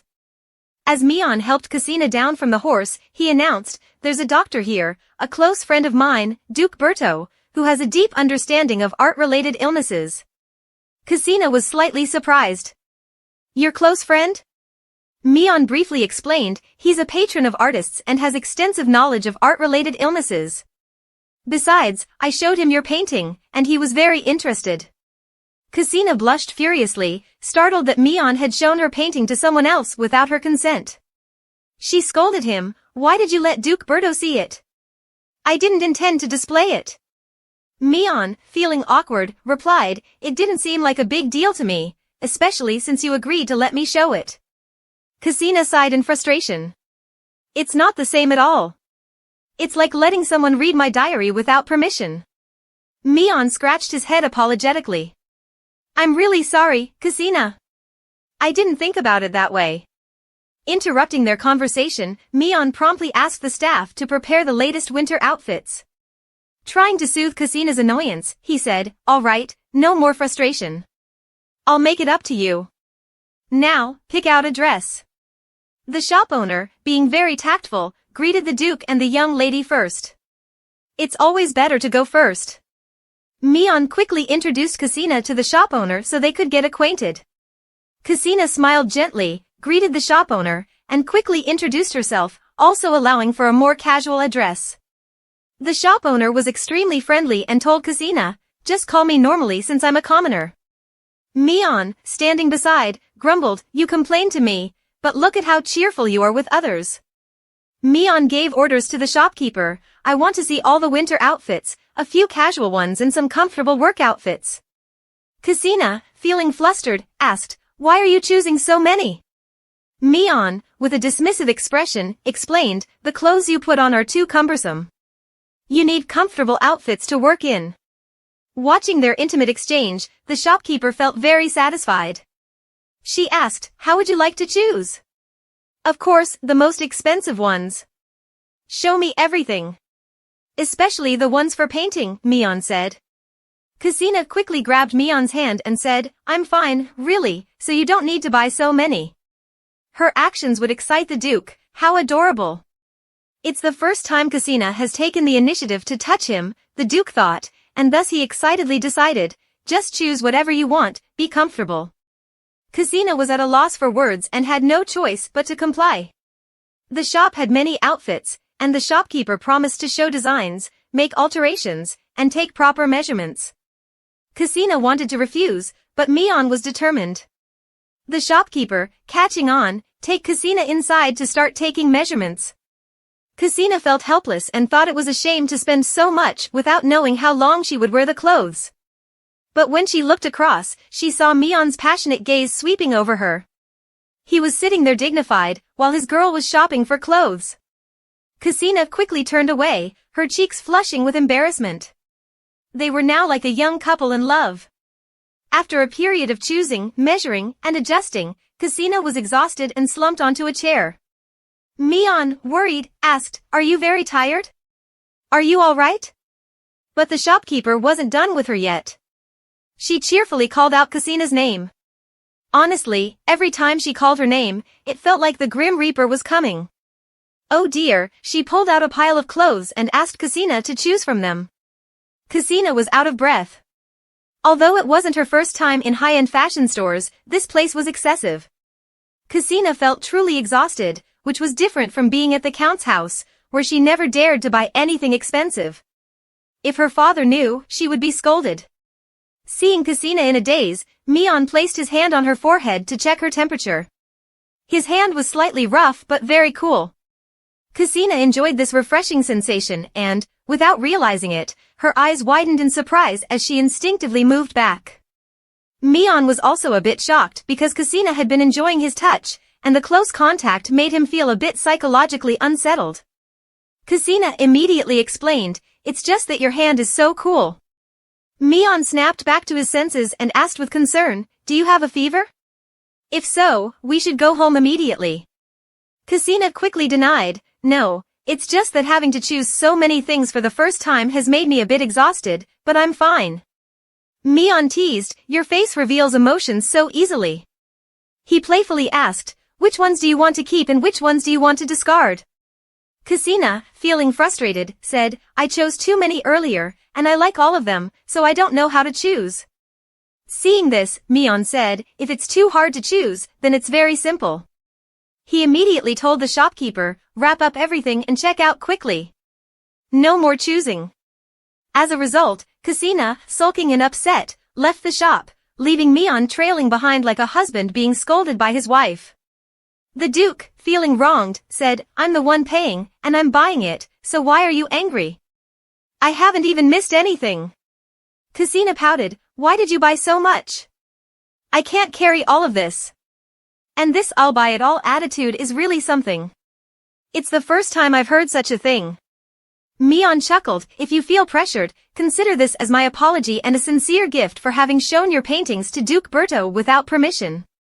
In fact, deep down, Kasina feared that she would die soon, leaving Mion with a lasting impression, so she didn't need to be treated so well.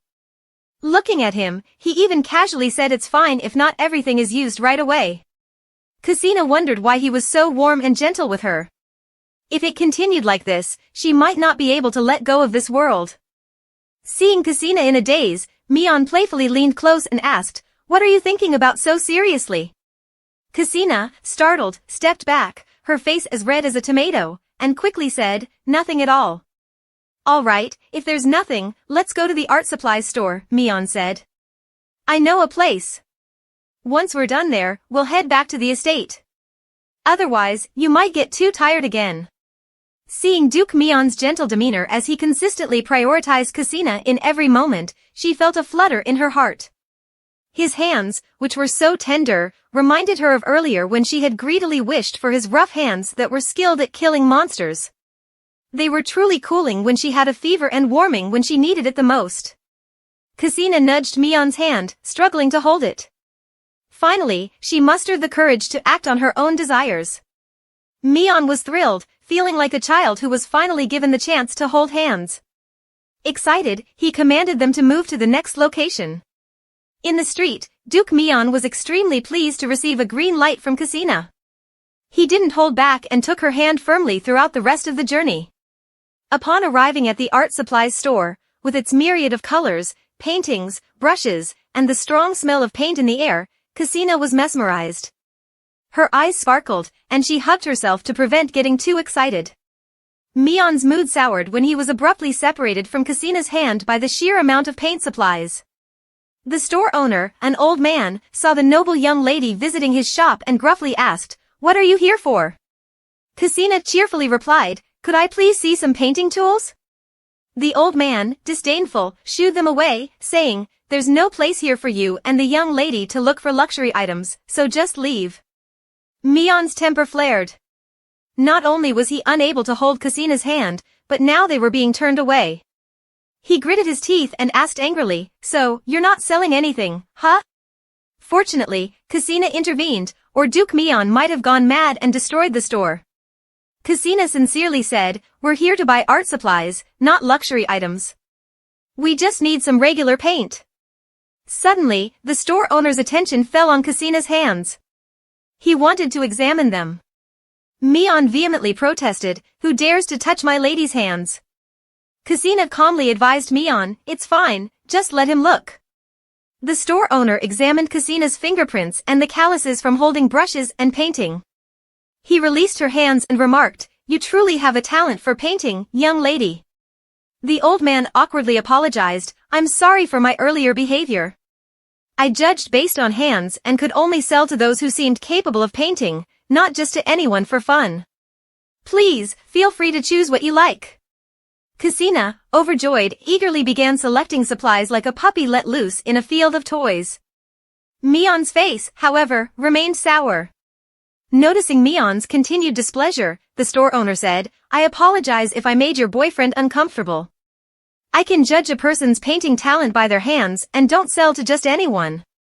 Mion gruffly clarified, we're not the type of people you're thinking of. The store owner gave a knowing look, as if to say, I understand, no need to deny it further. Just choose what you want. Mion then said, shopkeeper, I intend to build a painting room for her but am unsure of what to prepare. Please find the most essential items and make a list. I'll pay for everything, money is not an issue. The shopkeeper understood and went to prepare immediately. Suddenly, the tattered sleeve of the shopkeeper caught Mion's attention. The arm was completely severed and empty. Mion asked if the shopkeeper could determine someone's ability to paint from their hands, and if so, did he himself paint? The shopkeeper sighed, I did have a talent for painting before, but after contracting a disease, my hand was severed, so I stopped painting. Mion guessed, is it an artistic disease? The shopkeeper was surprised, as such diseases were rare in the north, and the young man knew about it. Meanwhile, Cassina continued happily choosing paint colors. The shopkeeper shared with Mion that he was once very good at painting, but after a while, his right hand began to become numb and eventually necrotic, necessitating amputation. Switching to painting with his left hand, it too gradually became numb, accompanied by fevers and pain. But since coming to this cold northern land, everything had become milder. Mion seized on this point, noting that the shopkeeper's artistic disease was similar to Cassina's, with symptoms of fever and pain. Just as Mion was about to ask more, Cassina interrupted, happily informing him that she was done choosing and ready to leave. Mion glanced at the colors Cassina was holding and confirmed, are we really done? Cassina, aware of his thoughts, knew she only had a limited amount of money left. Mion, contemplating, could see she wanted more but was holding back, so he restrained himself. Mion then turned to the shopkeeper, instructing him to charge for Cassina's items and everything he had requested earlier. He asked that the prepared items be delivered to the Duke's mansion. Cassina asked Mion what he was preparing. The Duke proudly replied, a painting room for you. You said you didn't have a place to paint in the mansion, so I'm building one. Cassina was horrified and wanted to refuse. But before she could utter a word, a sharp pain surged from her heart, tearing her body apart, indescribable agony. Cassina collapsed on the ground, her blood staining the floor.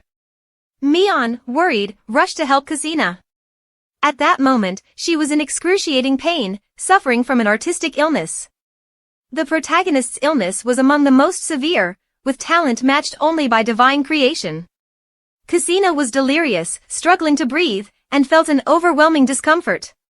Suddenly, a cool and soothing sensation touched her face. Cassina slowly opened her eyes, feeling much better, her heart hurt less, though she still found it hard to breathe. Mion, concerned, asked, are you okay? Are you better now? You fainted earlier. Cassina, as usual, said, it's nothing, I just had a bit of trouble breathing earlier. Her bit turned into lying in bed until late at night. Mion relayed the doctor's words that she had fainted due to exhaustion. Do you feel okay now? Cassina rolled her eyes and smiled awkwardly, trying to find an excuse. Maybe it's because I haven't been sleeping well these past few days. I'll try to sleep early from now on. But the Duke didn't believe her. He asked, are you really like that? Mion's face was very serious. Cassina felt a bit guilty.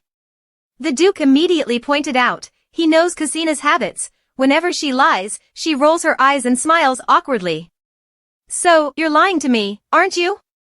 Cassina, embarrassed, covered her face so he couldn't see her current emotions and whispered, isn't it like you've never seen anything? Isn't it okay? Indeed, Cassina was torn between wanting Mion's concern and not wanting it.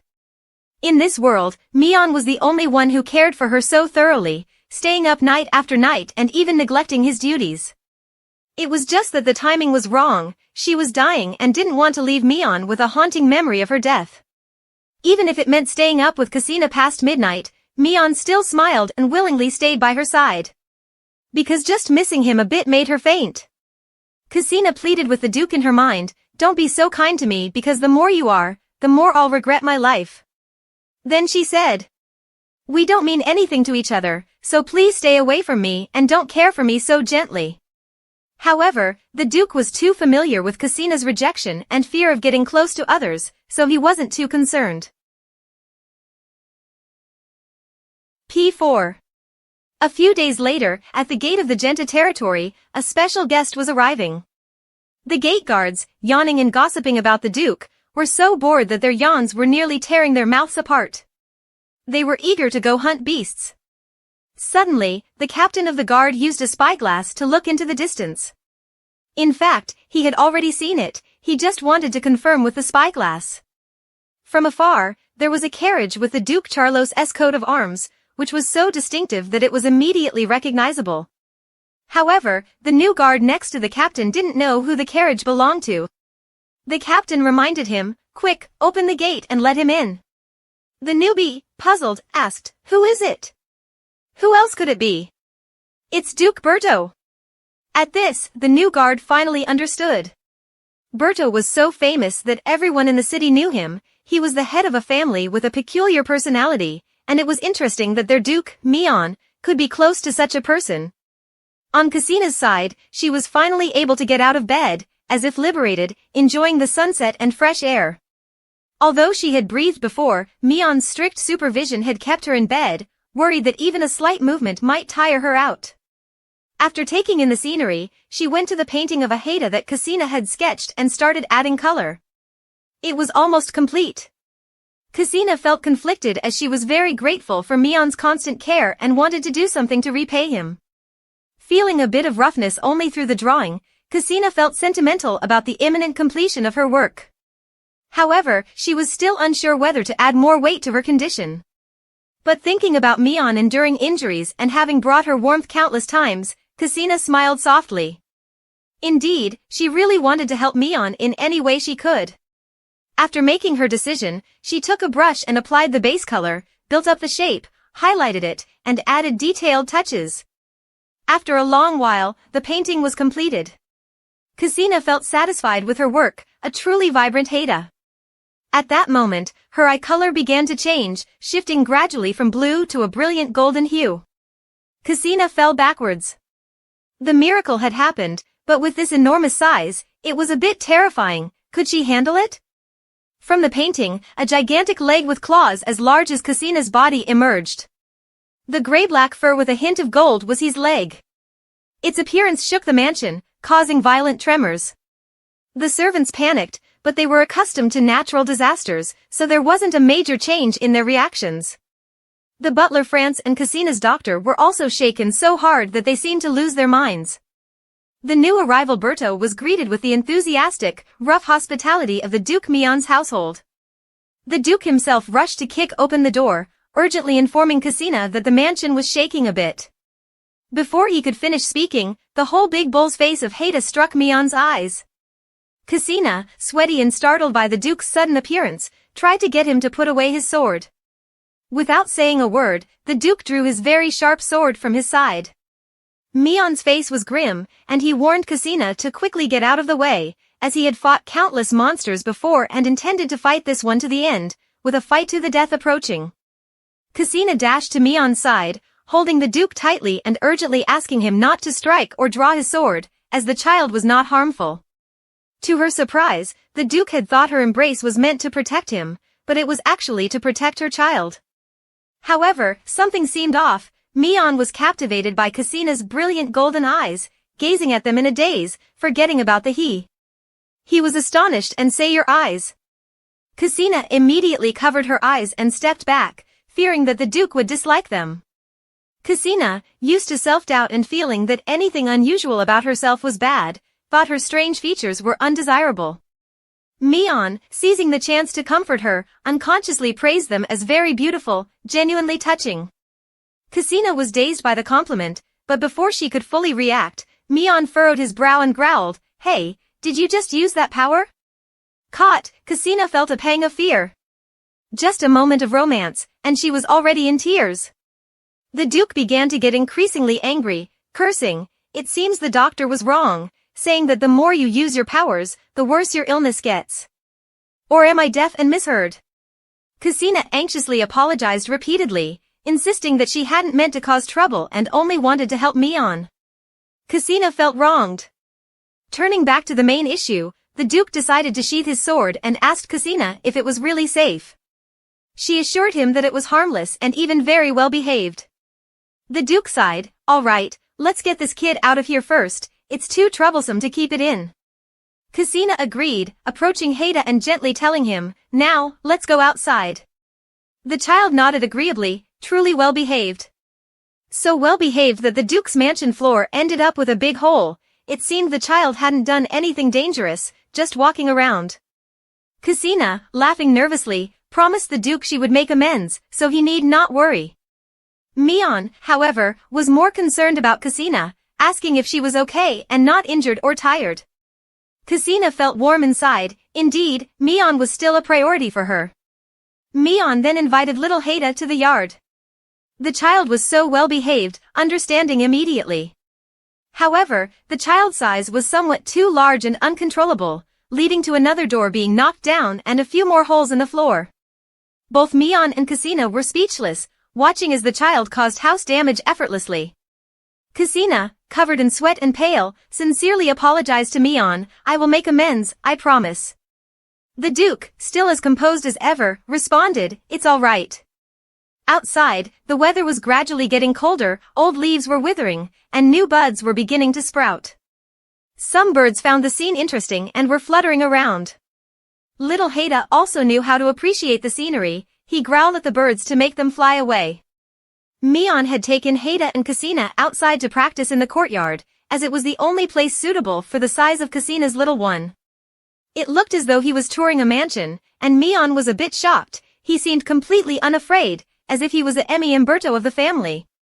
Kasina called Haida, and he immediately turned around, smiling at her with a gentle expression like his revered mother.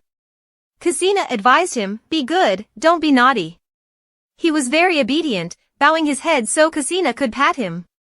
Mion observed the entire scene and found that words couldn't quite capture the situation. He asked Kasina, "Aren't you afraid of him at all?"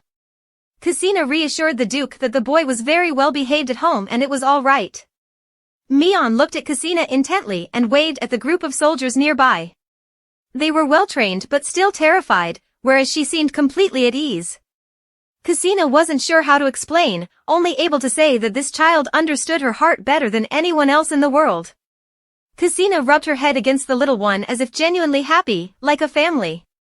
Eventually, they led Haida to a safe spot in the practice yard, where there were fewer people.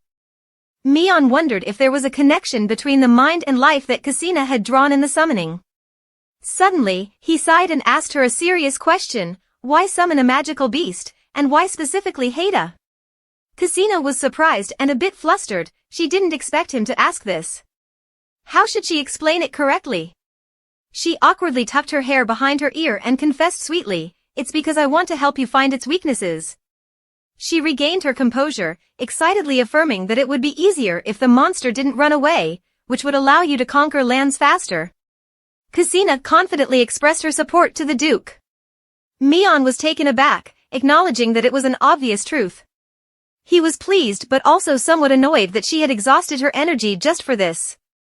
"I didn't ask you to help me with this from the beginning," Kasina smiled brightly. "I know that, but it's because I wanted to." Kasina explained, "You wish to conquer the north and the magical beasts, so if I can help in any way, I will, and more importantly, you won't get hurt." Mion retorted, "I never asked you for this, and what if it makes your condition worse? I don't want you to use your strength to help others." Kasina interrupted, "The Duke is not just anyone. I'm helping you because I want to, not because of anyone else, but because you are the one I want to protect." Kasina gripped the hem of her dress tightly as she expressed her long-held feelings. The changing season seemed romantic enough to reveal her emotions. Mion was shocked. It sounded like she was confessing her feelings. At that moment, Kasina asked the Duke for a favor. "If you find this too much, then after the conquest ends, when we part ways, could you give me a really tight hug?" Indeed, a hug is usually a fleeting moment in life, something you can experience many times. From the moment you were swaddled as a baby, you received hugs, but Kasina had not. A hug was a luxury for this girl since she was 10, or even just a glance.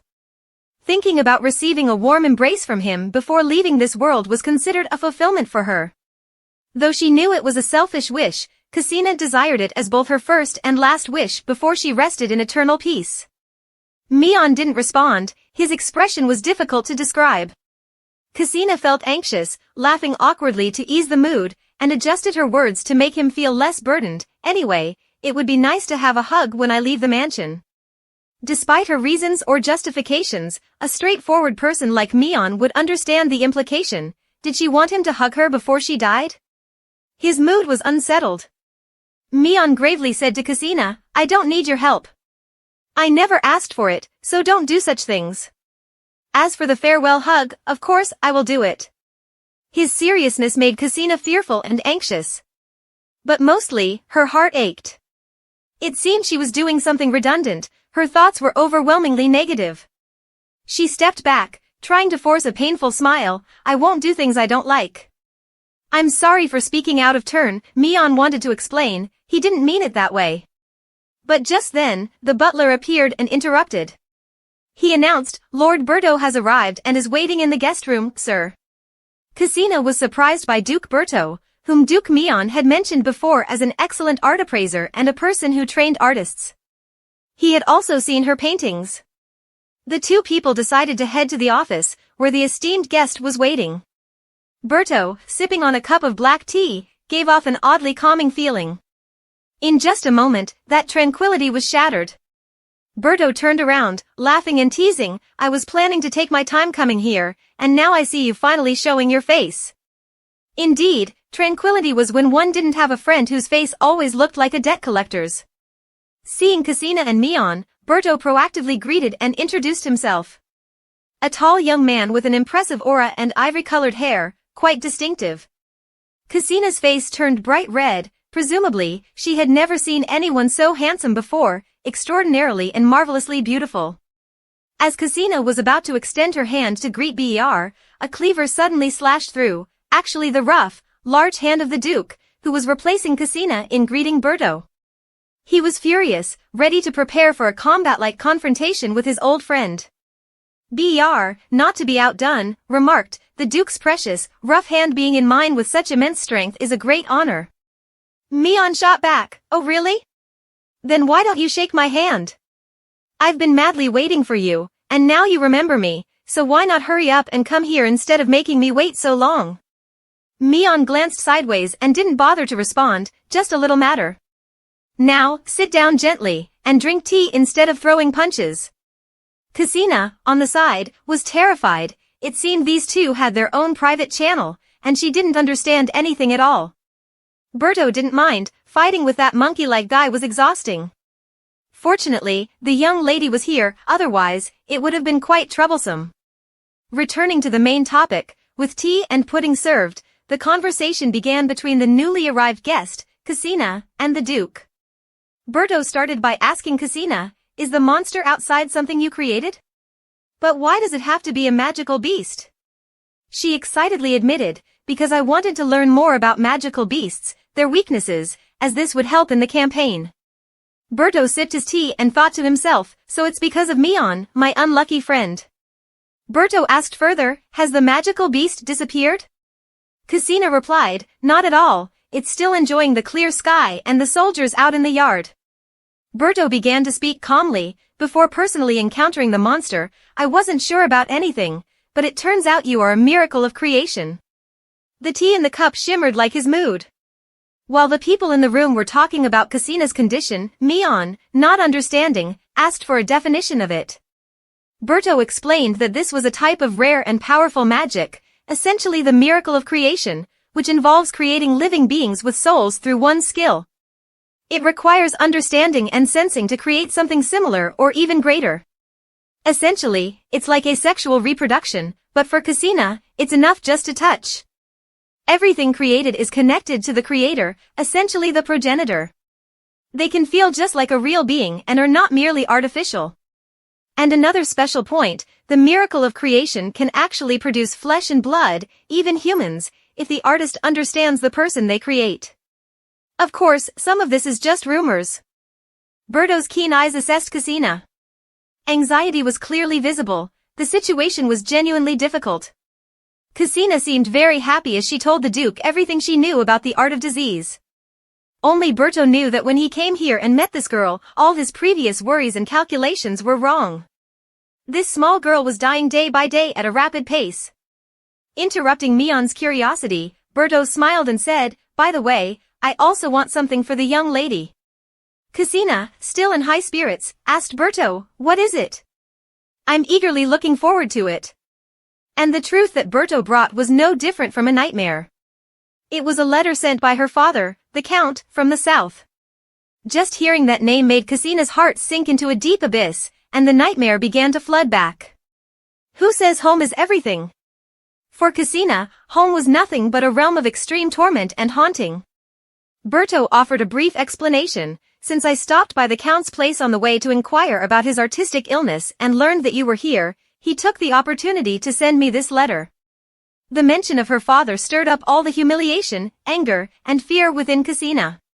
She had buried those feelings deep, but now, with just a letter, they were all brought to the surface. She recalled all the scolding and contempt that labeled her as a wayward sister who ran off to another's house, a sister who failed to care for her sibling, truly a useless person. The evasion and the way it was conveyed felt like the Count's countless curses echoing in her ears.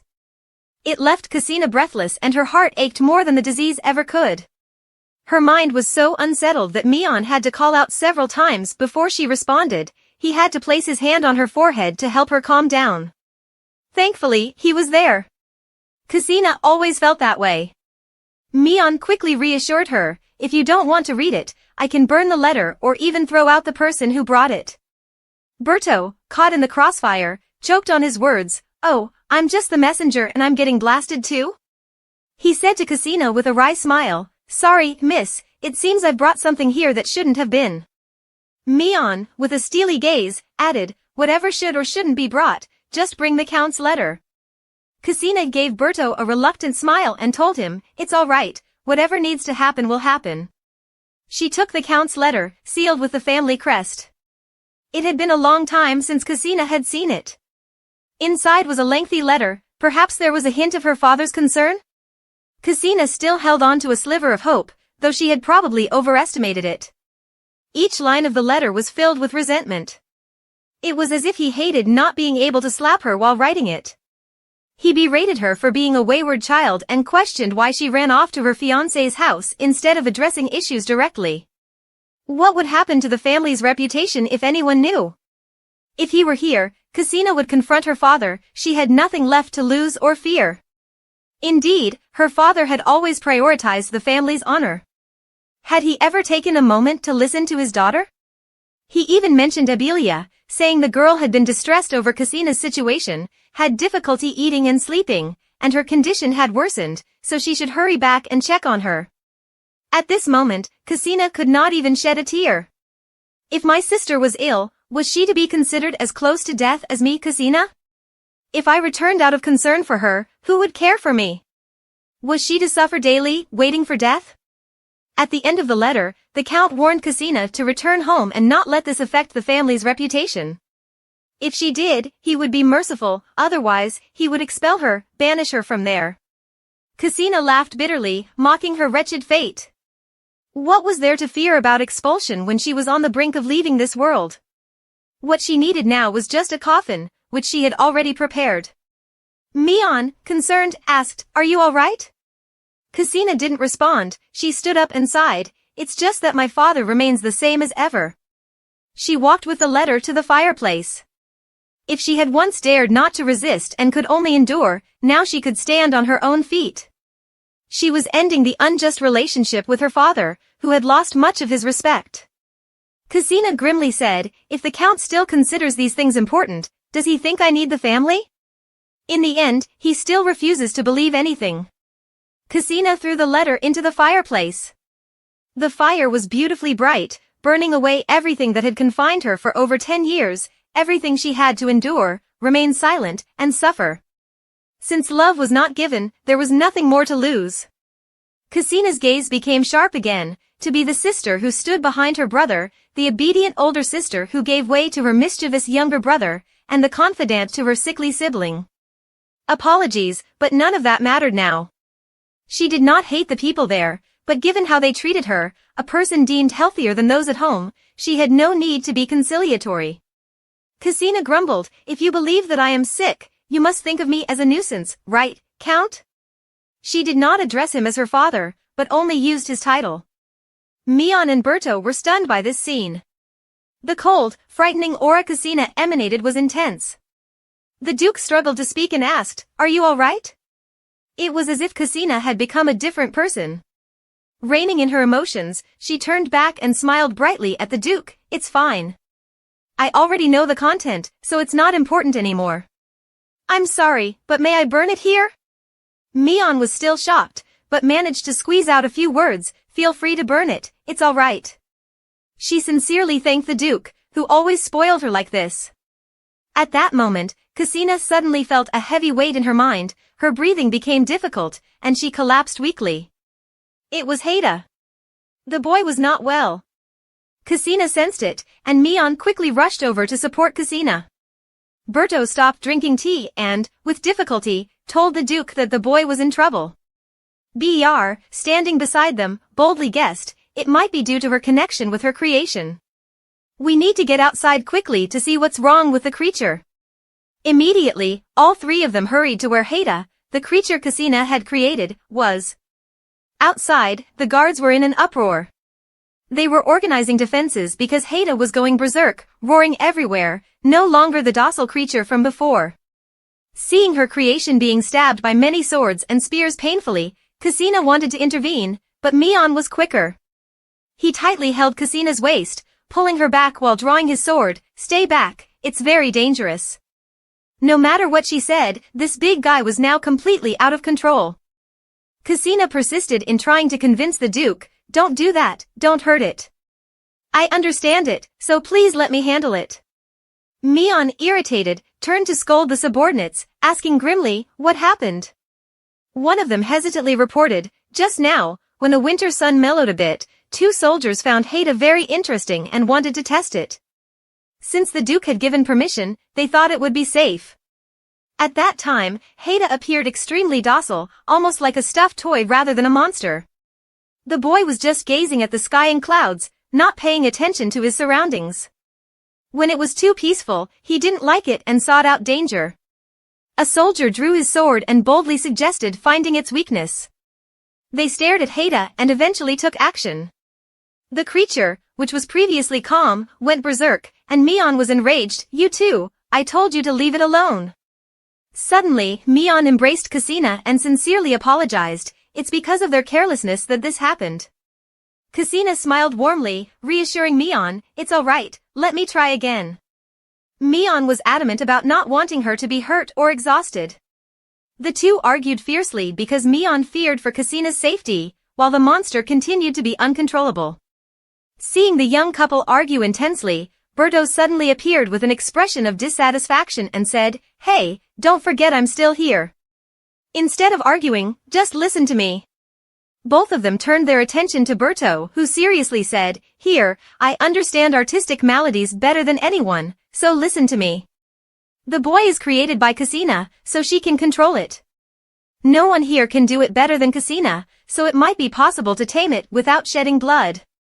Mion remained unconvinced and refused to allow it, but Berto, being the expert, said, "Just trust me." Eventually, the Duke was persuaded to order everyone to stay away from Haida. He also had something to instruct Cassina. The Duke approached the young woman, placed a hand on her shoulder, and leaned in to speak quietly enough for Cassina to hear. Whatever the Duke said, it made our heroine blush deeply.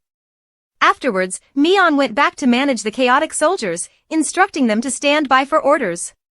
Berto approached Cassina to ask a few important questions to better understand the control duration of her creation. "How long does it last?" Cassina honestly replied, "At best, a few hours, at worst, a day." Berto nodded approvingly. "If that's the case, it's no problem. You truly have an extraordinary power." Berto reassured, "Don't worry, just go ahead, Mississippi." Cassina nodded, took a deep breath, and stepped forward to her creation. It was growling and screaming. Cassina clearly felt that it was frightened because these people were provoking it, and it was only reacting defensively and losing control a bit. Looking at the boy, Cassina felt it was as wronged as she was in the past. Trying to explain in every way but facing a language barrier became a terrible thing. She gently smiled and whispered to the boy, "It's all right. You don't need to be afraid anymore, Haida. Do whatever you want. No matter what happens, I will protect you." Haida became gentler, sensing the soft warmth from Cassina. It used its consciousness to call her name because it knew this person understood it and could eliminate its fear. Haida's soul was finally soothed. Cassina was very good at comforting others but often forgot about herself. The emotional vessel of anyone was always open to her, yet her own vessel had long been tightly shut. After the chaos caused by the boy Haida, Mion began directing everyone to repair the area he had destroyed. The training floor had been ruined, and the servants had to start rebuilding to make it usable again as soon as possible. Mion was kept busy with this task, but he still couldn't forget to worry about Cassina, casting glances towards her room. There was no one there. It seemed that Cassina was busy in her room since she hadn't gone out today. He wondered if she was all right after the Haida incident. Half of the Duke's heart was invested in Cassina. Inside the room, Cassina had drawn the curtains to focus on some important tasks. At this moment, she was wearing a luxurious black dress. People often say that dressing formally for significant matters can be more inspiring, and Cassina was no exception. Today, she was not painting but had decided to write a letter. Eventually, this day had come. There was no escaping it or pretending that nothing had happened. The moment the pen was set down, Cassina felt she was no longer the same as before. Although this feeling was still in its infancy, it was enough. Having met kind people who acknowledged her, she knew that even if she wasn't exceptionally talented, she didn't need to compare herself to her younger sister and feel saddened. She had talent, someone had praised her painting as the best. There was no need to hide any illnesses anymore. If she had any, she should express them. She had someone taking care of her, and there was no one telling her to endure this or that anymore. Mion and the doctor always told her to smile more and seek new, beautiful relationships. Cassina was no longer confined by dusty walls. She could laugh, play, and paint freely like a blooming and loved flower. Having finished the letter, Cassina felt a long day had passed. Finally, she had poured out her heart. Suddenly, Mion appeared, asking her what she was doing, as he had called her 5 times without getting a response. Cassina apologized for being too focused. Mion was no longer concerned about her apology. I told you not to say that anymore. Looking at the letter on her desk, Mion curiously asked, is this your decision? Cassina smiled with satisfaction, yes. This is my decision. After all, it needs to be said, it's better to settle it now. Breaking up sooner will lessen the suffering.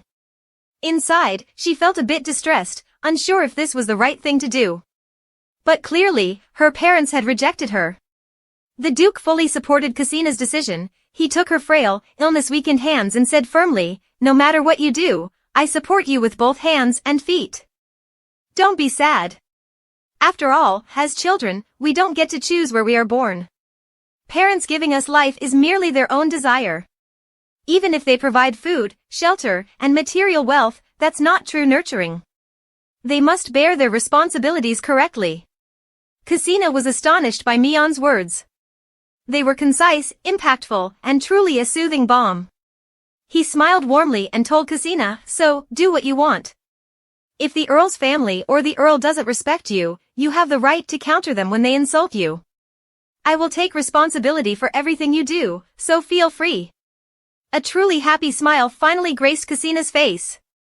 It had been a long time since she had smiled like this. Actually, being next to Mion always made her happy. Cassina sincerely thanked the Duke for being so kind to her. The gratitude made the Duke blush and he awkwardly said, if you feel grateful, could you spare me a moment? After Cassina agreed, the Duke led her to a room filled with vibrant, colorful light and luxury. Cassina never imagined she would set foot in such a room. Seeing her face light up with joy made the Duke's heart bloom with happiness. Mion struggled to introduce, this is a room I've prepared just for you. Although it's not as good as in the south, I think it has everything you need to comfortably paint. If there's anything you're not satisfied with, you can let me know. Cassina remained rooted to the spot. Everything here was very different and wonderful. At the Count's house, she had never had a proper place to paint. Her room at the end of the corridor was damp and barely saw sunlight. Whether day or night, it was a gloomy room, completely unsuitable for an artist. But the art room Mion prepared was everything Cassina had always dreamed of. With a space full of light, she could paint anytime, anywhere. She walked slowly towards the bookshelf, feeling overjoyed but also a bit pained. This gift was more valuable than anything she had received before, yet why did her chest ache so? She murmured, you really didn't have to be so kind to me. Mion couldn't see Cassina's expression clearly. He smiled awkwardly and tried to explain, "You don't have to feel pressured, just consider it a gift from me." Kasina felt aggrieved, "But I haven't done anything for you, Mion, so receiving this is really too much." The small girl's grievance was unbearable for Mion. He came up with a reason, "Well, you see, your Haida has been very helpful. Thanks to it, I could defeat monsters more easily." Kasina pouted, "But it also destroyed the entire training ground. Moreover, I'll have to give you the money it damaged by the end of the year." "And what about the scratches it made in the mansion that injured the guards?" Mion was at a loss for words, pushed into a difficult position by Kasina, and uttered a few words, "Don't worry about it." It was also embarrassing, seeing the Duke's expression. Kasina chuckled. He was still so endearing. Kasina turned to admire the art room and expressed her gratitude to the Duke. "Thank you for not making me responsible for those damages. This is truly the art room I like the most. I've always wished for it, and now I can paint more comfortably. The lighting here is great, I can stay here all the time." She then expressed heartfelt regret, slowly saying, "It's just that now I only have half a year left here. It's such a pity." These words made the Duke uneasy. Mion quickly wanted to keep Kasina here and said, "You can stay longer if you want." He was sincere and serious. "Even if you return to the Count's house, you can come back here to paint occasionally, I completely allow it.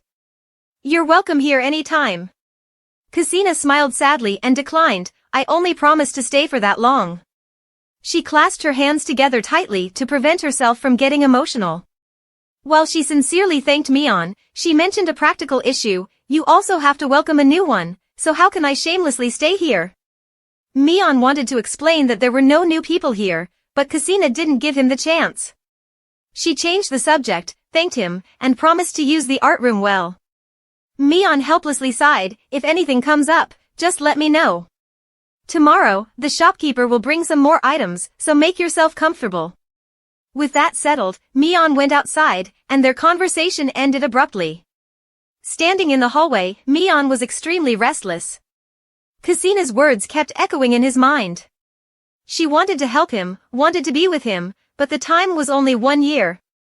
Mion clicked his tongue and cursed the damn time limit. Half a year had already passed. He wandered along the path from Kasina's room, wondering if there was a way for her to stay longer, despite having originally decided to stay for a year by canceling the engagement. From her perspective, it was a natural thing. No matter how you looked at it, it seemed like he was being forced. Mion sighed. Honestly, this wasn't the time to be swayed by the words of that small girl. But he didn't know how her illness was and he genuinely wanted to help. Just the art room alone made her so satisfied. However, he suddenly realized a serious fact, something was wrong with his heart, and his brain wasn't functioning correctly. Mion scratched his head and his cheeks began to flush. He wondered why he had been thinking only about Kasina, with no other focus at all. Just as he was in this confused state, Berto appeared from nowhere. With his usual nonchalant attitude, he approached Mion. Still dressed in white, he smiled and asked, "Duke Mion, is there something wrong with my old friend standing here holding his head? Is this some kind of comedy?" Mion, irritated, asked, "What are you doing here?" Berto was very pleased and laughed heartily. "I was invited here by the young lady herself, unlike some others." Mion asked, "Is it really because of Kasina? Is it about the artistic disease?" Seeing his friend serious, Berto confessed, "I came to see the condition because I heard some things from her doctor. Now, I want to check the situation myself and see the young lady's paintings, if that's all right?" Mion didn't think much of it. He placed his hand on Br's shoulder, trusting him completely. "Here, you are the most knowledgeable about artistic diseases, so I hope you can find a cure for Kasina." Berto smiled faintly, "Of course I will do so. I didn't come here to play or sightsee." Afterward, Mion patted Berto on the shoulder and said goodbye, as he had official duties to attend to. Berto was confused. "Why are you lingering here if you're busy?" His eyes began to scrutinize. Could it be that old friend of mine is having trouble with his heart? The source of the Duke's current distress was inside, also engrossed in her easel. Kasina wondered why she had spoken such things to him. The Duke was genuinely kind, and she wanted his help, but now she had to refuse it and even say she would leave. Casina rubbed her head in frustration. It was like a scene copied from Mion. The two were indeed spiritually connected. As she was introspecting, there was a knock on the door, and Br's voice asked for permission to enter. Casina quickly tidied everything up, collected her composure, and invited Berto inside. He was still as cheerful as when they first met and asked Casina, "How do you feel now?" Casina said she was fine and thanked him for the commotion caused by Haida. Berto smiled slightly. "It's nothing, just a bit of talking." Berto got straight to the point. "Actually, I'd like to see some of your paintings, if you don't mind. And I also want to discuss your illness. The doctor has already told me everything." Casina was shocked to hear that the doctor had revealed everything. "I said not to tell anyone." Her pupils widened in fear. Berto remained calm. "I want to talk more with you about this." Casina's expression was now extremely awkward. Her hands unconsciously clenched, and she struggled to tell Berto, "If you wanna, sit down and talk, please." As the evening approached, the sun was a bit gentler. In winter, the days are short and the nights long, and it was already dusk in the north. Casina sat facing Br, feeling very anxious. She wondered if the doctor had disclosed everything and to what extent. She pressed her hands tightly to keep herself from trembling. Seeing Casina's fear, Berto spoke first. "Actually, I've heard from more than one person, so the doctor revealed it under my pressure. Also, I already knew the severity of the young lady's condition beforehand." Casina's mood improved somewhat, and she asked Berto why he knew. "It's because the Berto family has a long tradition of supporting artists.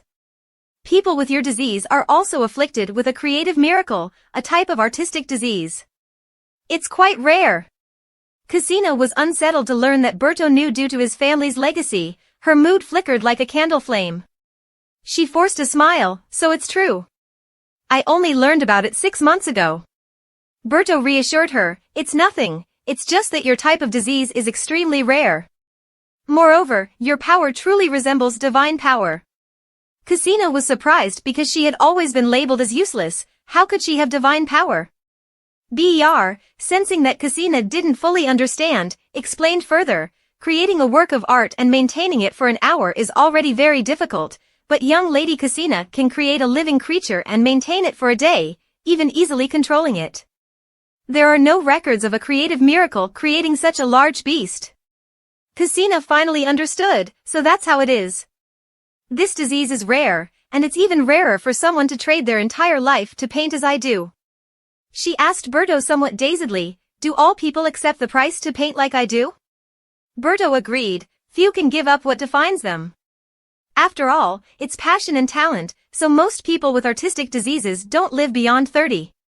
Most are more attached to painting than to life, sinking deeper into their art. Eventually, it becomes a mania, using their flesh and blood to create works of beauty they pride themselves on."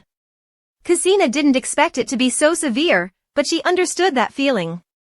Creating a masterpiece with her own hands was something she could relate to. Casina clenched her hands, accepting that life was the price she was willing to pay to maintain her paintings. She fully agreed with this. Berto said seriously, "I want to help you, so please don't hide anything from me, even if it's something minor." Berto would now discuss the symptoms, and she should just let him know if she had any. He began describing the symptoms of the creative miracle. Those afflicted usually create very vivid and skilled works of art. Typically, the more they paint, the more they feel like they're being hypnotized, needing to finish their work before they can stop. Gradually, they become more sensitive to their surroundings, always feeling gloomy and finding it hard to be in a pleasant mood. Finally, their emotions toward their work develop a strong connection, to the point where no one around them understands the work, but they understand it completely, even believing they own what was created. Every symptom matched closely. Casina had also experienced a dark period, feeling that nothing was enjoyable besides painting, almost like being hypnotized. She struggled to speak, admitting to Berto that all the symptoms he described were present, not missing a single one.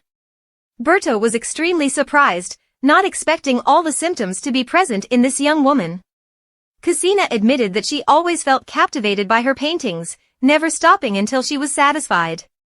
She even wanted those around her to understand her work, but no one could. Yet she understood it thoroughly, just like with Haida.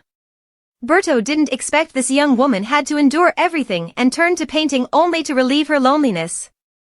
Berto sighed, "I don't mean to scold you, so calm down. If you keep running away like this, it will ultimately be you who faces difficulties. If you let your emotions control you, painting out of anger, sadness, and loneliness, you will regret it later." Cassina understood every word Berto said. This was the second time someone advised her to live a happier life. Perhaps that would improve the situation? She wasn't sure, nor was she clear.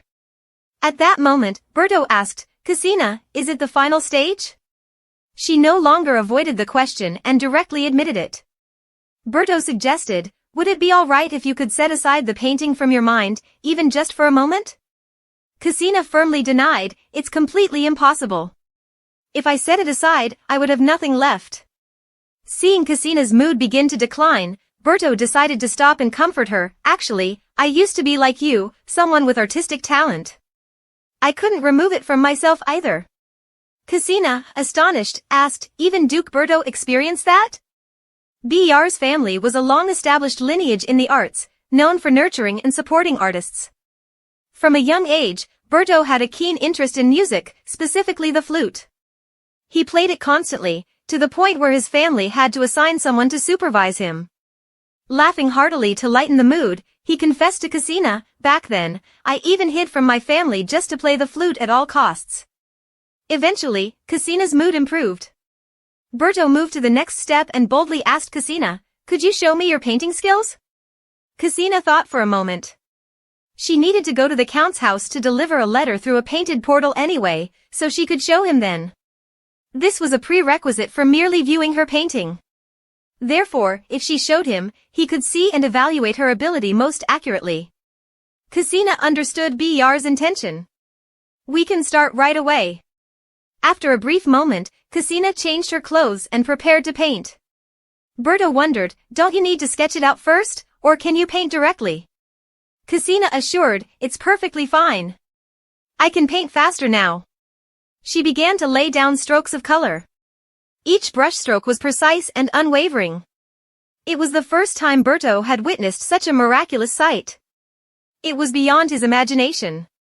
Cassina completely shone while painting. Even her incomplete strokes were so vivid that they drew one's consciousness into them.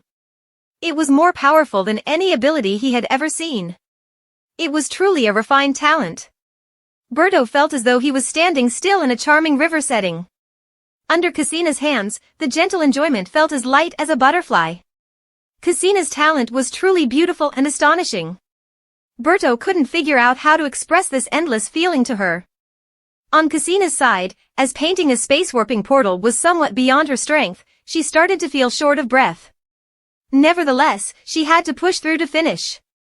Just when she seemed unable to hold on any longer, a soft flute melody began to play. Looking over at Br, she realized he was playing the flute. The melody was soothing and pleasant, making Cassina feel that her breathing was easier, light, and relaxed. The pain tearing through her inner heart completely vanished. Cassina continued to paint. Thus, the space with one person painting and another playing music felt like a fairyland. Naturally, when Berto created the miracle, his eyes shone just as brightly as Cassina's. After some time, the final work was completed. Putting down the paintbrush, a large portal with intricate patterns emerged. The portal glowed realistically, and it seemed that touching it would make the material palpable. Once Cassina finished the portal, Berto also completed his piece of music. Cassina was surprised by his talent, being able to compose music on the spot. Suddenly, he blushed and confessed to Cassina that he had fallen in love with her. In any case, Berto's face would be red from being teased for his strange behavior. Now that they were friends, Berto, excited and embarrassed, asked, "How was my music?" He hoped for praise from Cassina. She thought it was wonderful and was truly grateful to Duke Berto for helping her feel more comfortable while painting. He smiled and said, "It's nothing, just a spontaneous composition. Seeing you paint so inspiringly, I decided to try composing a piece. I didn't expect it to fit so well." Cassina was astonished, not expecting Berto to be so talented as to compose a song on the spot. He admitted that the melody automatically appeared in his mind the moment he saw Cassina's painting. The portal began to shine even more brightly than before. Returning to the main topic, Berto asked Cassina if the portal would actually lead to the Count's house. How long would it take for her magic to work? Cassina replied that usually, as long as she thought about it, it would materialize immediately. Berto was still very skeptical and somewhat incredulous about the portal this girl had created to reach a dimension she desired. This ability could be said to defy the heavens. Fortunately, she was a kind-hearted girl. They opened the portal to the other side. Berto thought that if they indeed reached the Count's house, it would surely be the power of a deity. Indeed, upon passing through, they entered a rough, old room.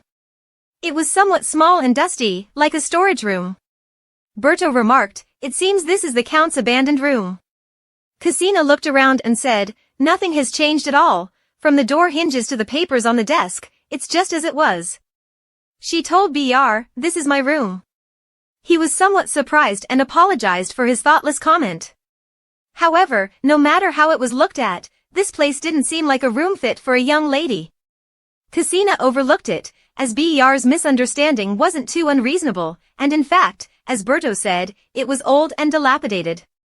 It was even rougher compared to the more splendid room of an average young lady. Cassina sighed, "What can I do? My sister Abelia's room has pink ironwork, stuffed bears, and toys. I don't know what the other young lady's room looks like because I can't go outside. I have to take care of my sister all day long. That's why I want to make some friends." Her fingers lightly skimmed over the paintbrushes that had long since frayed, which she hadn't touched for half a year. "It's just as lonely here as it is for you." Seeing her sadness, Berto said, "It's all right, miss, now that I'm here to keep you company."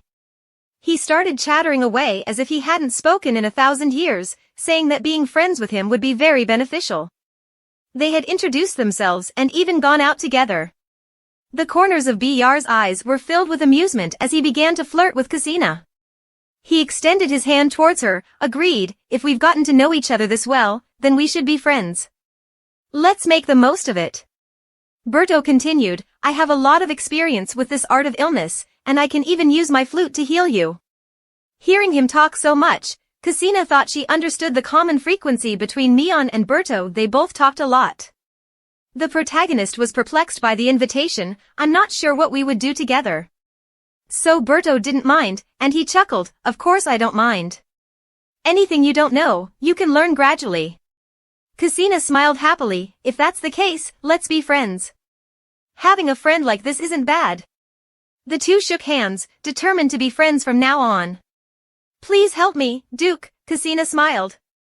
This was her second friend after Mion. Unexpectedly, all her friends were male. After establishing this brotherly bond, Cassina asked Berto a serious question, "Since we're friends now, I dare to ask, how did you know what the young lady's room looks like?" Berto froze, "Damn it, I've been caught. How do I deny this now?" Berto struggled to find a solution while Cassina added fuel to the fire. "Usually only a fiancé would be allowed into a young lady's room, and I already have a fiancé. Could you be?" Berto laughed awkwardly, "Please spare me, I don't have one." Cassina thought further, "Then could it be that you?" Berto cut her off, not allowing her to go any further. He explained vaguely that he had been invited for tea before, so that's how he had been in the room, not as she might think. Having an opportunity to tease Duke Br, Cassina laughed happily. Returning to the main topic, Berto reminded her, "Where and when will you send the letter?" Looking around at the scattered paperwork, Cassina thought, maybe leaving it here would make it hard to notice among the trash. "I should probably put it in the Count's room. But there's one concern, I don't want anyone to know I'm here." Berto asked curiously, "You don't want others to know, so does that mean it's a letter of farewell to your family?" Cassina smiled wryly, "It seems I have to use the term farewell to my family. I wish I could just disappear without anyone knowing. I don't want to run into anyone. What good would meeting them do?" Berto offered a good suggestion, saying if she didn't want anyone to know, she shouldn't let them see it. He acted mysteriously, telling Cassina to quickly draw the curtains and also cover her ears. Outside the Count's estate, the servants were gossiping while cleaning up, discussing the situation at the estate. The atmosphere had been extremely gloomy recently. At family meals, they hadn't exchanged a single word, and even Lord Infix hadn't returned. The whole estate felt as if it were in mourning. Abelia was so upset she had lost her appetite, and her health had deteriorated significantly. Young Master Borden always looked sullen, no longer cheerful or playful. The servants began to gossip about the eldest daughter, with even the household staff blaming Cassina for not returning yet. She should be considerate and return soon, not caring about anyone in the house. Just then, the melodious sound of a flute muffled their voices. It came from the young lady's room, which had been deserted for half a year. As Cassina wondered what was happening, the servants yawned loudly and then collapsed unconscious on the floor. Observing the scene, everyone was asleep, and Cassina couldn't help but admire Br's talent for lulling people to sleep. He chuckled nonchalantly, saying, "These small tricks are nothing compared to the young lady's talents." Cassina looked around. She's surely no one would have a good memory of her. Cassina wandered down the hallway to the Count's study. She had walked this path hundreds of times, but little did she know this would be her last. Berto suddenly asked Cassina if the letter she wanted to leave behind was a farewell letter. Cassina smiled, emotionless. "That's exactly it. It's a letter telling them not to worry about me anymore." Berto asked Cassina if it was too harsh to leave without saying goodbye, considering that, after all, parents are the ones who suffer the most. Cassina gave a bitter smile. "Indeed, I had tried to tell my parents, but did you know that no matter what I said, my father never believed me? He only believed what he could see. Perhaps it was only when he saw my body in the coffin that he would realize I was telling the truth. I wonder if he regretted it at that moment? Unfortunately, I was no longer around to know. If my coffin were sealed forever, perhaps then the family would realize that I was sick." Cassina's desolation was evident, even Berto could feel it. Why had this house turned out this way? Cassina herself admitted that if you want something, you have to speak up. She had tried, but they didn't even care when she wanted to die. At this moment, a familiar figure caught Cassina's eye. It was her little sister Abelia, lying asleep on the floor after hearing Br's flute. She quickly ran over to check on her sister. Berto assured her it was nothing, just a brief nap, about 3 hours, and she would wake up. Cassina's eyes briefly clouded with sadness. Even at this moment, her body still instinctively followed the habit of protecting her little sister. She asked Berto to help carry her to bed. Berto was more than willing to do so. She guided the Duke to place the child on the largest bed, one without comparison or sorrow. Abelia's room was filled with glittering toys, a variety of colorful bookshelves, and stuffed animals of all shapes. Putting the two sisters' rooms on the scale, it was truly like comparing heaven and hell. Looking at the pictures that Abelia had collected of her sister, Berto felt something strange. It seemed he had missed something. Although surprised, Berto wanted to ask Cassina, but she interrupted him. Cassina whispered something into her sleeping sister's ear, her eyes full of affection and boundless love. They genuinely loved and cared for each other. It was just unfortunate that they were born at the wrong time and into the wrong family. After whispering and comforting Abelia, Cassina stood up and signaled that it was time to leave. It was time to do what needed to be done. As Berto followed Cassina, he found himself puzzled. Why was she so attentive to that little girl despite having conflicts with everyone else in the house? Cassina turned her back, leaving an explanatory remark, "Our relationship isn't as you think. It's not about hatred or resentment, just difficult to face. This family is very happy, everyone can clearly see that, and it's the truth. Only the happiness of the 5 must be maintained by the sacrifice of one remaining person. That is the rule in this house. And Cassina, you are just the second daughter who received no attention, even being invisible. Abelia is ill, Infix always brings good news, Borden is a troublemaker. And me, if I lived here, I couldn't even think of myself for a moment." Cassina's loneliness was as stark as the long corridor she had walked down hundreds of times over the past decade. No matter how hard she tried to walk softly or politely, she was never noticed. So from now on, Cassina was no longer bound. She looked towards the hopeful horizon, having severed her ties with the family. She wanted to live the rest of her life for herself, to do what she wanted, right, Br? She asked him for confirmation to gain more motivation. Berto understood and fully supported her. She would be known not by the title of the successor's sister, not as Abelia's elder sister or the count's daughter, but as the talented artist Cassina. Her works would be preserved in the world through praises. Berto could see the deep desires reflected in her eyes, immense and grand. Perhaps he could help in some way, at least to achieve what she wanted before leaving.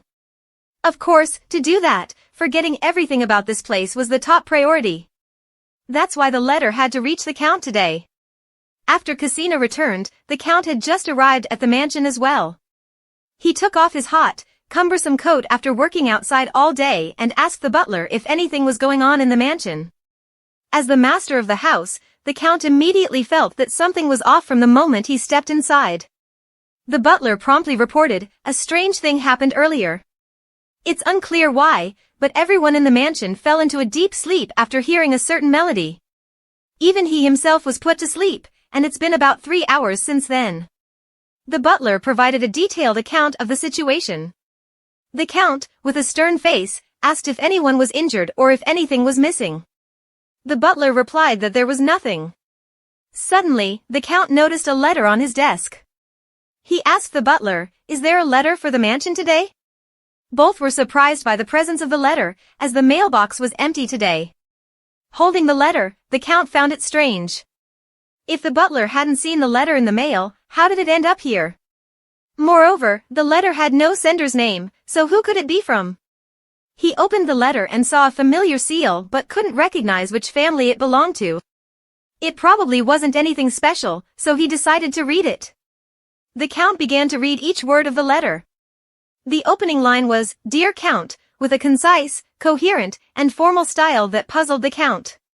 The writer's handwriting seemed very familiar, making it hard for him to skim through as he had initially planned. Immediately, the next line read, "Surely by now, you are wondering who wrote this letter."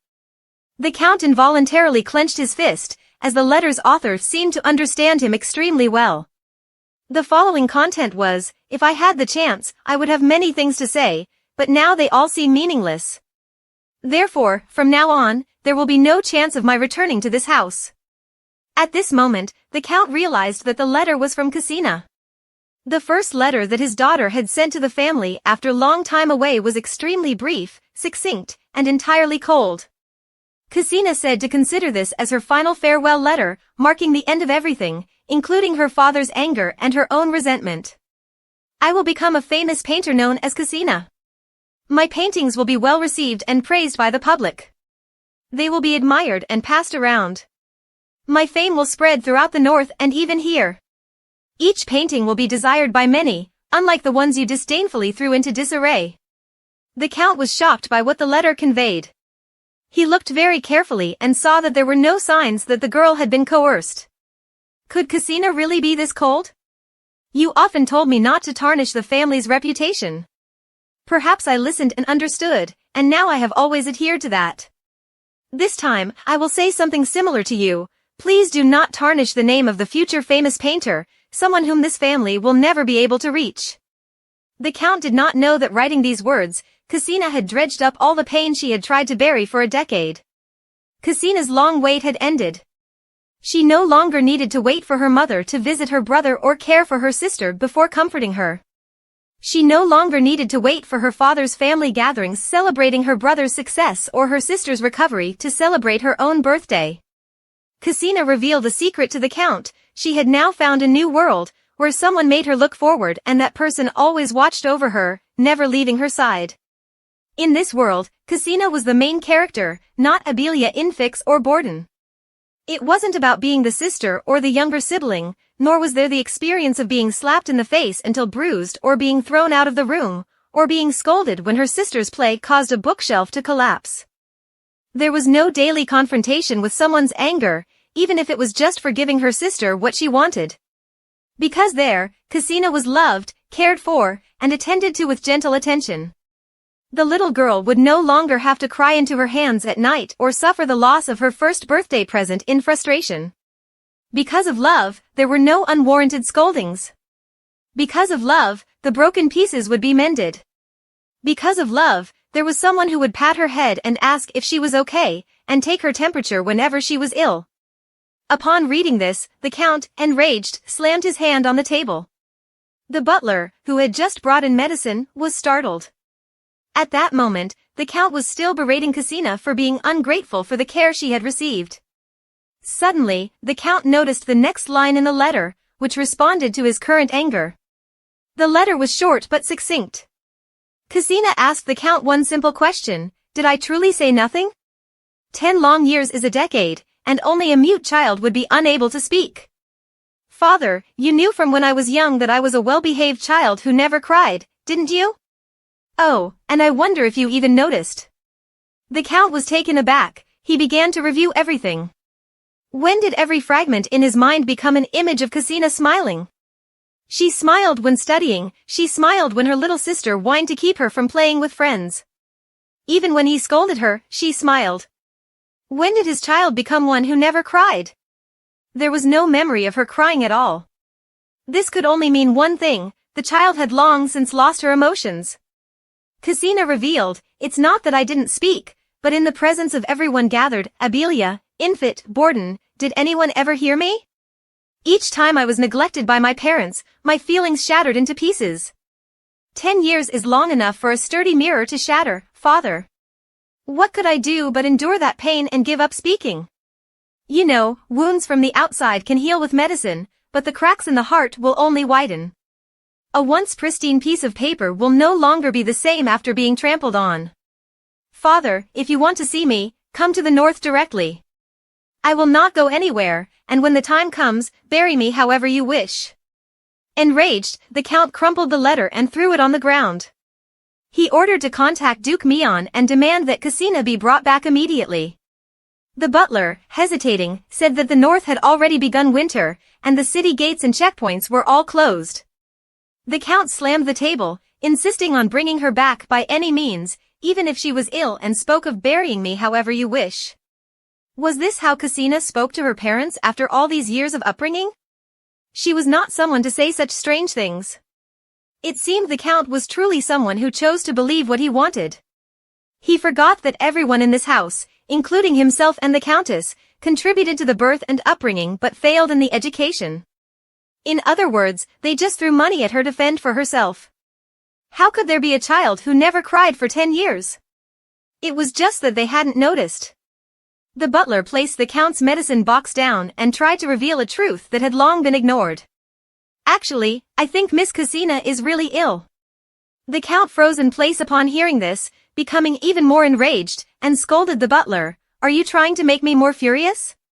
What nonsense are you talking? The butler honestly reported that months ago, Miss Cassina's room had been reported with strange sounds, vomiting, and frequent fevers. The Count was stunned. If that was the case, he should have been informed. The truth is, whenever I intended to speak, you were always busy, Count. You always said to leave those small matters for later, and gradually I could no longer report anything about what was happening in Miss Cassina's room. It also became a matter taken for granted among the servants. The Count was completely stunned, moving from one surprise to another. The butler added, you yourself told me to report later, and since Miss Cassina is grown up, she also chose to handle things herself. The Count was now truly shaken, though only partially. He ordered the butler, in any case, write a letter to the Duke. Just talk properly with her first, and then we'll deal with it. He believed it would work out. Outside, coincidentally, Abelia had overheard the entire truth. The little girl covered her mouth to stifle her cries, her face pale, her small body trembling with illness, murmuring, so it wasn't a dream after all. She staggered step by step back to her room, the hallway already soaked with her tears. She truly felt sorry for her sister, but sadly, she was the main factor in the disintegration of this family's unity. A child like her could only receive and not share. After all, the fault lay not just with the children of the family. Abelia stumbled into her room, her face in darkness, murmuring, the response that father calls acceptable, it is not acceptable at all. She really has gone forever. In that delirium, the little girl heard her older sister's gentle voice, as always, whispering in her ear, you must always stay healthy. I hope you sleep well. It was just like usual, but who would have thought it would be the last time? Abelia buried her face in the pillow and cried silently. The sister she loved the most, the one who wished her good night every evening and protected her, was no longer there. That night, the separation was never one-sided. It was far from easy for Cassina. She had thought for a long time before coming to this decision. She fiddled with the gift her mother had given her on her birthday, the only gift, which had been taken by Bon. Now, everything had come to this point. She had wanted to forget, but now she was behaving like a fool. Thinking about Abelia made Cassina feel heartbroken. They had once shared beautiful days together. She didn't hate the little girl, on the contrary, she was the one Cassina loved most. They had lived together for a long time, sharing the same blood, but all of Cassina's losses came from that little girl. Cassina bore no resentment, it was just time to put an end to her suffering. The girl would probably remain blissfully unaware of the pain she had caused. On the table was a drawing of a bird, which she had originally intended to send to Abelia, afraid that the girl might miss her. But now, it was no longer necessary. She made the final stroke to complete the bird's shape. She had to do what needed to be done. The only thing Cassina wanted now was to cut off this cruel fate. Her bird spread its wings, obeying its owner's whispered words. Cassina attached the small bag, which she considered her life, to the bird's leg and whispered a few words in its ear. The bird flew far away, carrying Cassina's wish. It wasn't about sending love or anything like that. Cassina entrusted it with the task of flying through the night, finding a place where no one, even herself, could reach. If such a place existed, it should drop the bag there. Let the happy and sad memories vanish into the void.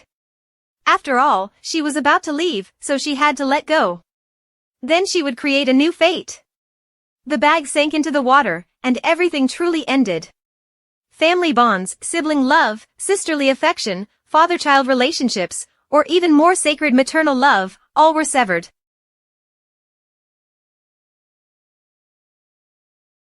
Now, she was happily living with Mion and Duke, Berto in a glass house reputed to be a masterpiece of the north, where she could enjoy the snow in winter without affecting her health.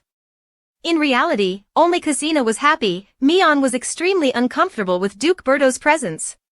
He grumbled and growled, asking, "Why are you here?" Berto, with a provocative smile, replied, "Well, Cassina invited me here, you know. I didn't just come to mooch." "Right, Cassina?" Mentioned by name and pointed out, the dazed girl was startled. It seemed she needed to explain a bit.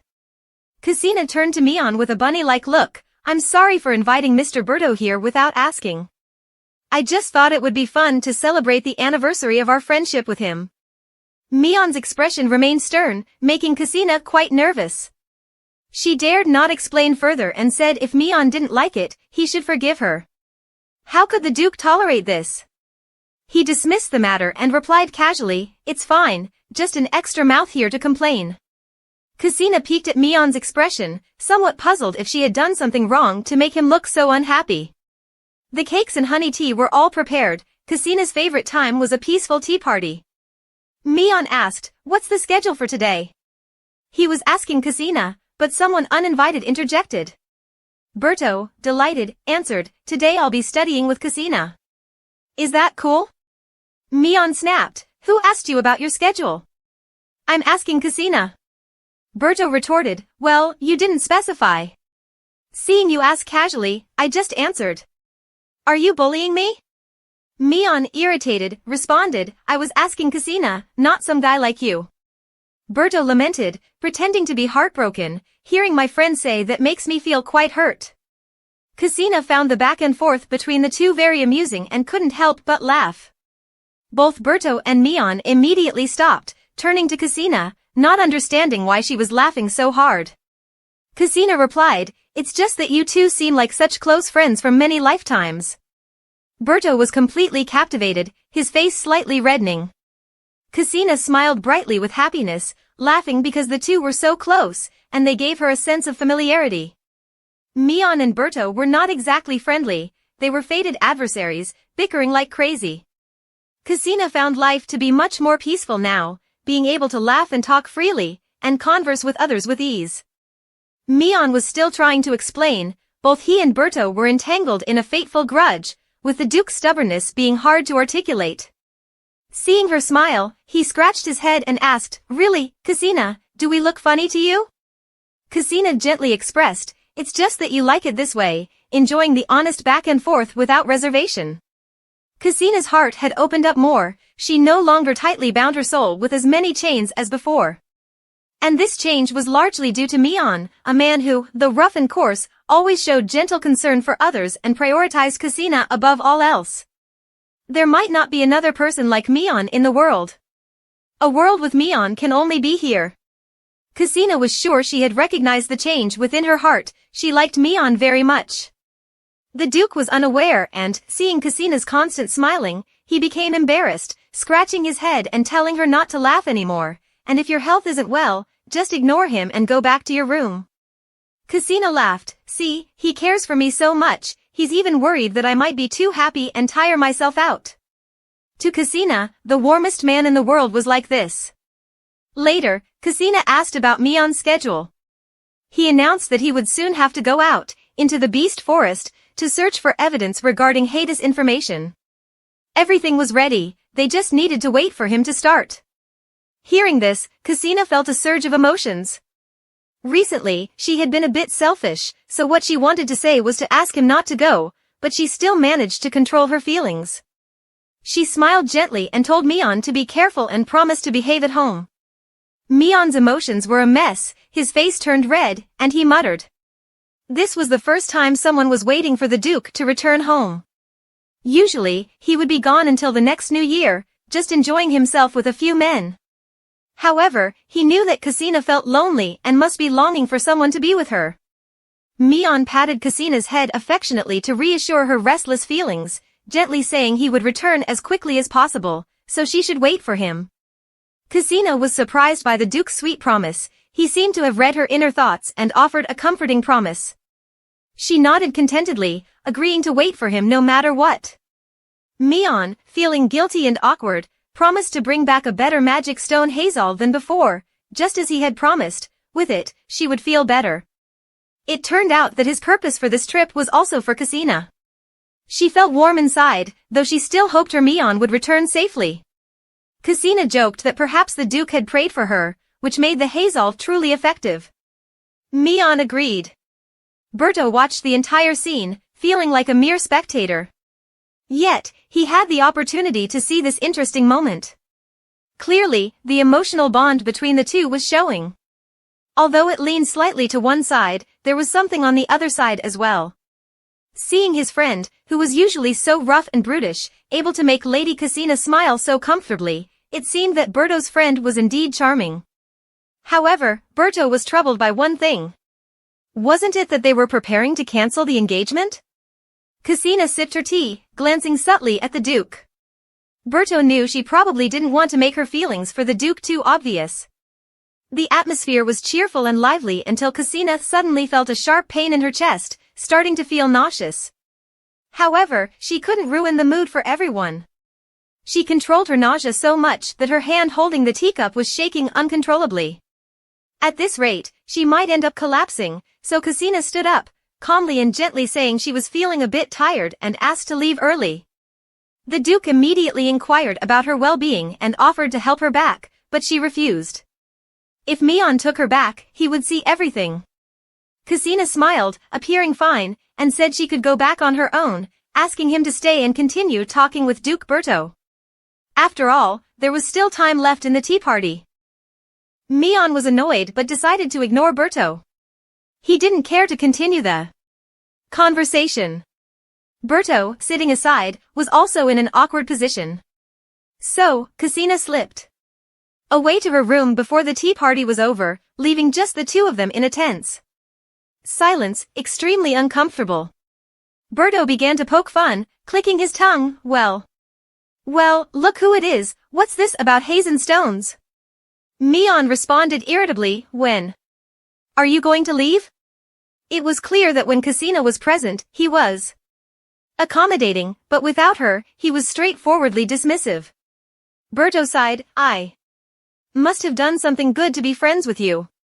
Berto awkwardly changed the subject, don't you think it's excessive, with a friend who traveled all this way just because you asked? Mion saw through it, there's nothing to You wouldn't come just because of a request, but probably out of curiosity about the owner of the painting, right? The letter Mion sent previously had included a painting of Casina, mainly to pique Berto's curiosity. That's why he came here. Berto sighed. So you knew, leaving an unfinished painting in there, Mion retorted. Well, I wanted that painting to be completed, so if it's you, you'd probably return it anyway. Mion then seriously addressed the main topic, asking if he and Casina had any classes, and how serious Casina's condition was. Berto evasively replied, I don't know, Berto. Mion snapped, this is not the time for jokes.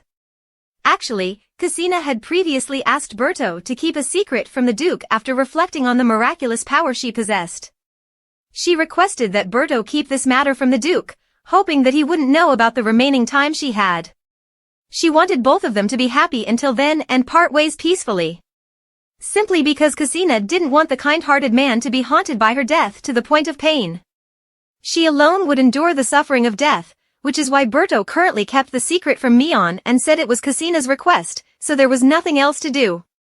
Mion was taken aback. Berto smiled and stood up, so I can't tell you anything. Berto also ended the conversation with her, keeping secrets and never revealing them even once. Berto changed the topic to make his friend's mood more relaxed. So, what's this Hazen stone Casina mentioned that makes her feel better? Berto asked. Mion explained, it's the type of stone that helps Casina improve. It's obtained when hunting magical beasts, though it's very rare.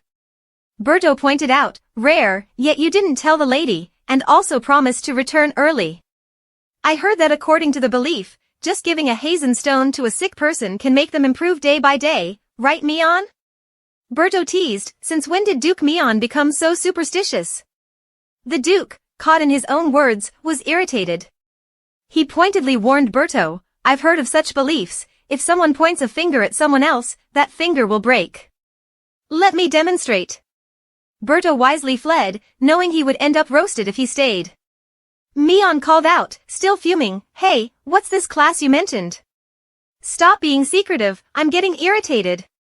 But anyone close to Mion probably wasn't afraid of death. Berto poked his head out, laughing, well, it's a secret. Returning to Casina's room. After parting ways with Mion and Berto at the tea party, she was trying to compose herself in her room. Just then, a maid passing by heard strange noises coming from the room and came in to check. Seeing Casina shivering while clutching her stomach, the maid asked, Miss, are you all right? Casina was startled. She absolutely couldn't let anyone else know. If they knew, Mion would also find out. She didn't want anyone to see her in this pitiable state. She composed her expression, tried to adjust her face, and managed to force a weak smile at the maid. I'm fine, I just slipped and am a bit tired.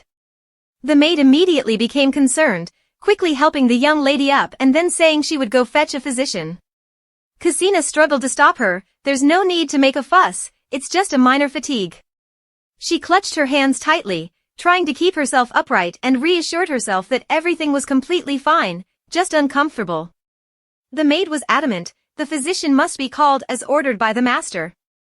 Even if it's just a minor issue, the physician must be summoned. Hearing Mion's order warmed Casina's heart a bit. He always cared about her down to the smallest detail. It might even be more comforting than some bitter medicine. Casina wearily told the maid, please invite the physician to my room. In her heart, Casina tried to reassure herself that nothing serious had happened yet. She was still managing, and it was far from over. She hoped time would slow down a bit. She hadn't cared before, but now she wanted everything to slow down. Please. Afterward, Casina went to her room and lay down on the bed to rest. The physician who examined her was the same one who had treated her in the south before. Only this person was willing to tell her the whole truth about her condition and was fair with all patients. He even left his work at the clinic to come here for someone like Casina who was on the brink of death. The physician reported Casina's condition after examining her. Health has deteriorated a little, but not much. However, even a small deterioration is significant, indicating that Casina's condition is progressing slowly. However, each outbreak increases the suffering. Casina thanked the physician for coming so promptly every time she had an attack like this. He asked her about her symptoms, and she recounted the recent symptoms she had experienced. The prescription had already been changed to a new one, so it was necessary to review the symptoms to determine if the medicine was suitable. First, Casina mentioned her vomiting condition and asked the physician, "Lately, whenever I eat something, I end up vomiting everything. Is it possible to avoid eating? I don't want Mion to see me in such a terrible state." He advised Casina, even with frequent vomiting, it is necessary to eat to sustain the body. Casina's condition is like a sandcastle, the waves keep hitting it and it might collapse at any moment. Therefore, it needs to be reinforced, even if eating causes painful vomiting, it is still necessary to maintain. Casina smiled wryly and asked, "Is it just a matter of paying attention to eating?" He mentioned many things. The physician looked at Casina, a young girl being gradually drained of vitality. He gave her this piece of advice, among those in similar situations, "If you want to live, I can help you, even if it's just for one more day. However, the prerequisite is that you must have the will to live."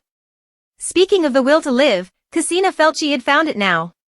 She was no longer living in the past with the Count's family or anything, but she had found a new world for herself. There, Mion and friends cared for her when she was ill. Now, she suddenly felt a bit of greed that she would be happy beside that man. Her work would become famous and well received. Casina would be renowned as a genius painter, with her paintings. At that time, she would have happy memories with Mion and part ways neatly. She told the doctor, "Don't worry too much. I don't want to make Mion feel unnecessary guilt." The doctor asked Casina another question, "Do you feel any particular pain?" Casina thought for a moment. She knew what he was referring to, which was the issue with her heart. It throbbed and ached to the point where she felt like it might burst, as if someone were squeezing it tightly. At times, Casina wished it would just burst to stop the pain. Of course, her mood was just like that. The physician nodded in sympathy. He had once experienced temporary blindness due to an artistic illness and shared the same feeling.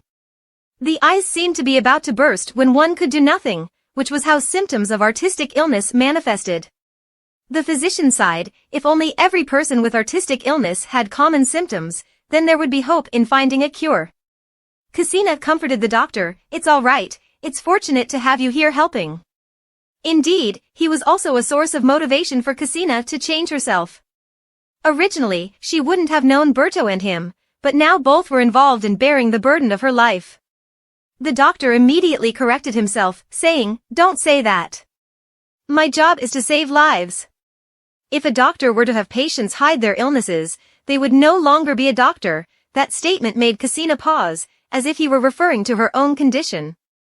In the past, she had to hide her illness from her family too. Casina gave a wry smile to the physician, self-deprecatingly, finding it ironic that now, at the very end of her life, she was still clinging greedily to life, a realization that came too late. The doctor kindly said, "It's nothing. You're a patient, so you don't need to apologize, and you have the right to pursue whatever you want, whether it's health or illness, at any time."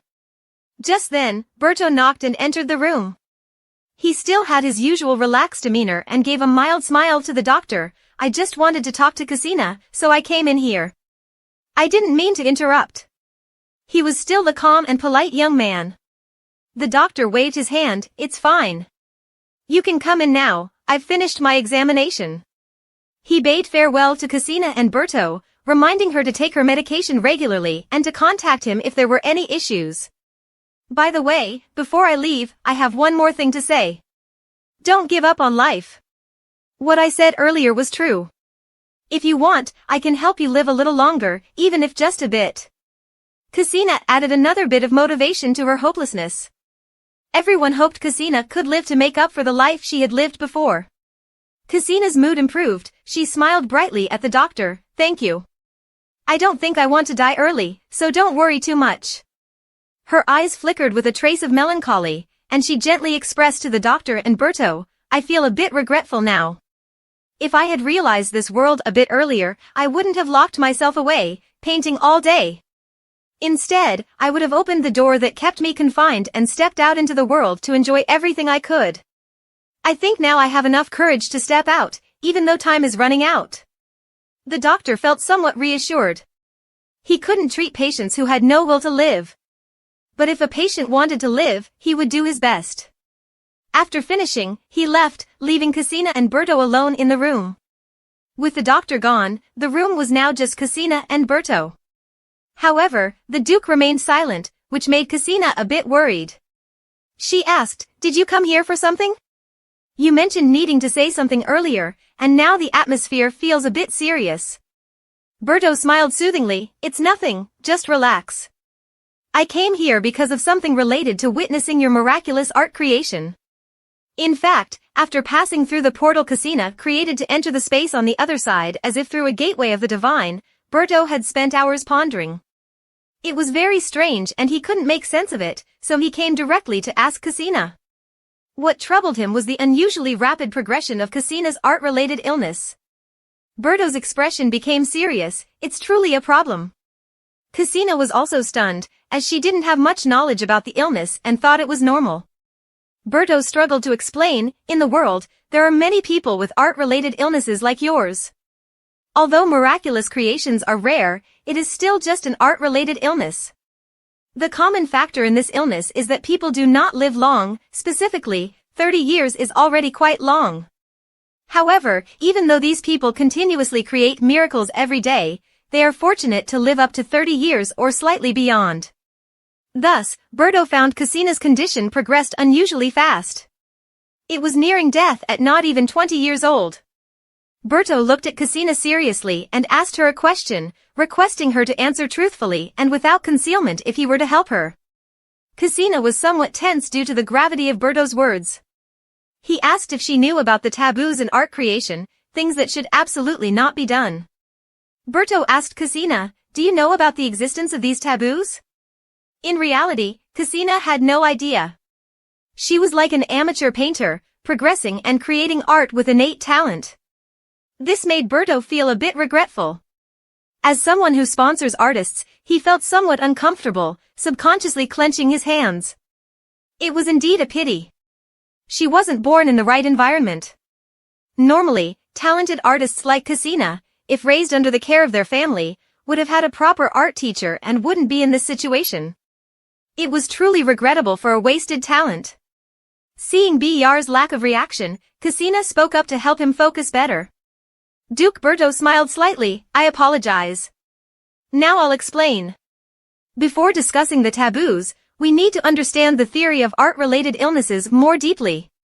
Generally, people think that having the talent to create miracles means one has an art-related illness, but more accurately, an artist must pay a price for the miracles they create. Because even with talent, miracles have limits. For example, Berto, while his flute can heal, it cannot cure those who are severely ill and near death or those who have lost hope or are suicidal. That is his limit. However, some people may break this limit by paying a price, which is called an art-related illness. And of course, it is a taboo."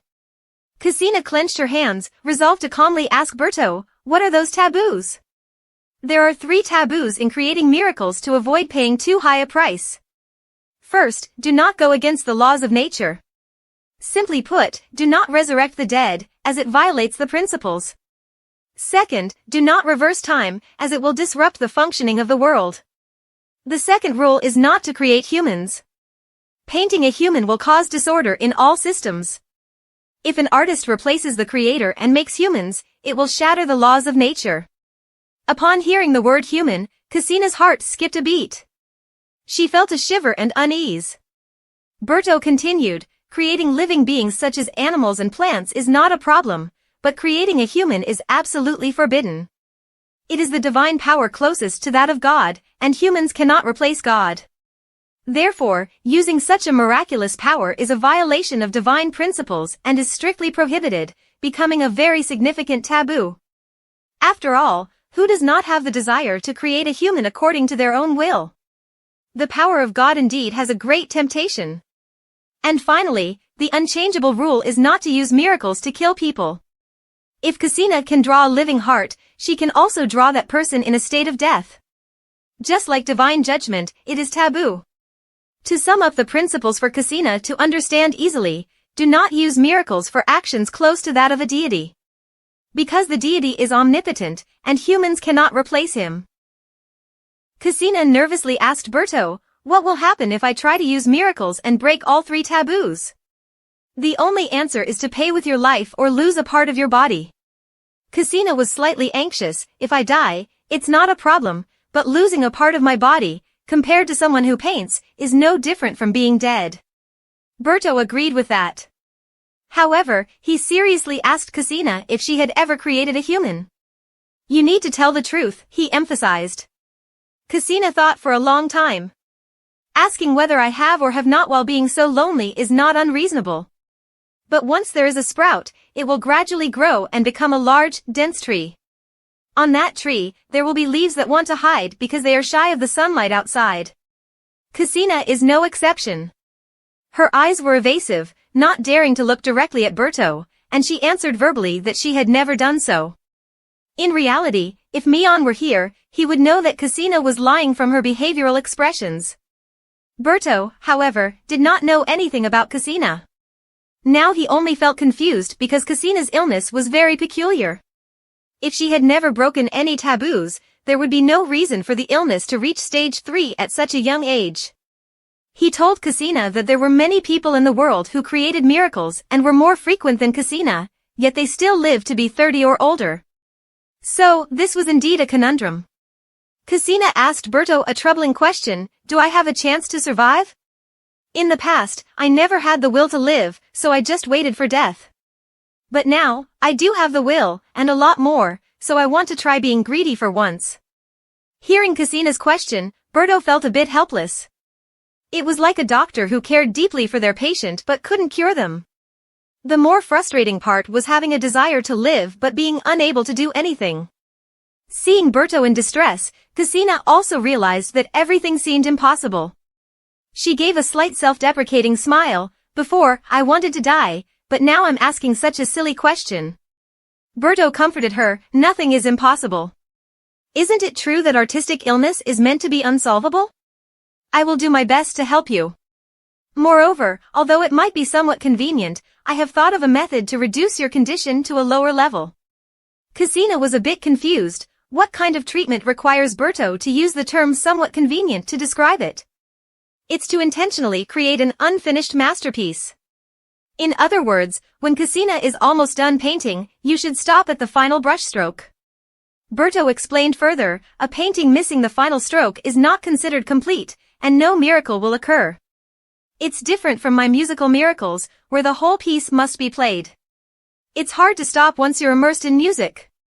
So, for the painting miracle, just try to control yourself to stop at the final stroke." Cassina was skeptical. "Indeed, if I stop at the final stroke, it will be an incomplete painting, but is that okay?" Berto assured her, "Cassina, you are a talented artist. Even if a painting is missing a stroke in your eyes, for the audience out there, it is already a masterpiece." He extended his hand to save Cassina's fate. "I believe that if it's you, you will surely make it. If Cassina gives me a painting missing a stroke, I will make sure it becomes famous as expected." Looking at that strong hand, could she believe it? Or rather, did she feel insecure about herself and did not dare to take the bet? But it seemed that there was nothing left to lose. Cassina placed her slender hand into Biyar's large hands. It was not as rough as Mion's from wielding a sword, but it had a sense of serenity. "Although there is not much time left, I still hope you can help," Cassina said. She smiled sincerely, making Duke's heart race, his face flush red, and his heart beat fast. Seeing Berto in a daze, Cassina called out to him to bring him back to his senses. He composed himself and reassured Cassina, "Even if you have an artistic illness, there is no law that forbids us from treating it." Didn't Cassina already try to break down the walls that confined her? The light you see every day is a result of your own efforts. So, why not look further, care about what you want, and strive to complete it? We will go together. I will be with you to the end and happily walk alongside you as friends. Of course, I don't intend to protect you excessively, but to some extent, just let us know what you want, where you want to go, and how you want to do it, and we will help you as friends." Berto spoke with all his sincerity from the bottom of his heart, leaving Cassina a bit embarrassed. Outwardly, she laughed it off as overly grand, but in reality, she was already deeply touched. She had someone she loved and a friend like Berto who was always by her side. After the conversation with Berto, Cassina felt much calmer. She often sat on the balcony to relax her mind after a long, stressful day of work. Moved by the scene, gazing at the moon, she thought about Duke Mion and wondered how he was now. Had he set off yet? Perhaps he was in too much of a hurry and couldn't bid her farewell. Not wanting to dwell on him too much, and with limited time left, Cassina decided she needed to write down the additional things she wanted to do. For Cassina, everything now is precious. She has a friend like Berto, someone who cares and loves her, and a space to paint freely. Next, she thought of giving a gift to her beloved. The image of Duke Mion immediately appeared in her mind. She planned to cook him some delicious dishes, pack them in pretty boxes, and give them to him while he was on his campaign. Then came the thought of Duke Mion's hugs. Oh, how smitten she felt! Cassina quickly erased the 18+ images from her mind. She realized she was getting carried away and needed to slow down. Since Cassina was sitting on the balcony, she wasn't aware of what was happening inside the room. Mion had been watching her for a while. Earlier, after knocking on the door several times without a response, he had rushed in, thinking something might have happened. To his surprise, he found Cassina diligently writing something, looking serious, then pulling at her hair and hitting herself in a way that was both pitiful and incredibly endearing. Mion felt a sense of satisfaction seeing this. She was undeniably adorable. But then Mion was startled by his own thoughts. He couldn't believe he was thinking such beastly things. Seeing Cassina lost in thought, Duke Mion walked in and asked, "I knocked on the door several times, yet you didn't respond." "Cassina, what's going on?" Cassina quickly stood up to apologize, saying, "I was just lost in thought." She then asked Mion, "Have you returned or are you about to leave?" Mion was there to inform Cassina that he needed to scout deeper into the forest before the official campaign began. The Duke added, "Since I'll be away for a while, I wanted to see you before I left. I noticed you didn't look well earlier, so I was a bit worried." Cassina smiled faintly to reassure him, "I'm a bit tired, but I'm feeling better after resting. The doctor has checked me too." Mion was relieved to hear she was okay and wanted to ask more about her condition but suddenly remembered Berto had mentioned that Cassina didn't want to reveal too much. Was there something she was hiding? Mion found it difficult but tried to control his feelings. He clenched his teeth to maintain his composure and awkwardly adjusted his words, telling Cassina to rest well and not overexert herself. "If you need anything, let me know." Cassina smiled brightly and obediently listened, also reminding Mion to stay safe and come back. They parted like a couple saying goodbye, with the man heading to the battlefield and the woman reluctantly watching him go. The night sky was beautiful and bright but felt lonely. Cassina felt a tinge of sadness as he left, knowing her time was limited. Cassina asked Mion, "When will you return?" Her small, elegant voice carried a hint of regret. Mion hesitated, intending to say he'd be back the day after tomorrow but quickly changed his answer when he saw Cassina's hopeful eyes, like a small, expectant stray cat. It made Mion struggle to control his emotions, so he said he would return by noon the day after tomorrow. As soon as he said this, he mentally chastised himself, wondering if he would even make it by then. He realized he had spoken impulsively. Unexpectedly, the Duke's rash promise actually made Cassina very happy. She could look forward to seeing Mion again soon. The fairy smiled softly like the bright moon, gently promising, "I will wait for you." Mion was haunted by the thought of the little girl. The next day, his subordinates had a terrifying experience due to their master. In the northern forest, surrounded by snow, there was no trace of green or life, only a blanket of white. The northern forest was notorious for its monsters during winter, and traveling through it was difficult. Mion led his cavalry through at a gallop. Though they were on a scouting mission, not a race, he was pushing hard because of his promise. An aide reminded him, "Duke, you're moving a bit too fast. We still have plenty of time, so we don't need to rush."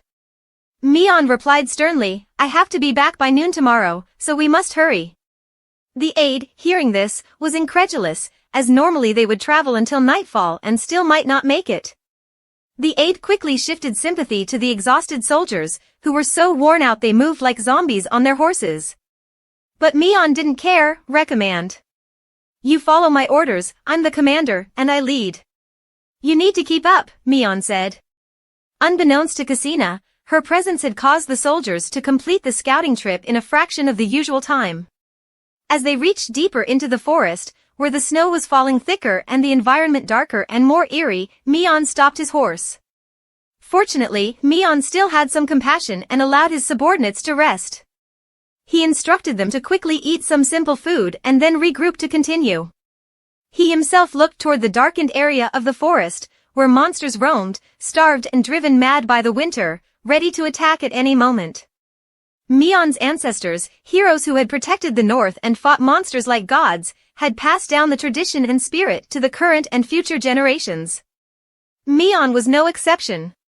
For him, this was a duty, a mission, and a responsibility to protect the people of the north. Now, it had an added weight. He had the little girl to think about. Thus, Duke Mion's thoughts were on returning to embrace Cassina tightly after the campaign, just as she had asked, but in good health. He was determined to bring back plenty of Hazan. Meanwhile, the little girl in Duke Mion's heart was standing in front of the mansion, waiting for her husband. Her gaze was fixed on the gate of the mansion. Although she knew Mion would return the next day, waiting for the one she loved was a form of happiness. Cassina wrapped herself in the velvet scarf Mion had bought for her. As she was waiting, she heard a voice behind her. It was the doctor who had examined Cassina in the south and had come to stay with her through the winter to monitor her health. He teased, "Cassina, why are you standing here? The Duke won't be back until tomorrow." Cassina smiled awkwardly and pretended to say, "Actually, I'm just taking a walk."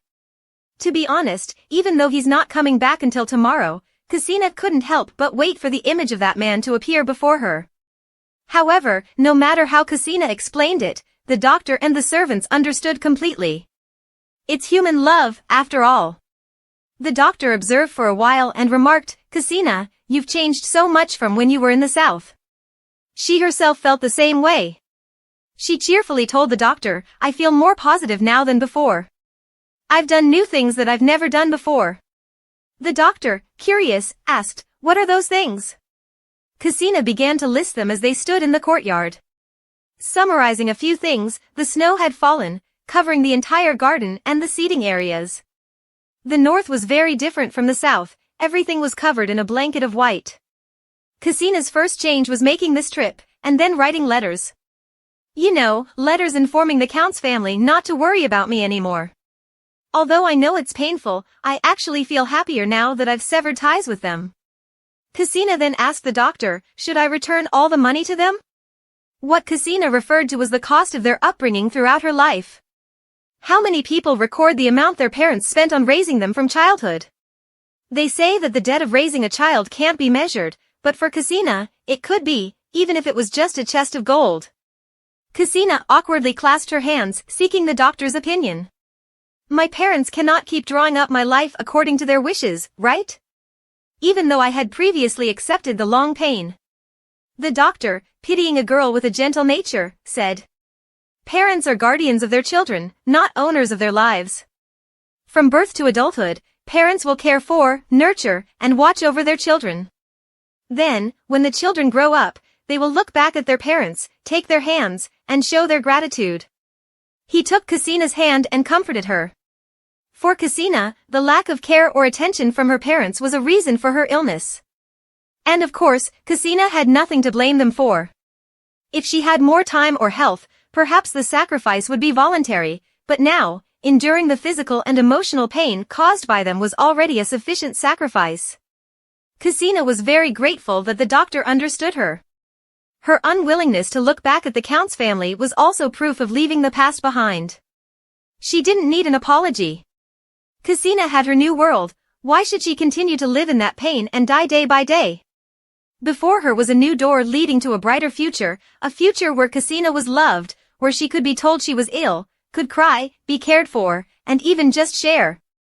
So she decided to walk through that door. Although there was a bit of regret about dying now, she would live according to the glory. She would return to the Count's house with the money she earned from painting, so they would know that what they discarded as trash had become renowned worldwide. For Cassina, spring had truly come, even in the middle of the snowy season. Meanwhile, back in the distant northern mountains, Mion was commanding the troops for reconnaissance. At the same time, today's second objective was to destroy the Haida deep inside and, of course, to search for Hazal for Cassina. The group began to gather and listen to Mion's orders. The commander's orders are, first, go as deep as possible, mark the territory, dangerous areas, and possible resting spots for future expeditions. Second, destroy as many Haida as possible. Maintain formation to launch the attack, Mion reminded. Target the Haida's Achilles tendon and unprotected abdominal area. Only aim at those two spots, and don't hit other areas. However, as the Duke and a commander, I emphasize that if you encounter danger, immediately protect yourself. Everyone here has families at home.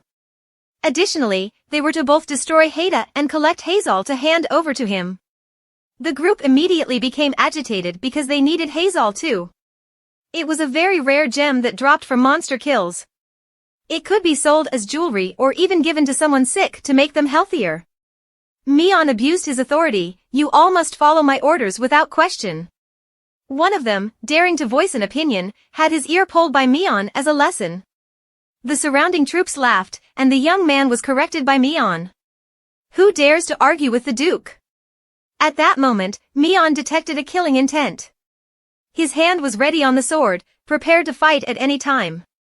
As the saying goes, speak of the devil and the devil appears. A Haida with a tough shell and horns appeared before them. It was large, sturdy, and terrifying.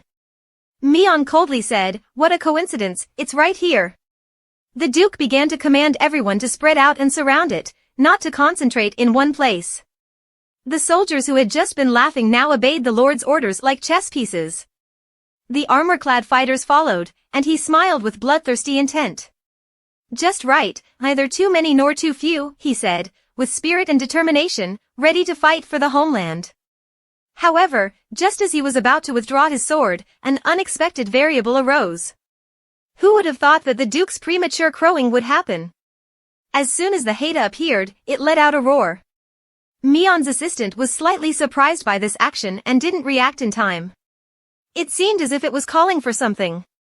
As soon as it was mentioned, an earthquake began, with severe aftershocks that seemed like they might collapse the area. Mion remained steadfast in front of the Haida. A soldier was on high alert, surveying the surrounding situation due to the strange and violent tremors. His sharp gaze swept across the legion. They were now like prey being hunted in the middle of a snowy forest, plump and fragrant. The sword began to tremble as too many Haida appeared at once, like an army. They were pleading for their captain to come to their rescue. They had families at home, and with so many enemies, they couldn't fight them all. The captain, in their view, was currently fighting fervently. After finishing off a Haida, Mion grinned excitedly like a demon immersed in blood. As long as there were magical beasts here, he was ready to take them all on. The legion was in panic as they were surrounded by many fierce Haida. Mion was also surprised. Although they seemed mindless, they could call for their pack, block attack routes, and push everyone into the center like eggs in a basket to gradually eliminate them. But the more, the better. It had been a long time since he had felt such excitement. Any Haida that came near Mion fell, lying in pools of blood, their bodies hardly recognizable. Mion shouted, rallying the troops to maintain a combat distance, stay focused, and not turn their backs on the enemies. "It's not as hard as the first time we fought. Thanks to Cassina pointing out and finding the weak points," he said. "Everyone, immediately target the weak points as mentioned earlier. Don't panic or slash aimlessly, and everything will be fine." At this moment, a soldier shouted a reminder, "Captain Mion, be careful. A Haida has circled around to the rear."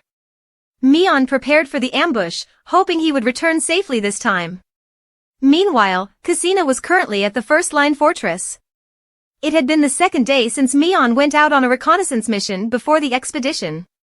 Although she knew he would return to the manor to see her, the feeling of waiting made it better to come here. The steward was instructed by the Duke to take care of the young lady. As he helped her down from the carriage, he kindly reminded her that she could go inside to rest. If she felt tired or unwell, she should inform him immediately. Cassina smiled ruefully, genuinely feeling embarrassed for bothering the steward. She wasn't of much help here but couldn't wait any longer. Just as they mentioned the Duke, the disaster that the Duke was pursuing appeared. The alarm bells rang loudly throughout the walls. Observing soldiers reported that a large group of Haida was gathering here and attacking straight to the walls. The steward urgently asked the young lady to go inside and wait, doing nothing, while he went to assess the situation. Ksina didn't stop him and agreed. The situation was very urgent. The soldiers were sweating profusely. The reconnaissance team sent to the front lines were the best, including the Duke himself. They were just the small soldiers defending the fortress and could not hold off the Haida until the Duke returned. Ksina was also caught up in the battle situation. The pain of the contraction came at this moment. She tried to reassure herself that everything would be fine and focused on the immediate situation. She was certain that if nothing was done, Mion might not return in time. Ksina clenched her fists. What if Mion didn't return in time? She had to help him. If only there was more time now. Surely he would make it in time, right? At this moment, an urge directed Ksina toward the drawing box. Although she hadn't thought of it initially, something seemed to be calling her like a trance. Staring at the drawing box, her heart raced. In her mind, one thought dominated: if it's a drawing, it might be possible. Her eyes were hypnotized. She thought among the drawings she had recently made, there seemed to be a Haida even though it wasn't finished. Struggling to get her bag out, the chaos outside only heightened Ksina's agitation. She dumped out the paint and sifted through the drawings. The item she was searching for finally emerged. The Haida she had sketched before still had one version and was incomplete. If she painted the eyes now, would it come to life and be controllable? However, Ksina still had some rationality left. She considered her health and feared that summoning again might worsen her condition. Would she be able to wait for Mion to return? Ksina's mind was spinning, resembling the symptoms Berto had warned about. The one who creates miracles would become increasingly deranged, as if hypnotized and out of control. Just adding one more line to the eyes would complete it, but Ksina still felt something was missing. It lacked something to make the drawing perfect. Suddenly, a thought crossed her mind: use her own blood and flesh as the painting medium to make the masterpiece. Ksina bit her lip. She didn't seek perfection, but it was enough to create a strong Haida to help Mion. The entire city was in full defense mode. The cannons were loaded, and the archers and gate defenders were ready. However, the strength of the Haida was overwhelming. With a dozen of them, it was essentially impossible to hold them back. The steward ran up to the top of the wall, anxiously asking, "What's the situation? Have the carrier pigeons been sent?" The situation was dire. A group of soldiers couldn't hold their ground and were just trying to keep the gate as long as possible until the Duke returned. The pigeons had been sent, but due to the urgency, there was no response. They feared it might be too late.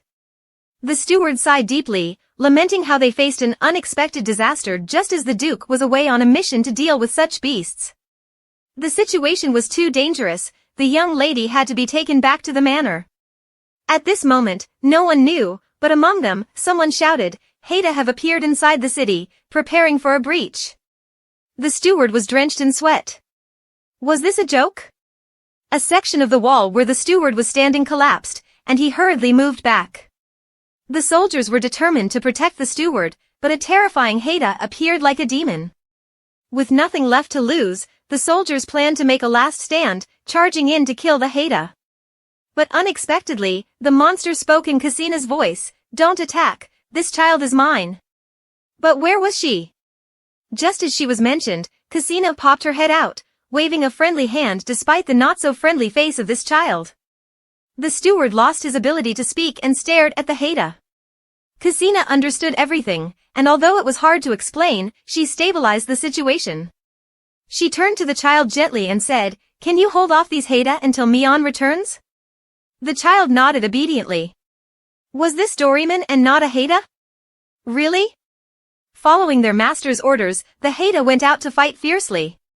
The strength of the Haida was immense. Their massive bodies smashed through the walls as they went outside. Each heavy step caused the ground to shake violently. It roared, showing its sharp fangs and killing intent. Animals always communicate in their own way, and Haida were no exception. They felt alarmed when faced with a stronger opponent and halted their steps. The steward's mind hadn't processed the information yet. It was somewhat hard to believe, and he suddenly noticed a long scratch on the young lady's hand, bleeding. He worriedly asked, "What's wrong, miss?" Cassina tried to hide it, pretending it was just a light scratch. She excused it by saying she had only tripped a little. The loud noises around them were pounding in their ears, so they decided to discuss the battle later. Cassina turned to observe the child she had created fighting the Haida monster. Currently, it was fighting its own kind, extremely vigorous. It bit, roared in waves, as if it was the only one on this mountain. The others had disappeared.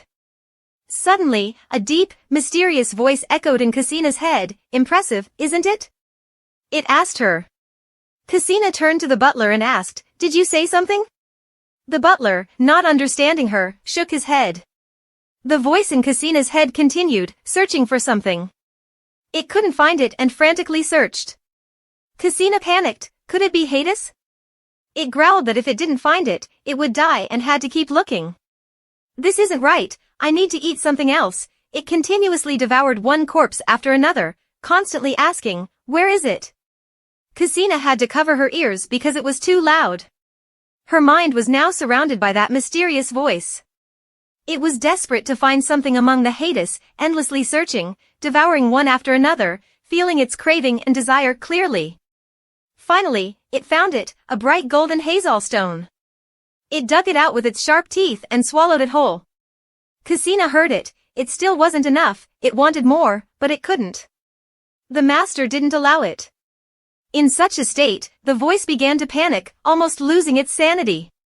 A guard was surprised to see the monster eating its own kind.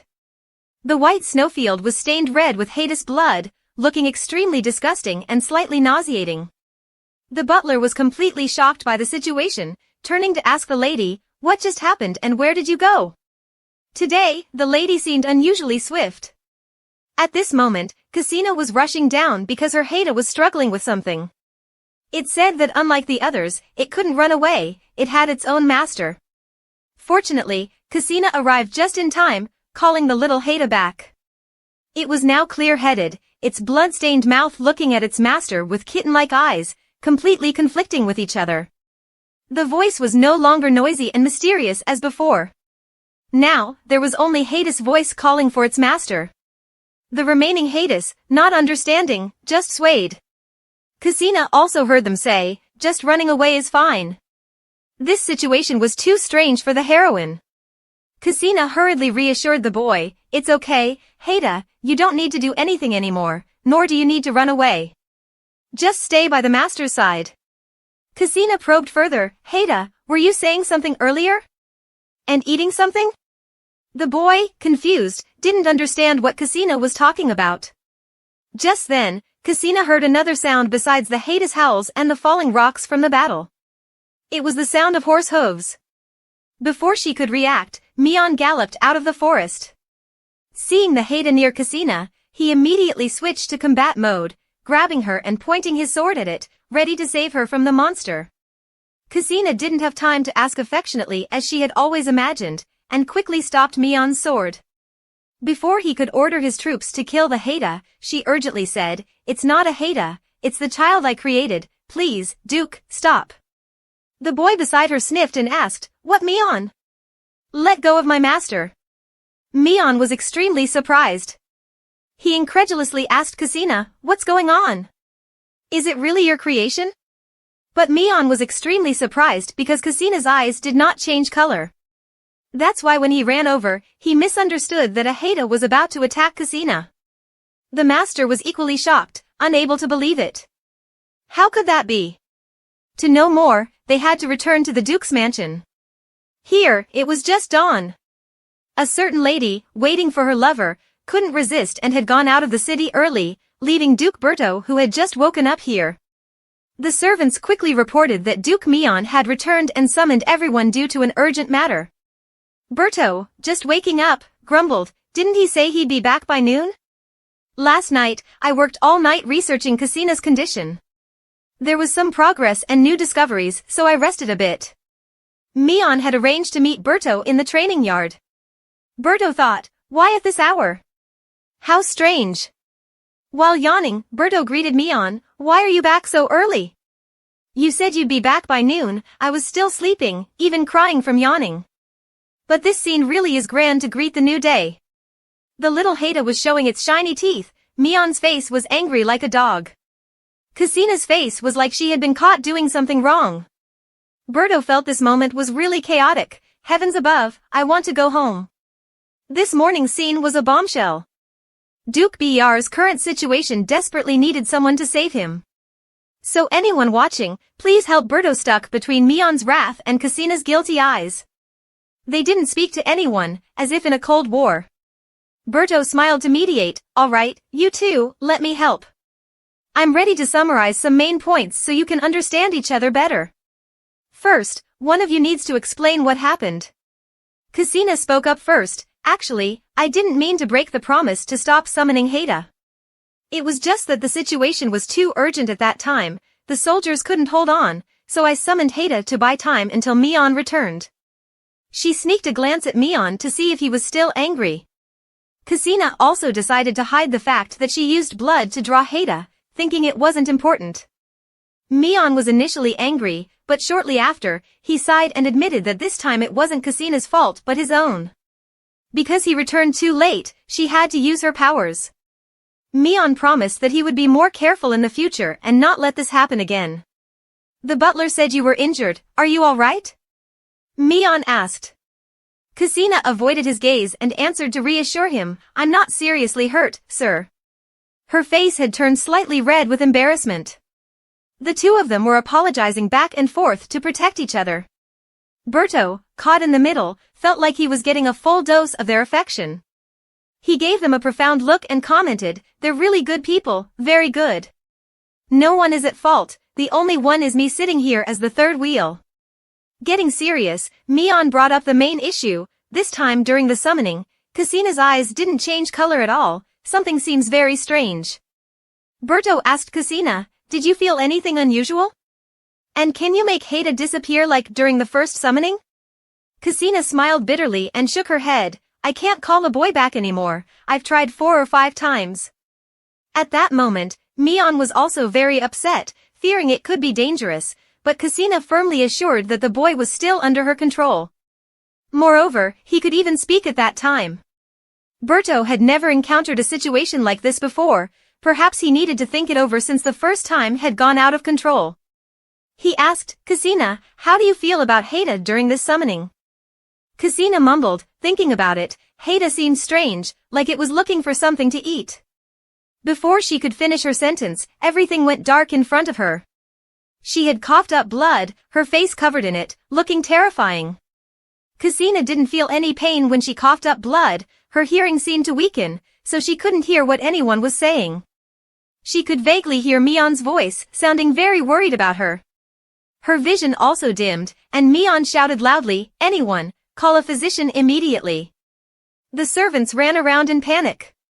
He turned to hold Casina tightly, his face full of fear. He was afraid she couldn't hear him and would drift away. Casina now felt pain, breathing hard and speaking intermittently, holding her chest in pain without making a sound.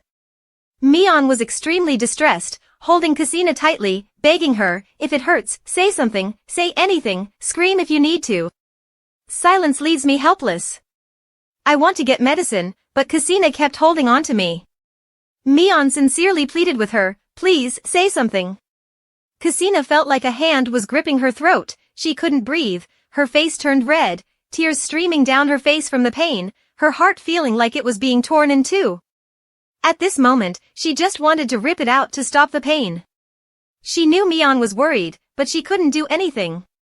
When he begged her to speak, cry if she needed to, or scream, Casina looked at Mion with pleading eyes, her lips moving, it hurts so much, really hurts. I don't want to die like this. Mion's heart felt like it was being pierced by 1,000 arrows, it was excruciating. He held Casina tightly, giving her everything he could, if it hurts, cry, scream, don't hold it in anymore. You won't die, I won't let that happen. Casina listened, her eyes filled with tears, soaking Mion's shoulder. She cried and screamed that it hurt too much, unbearable, it hurts so much, Mion. Everyone there witnessed her pain exceeding her limits, but they couldn't do anything. Mian whispered in her ear, "The doctor is coming soon. Just hold on until then, and the pain will stop. Just a little longer, and the pain will be gone." The room was filled with Kasina's screams and Mian's gentle reassurances. It was a scene of helplessness and heartbreak. Because of the intense pain, Kasina fainted, her body completely exhausted.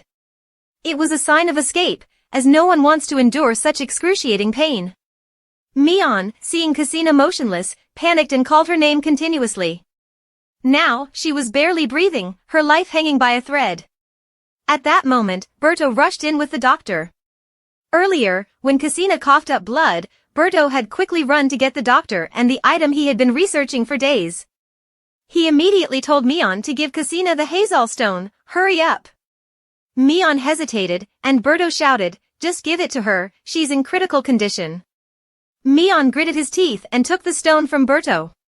The Duke squeezed it tightly to let its warmth spread quickly. Miraculously, as Kasina absorbed the stone, her breathing and complexion improved somewhat, no longer as frightening as before. Mian asked the doctor, "It seems she's stabilizing, right?" The doctor suggested everyone leave the room so he could examine her thoroughly.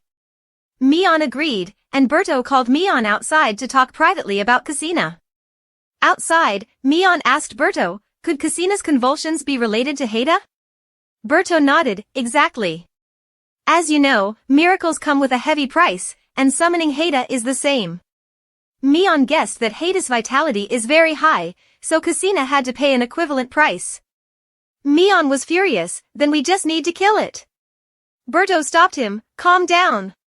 After all, the miracle has already happened, and they are life forms created by Kasina. She has control over it." Mian gritted his teeth in anger. Kasina was in so much pain, and all I could do was watch. The helplessness is unbearable. Berto, excited, said, "It's not certain you can't help. Maybe there's a way." Mian didn't understand Berto's ambiguous statement, and Berto explained, "Look at what happened earlier. When we gave Kasina the Hazal stone, her condition improved. Maybe the Hazal stone can cure the art disease." In recent days, while Mian was scouting, Berto had buried himself in researching the Hazal stone, noticing that Kasina's condition improved slightly when she held it, and positive changes began to appear. The power of the Hazal stone was extraordinary, and it even resonated with the art Berto created. It complemented the lost magic. Upon hearing that Kasina had summoned Haida again and it was still alive, Berto thought it was related. He also heard from soldiers that during the battle, Haida had eaten its comrades. Mian interrupted, "The corpses it ate weren't ordinary, they had Hazal stones in them, right? If that's true, the power connecting Haida and Kasina had already been severed, replaced by the power of the Hazal stone." Mian realized the problem, so, as long as we have the Hazal stone, the price Kasina paid for creating the miracle can be compensated, reducing the art disease. A glimmer of hope appeared at the end of the tunnel. Kasina might have a bit of hope. Berto wasn't sure but offered some comfort to his friend. He said, "If we get more Hazal stones, we might be able to research it." Hearing this, Mian felt hopeful. "All we need is the Hazal stone? Don't worry, it's early winter, the beasts will become frenzied and come out of their dens, some of them very large, including Haida. Judging by its size, one Haida might be enough, or I'll hunt more." Mian grinned wickedly, "Even if I have to sweep the entire north clean of beasts, I'll bring back the Hazal stone for Kasina. All for her." After that, it had been more than a week since Kasina had coughed up blood and fainted. The Haida she had created remained unchanged, not disappearing at all. Kasina felt better than ever. For the past week, she had been kept in the highest state of security. That man had been by her side 24/7, not leaving her for a moment. She had been spending her time wandering around the room, walking, and painting. Of course, these activities still made Kasina feel good, especially since Mian had given her the Hazal stone, making her sleep less painful. It seemed that all her comfort now was thanks to Mian, wasn't it? He truly was a gift from God to her. Because she was lost in thought, Kasina accidentally completed the last brush stroke, finishing the painting. She felt very guilty because she had promised Berto that she would not finish any painting to prevent her condition from worsening. The painting she had made was of a starry night sky and butterflies, just like the view from her room every night. A blue butterfly was dancing under the moon, very beautiful and enchanting. Ksenia sighed and smiled wryly. It's already done, nothing can be done. She put down the brush. Today, she decided to go out for a walk. She slowly made her way to the windowsill, where the warmest light was. Ksenia opened the window to let the butterflies fly out of the room. They freely poured out. She wished she had butterfly wings so she could be as carefree, enjoying everything and disappearing after a few hours. The air today was fresh, the sky clear, and combined with the butterflies, it was very beautiful, perfect for a walk. She wondered how long these butterflies would last once they left here. While admiring the butterflies, a sharp gaze swept over, giving Ksenia goosebumps. It was Mion standing there looking at her, very annoyed. She had to emphasize it 3 times. Ksenia immediately retracted, closed the window, locked it, drew the curtains, and sat back down on the chair. Her chest pounded. Oh no, he saw it. His face earlier clearly showed anger. She didn't mean it.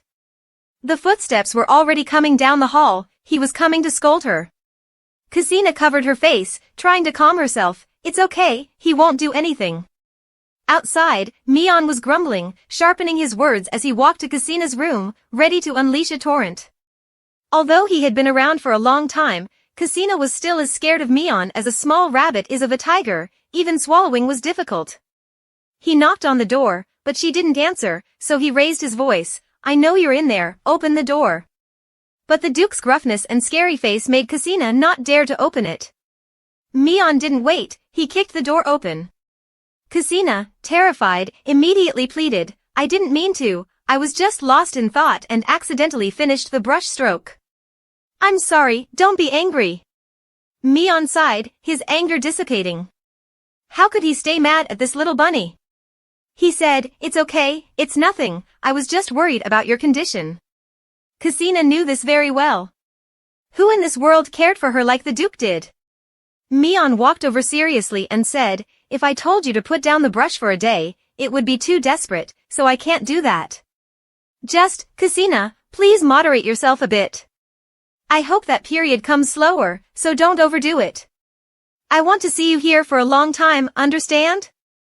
The image of the grumpy Duke completely shattered, Ksenia was no longer afraid. This man was always gentle with her, so much that her heart seemed to be completely conquered.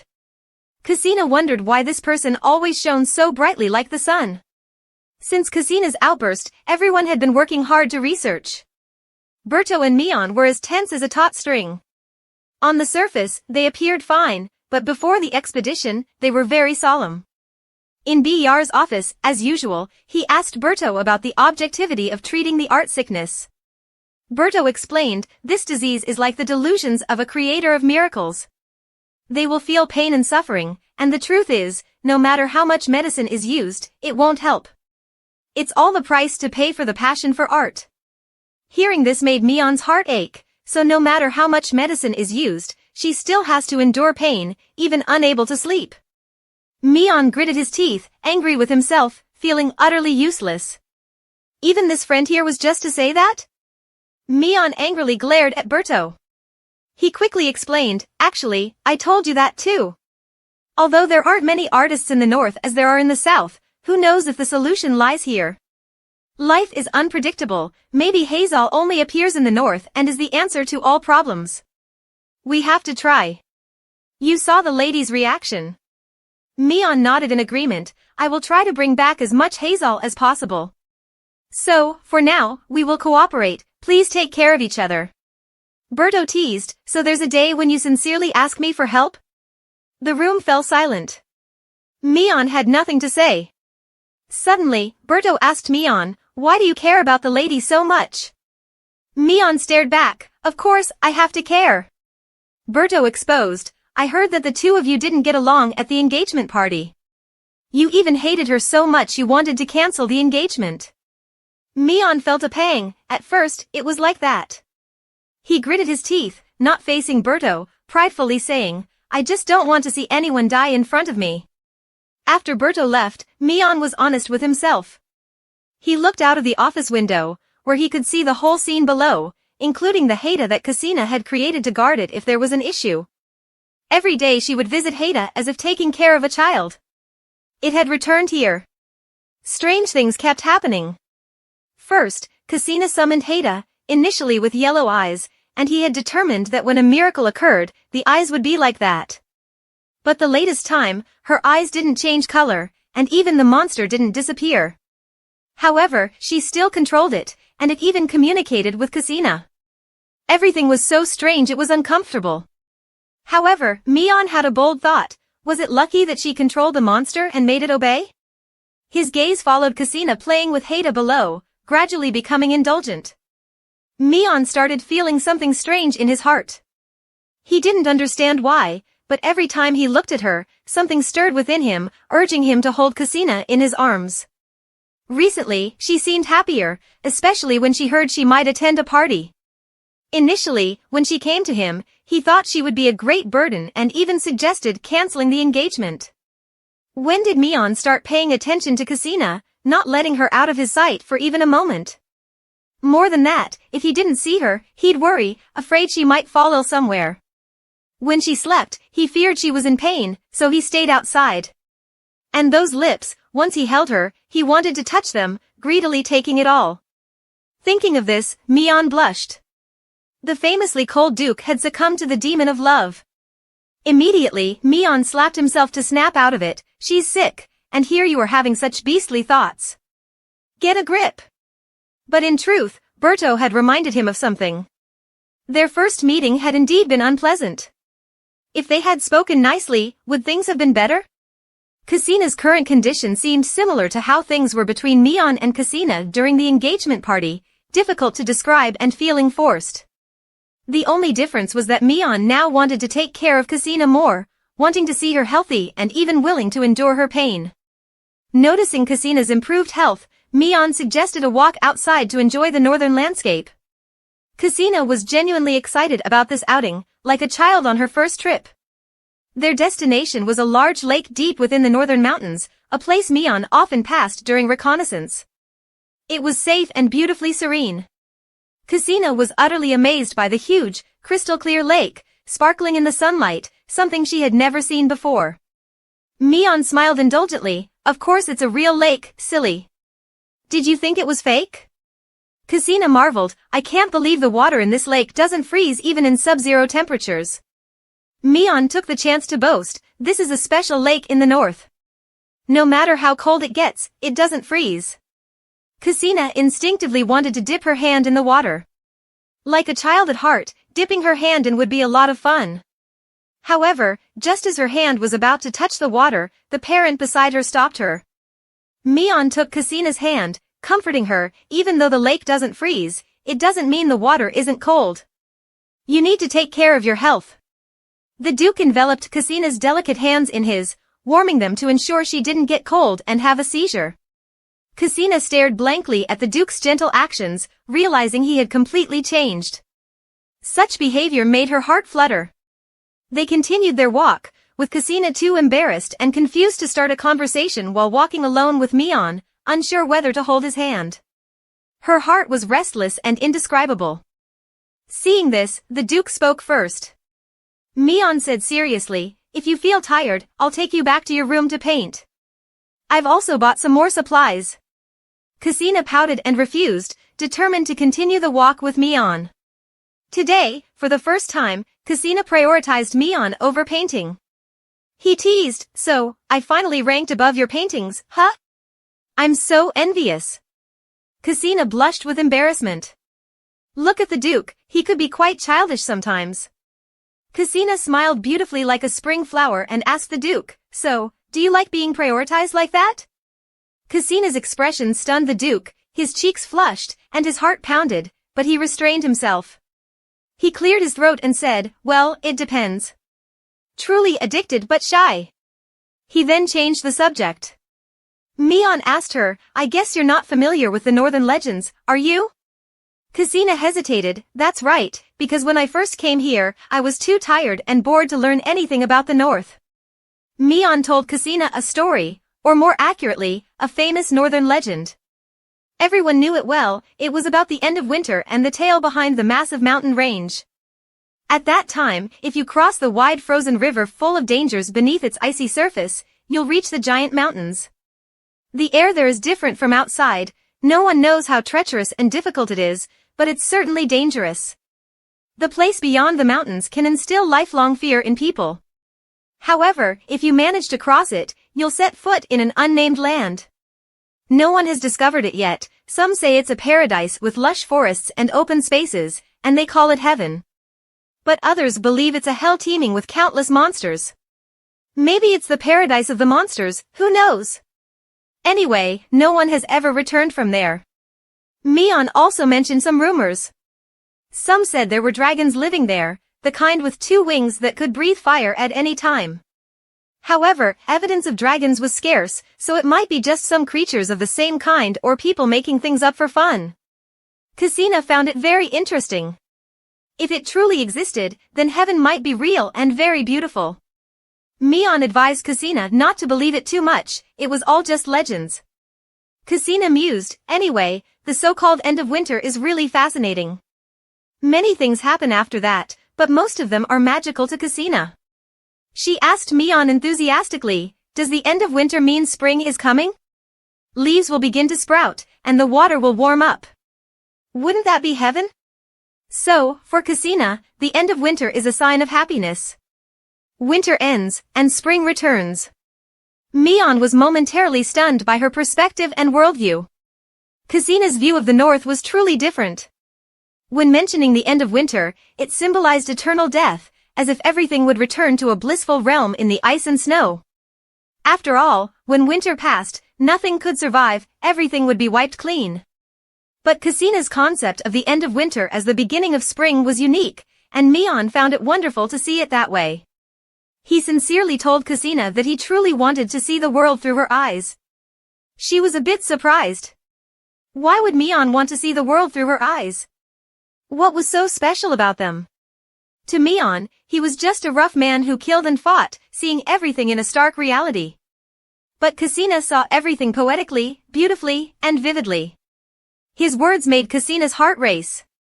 This was the first time someone had stood in her shoes to understand, not for anyone else. She placed her hand over her heart, starting to understand a little. Something had changed here, something that was once faint had now grown stronger. Mion kept gazing at Cassina with deep affection, as if it was the first time the Duke had felt such a strange sensation towards someone. It was the desire to pamper her, to give her the whole world. As they were walking, Cassina suddenly stopped. She had a small gift for Mion as a token of gratitude. The weather here was breezy, truly perfect for a confession. Cassina rummaged through her pocket and handed Mion a piece of paper. It was something she had prepared for a long time to surprise him. Holding it, he guessed it might be a drawing, and indeed it was. Mion asked Cassina, "What is this?" On it was a simple, modest drawing of a potion bottle containing red liquid. Cassina explained, "This is a type of medicine."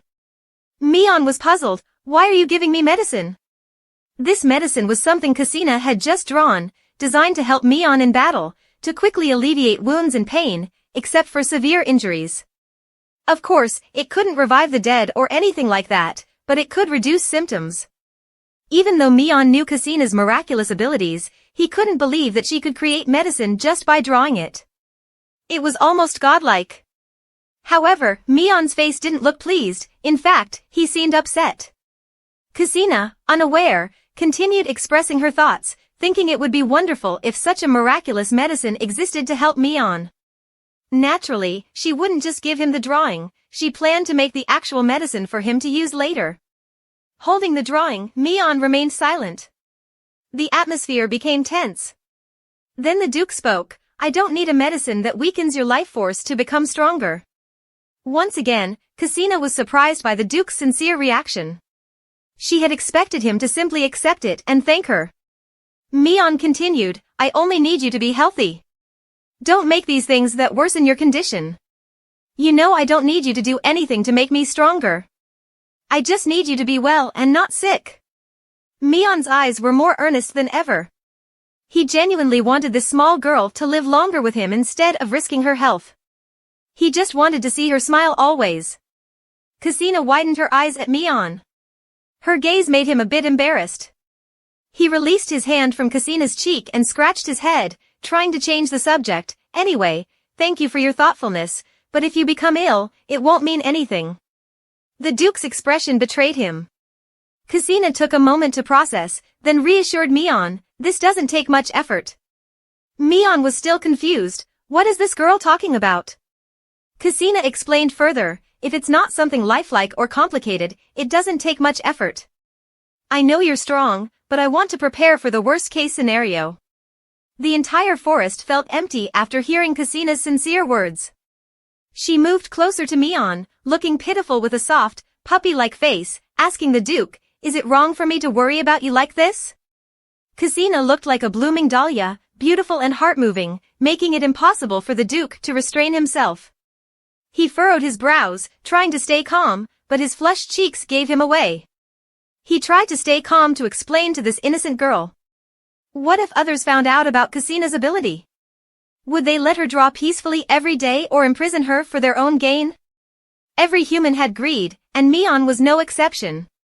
Ksina understood Mion's point better than anyone. She fell silent, recognizing the endless greed in people, especially for things like health and life. But Ksina reassured Mion that she would only give it to him, no one else, so it would be fine. Mion felt a headache coming, holding his forehead. It's true that you only give it to me, but if I'm not careful and the soldiers find out, it would become a huge problem for you, Ksina. What would you do then? Mion wasn't trying to scare her, it was the truth. He couldn't even trust anyone in his own core. The small girl bit her lip, the thought of the soldiers finding out had never crossed her mind. Feeling a bit wronged for wanting to help Mion but inadvertently becoming a burden, she whispered tearfully, because I'm used to having Mion around, I don't feel scared and didn't think about it. I'm sorry for making you worry so much. It was because she didn't think she would cause such trouble. Mion was stunned, it seemed she misunderstood something again, but why was Ksina blushing? He couldn't see her expression clearly because she kept her head down, her hands trembling, trying to suppress her emotions. Mion was startled, realizing he had spoken harshly and hurt her feelings. The Duke quickly adjusted his tone, taking her hand to comfort her. It's not that I find you troublesome or a burden. I just want you to be safe and healthy and to smile like you do now, so please don't misunderstand me. Ksina was astonished, her eyes fixed on the image of the Duke tenderly comforting her. He spoke each word clearly, to me, you are not a bother at all. So, feel free to bother me as much as you like. I don't dislike you. The emotions between the two seemed affirmed by the heavens of the north, a gentle breeze drawing them closer. For Mion, Ksina had indeed been quite bothersome before. The first time he came here, he even considered canceling the engagement to get it over with, given the Duke's notoriously disdainful nature towards caring for others. But somewhere along the way, every action of Ksina started to catch Mion's subconscious attention uncontrollably. Whether she laughed or cried, he would unconsciously wonder if something was wrong, if she was hurt or interested in something. If she couldn't sleep, he would want to comfort her, even offering to stand guard behind her to fulfill her every wish. Since when had Ksina become one of the first names Mion thought of when he wanted to conquer or build the architecture of a mansion? The Duke himself thought of this girl first. She had transformed a cold, aloof Mion, who hated caring for others, into someone different. Now, he only wanted to care for Ksina. Mion gently touched her slightly cold cheek. Now, he was clear about his feelings. He sincerely asked the girl before him, Ksina, do you dislike me? Finally, the Duke gave in to his confession because he understood himself, and there was no need to hide anymore. The warmth he felt from his hand stroking her cheek was gentle and comforting. This man was its owner. She liked those hands that had been there to shelter her every day for 6 months, making up for her entire previous life. Ksina smiled happily, giving Mion an answer, I don't dislike you, Duke Mion. The answer was a bit vague, simply stating she didn't dislike him, but the scales of love had long tilted more towards Ksina. Mion was satisfied with the answer, fortunate not to be rejected. In the midst of their deepening affection, a sudden purple butterfly appeared. It fluttered around them, surprising Ksina. She hadn't expected butterflies in winter. The butterfly continued to flit around them, as if solidifying the budding love between them. Mian explained, this lakeside area often has butterflies. They're unaffected by weather. The scene became more enchanting than ever. To Kasina's eyes, it was genuinely beautiful, prompting her to exclaim. Mian was glad Kasina found it beautiful. He wanted her to be carefree like this. Excited, Kasina vowed to come back and paint here next time. She wanted to capture this earthly beauty forever, alongside Mian. The Duke wholeheartedly indulged his little girl, promising to return. The lake reflected the shadows of two people enjoying a peaceful stroll, hand in hand, sharing warmth. Hopefully, their next return would still be as two of them, not a solitary figure. Upon returning from their stroll, Kasina prepared for the party Mian had mentioned earlier. However, Berto did not join. He asked Kasina to paint a gate leading straight to the capital in the south. Regretfully, she asked, "You don't want to join the party?" Berto replied, "Not really. I want to, but with this schedule, it's better to make Kasina's painting famous sooner rather than later." Thus, Berto decided to skip the party and head straight to the capital. After finishing the final stroke, Kasina announced to him that this gate would lead to a deserted street, so there would be no issues. Berto bid her farewell and left, promising to ensure Kasina's fame. Kasina waved him off with a cheerful smile, like a close friend bidding farewell. After the door closed, Kasina felt a sense of emptiness, not quite sure why. It seemed her strength was waning. Where she lightly brushed her fingers, she felt nothing. No matter how much energy she used, there was no sense of heaviness. Previously, after finishing a miracle, she would immediately react, feeling pain, discomfort, or even breathlessness. Now, perhaps due to becoming accustomed to the pain, it reached a point of numbness. Kasina was enduring so well that she became emotionally numb. Moreover, her efforts to forget sorrow from a young age had led her to immerse herself in uncontrollable painting, ignorant of the taboo. Only when Berto spoke those three things did she realize she couldn't imagine what it meant to be taboo. The three taboos were, not reversing time or healing the dead, not creating humans, and not killing humans with miracles. She reminded herself that everything would be fine, and things wouldn't progress as quickly as she wanted. Now, she continued to paint. Kasina's daily activity is painting. Although she promised not to achieve wonders with the method Berto instructed, simply finishing the final stroke sufficed.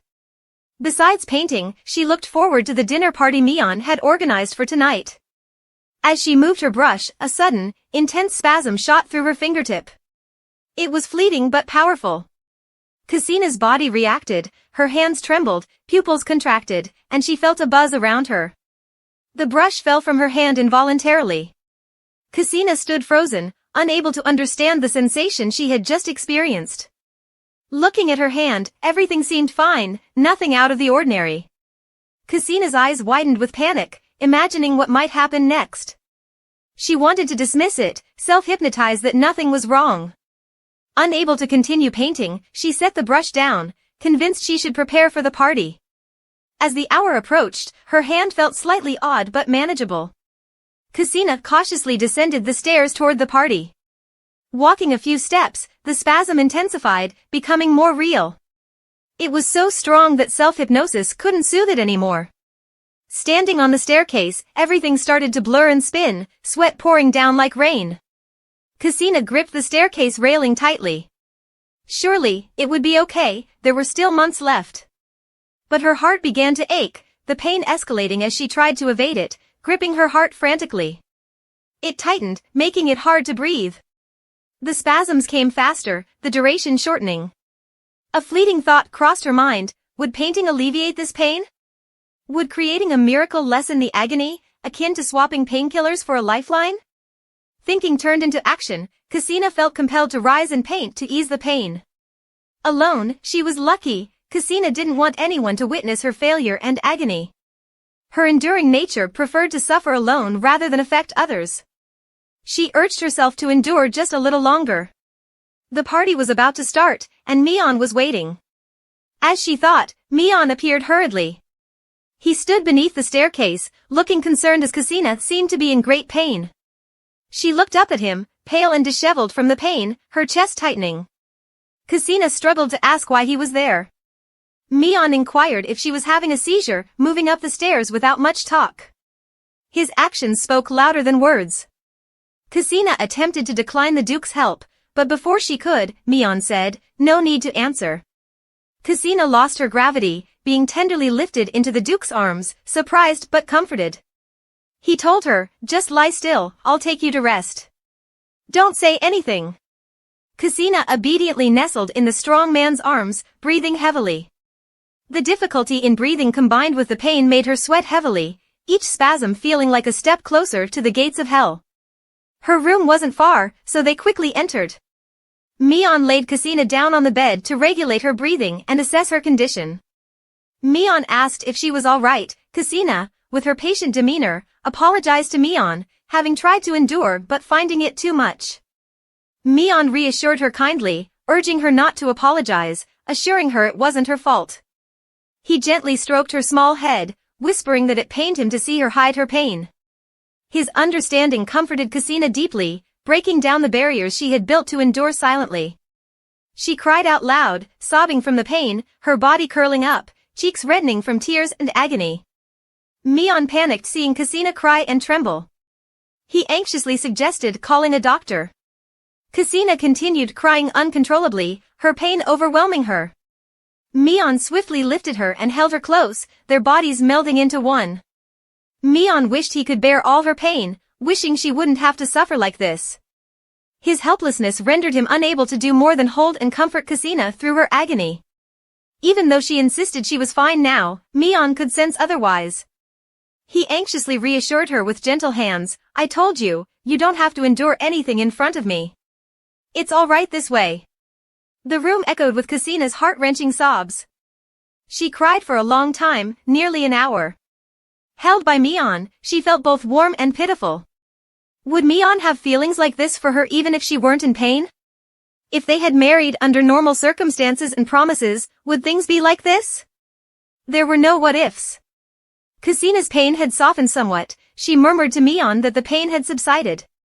Mian released her, his complexion improved but still pale. She stopped crying, no longer in tears, somewhat comforted. Mian looked down at her clothes, now dirty from her tears. "What should I do?" Ksina fretted. Mian glanced at her clothing, unfazed. "It's okay, it's just a shirt. I'll fetch another one. Besides, Ksina, are you really feeling better now? Should I call a doctor?" Ksina managed a reluctant smile, "I'm really okay now. Thank you. I think you can go to the party now." Mian hesitated, "Actually, you don't need to go anywhere. Today is a pre-party social gathering, you can rest and attend tomorrow." Ksina didn't understand, so she asked again.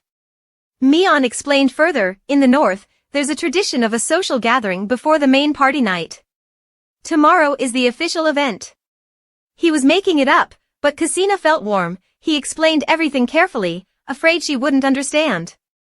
He was truly sincere, but the idea of being healthy had been forgotten for so long. Therefore, things could happen that couldn't be seen after that. Ksina's condition had improved somewhat. Mian assured her he would arrange everything and left the room. Ksina's mood became complex. Could this be a consequence of the art disease, making her thoughts negative, especially as everything began to feel more negative? She squeezed her hand, thinking, though she couldn't be healthy, if this was true, could one day he treat her with love rather than pity? Ksina couldn't abandon her ambition, it had just begun to sprout.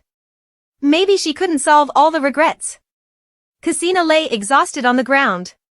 She believed if only the Duke were beside her out of compassion rather than duty, it would be a different story. Ksina's emotional negativity grew day by day, overshadowing the light Mian had once bestowed upon her.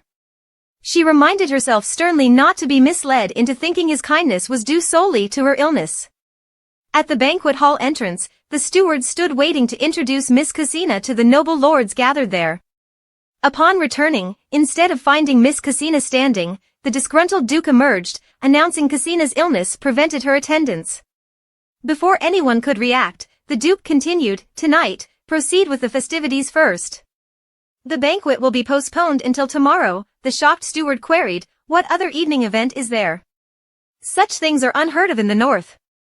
Ignoring Mion's intent, the Duke casually tossed off instructions to the steward, "Enjoy yourselves with drinks and revelry as you please, and the formal banquet will be tomorrow."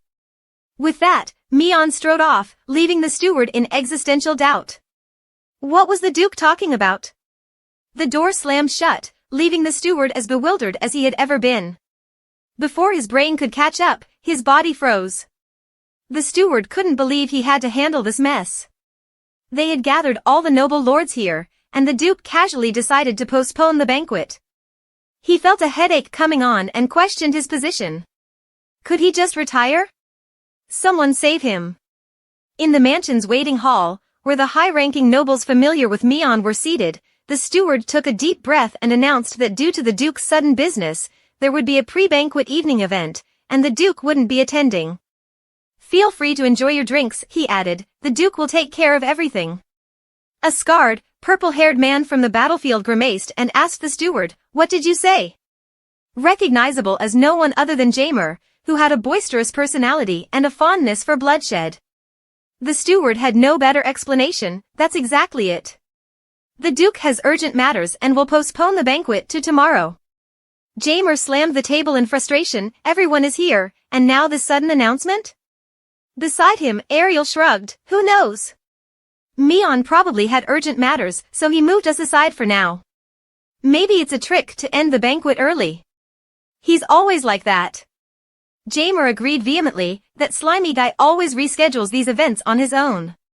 If it weren't for these feasts, he'd be shut away forever." Across from them, Count Leonard sipped his wine calmly, "There's no other way. The wine here is good. We've had enough already. Should we drink more?" That's what he said. His silver hair tinged with time gave him a serene air. Ariel teased, "Seems like you enjoy the wine enough to clean out Mion's mansion, huh?" Jamer chimed in, "Heard that? Let's drink Mion's stock dry. It's unbearable to wait like this.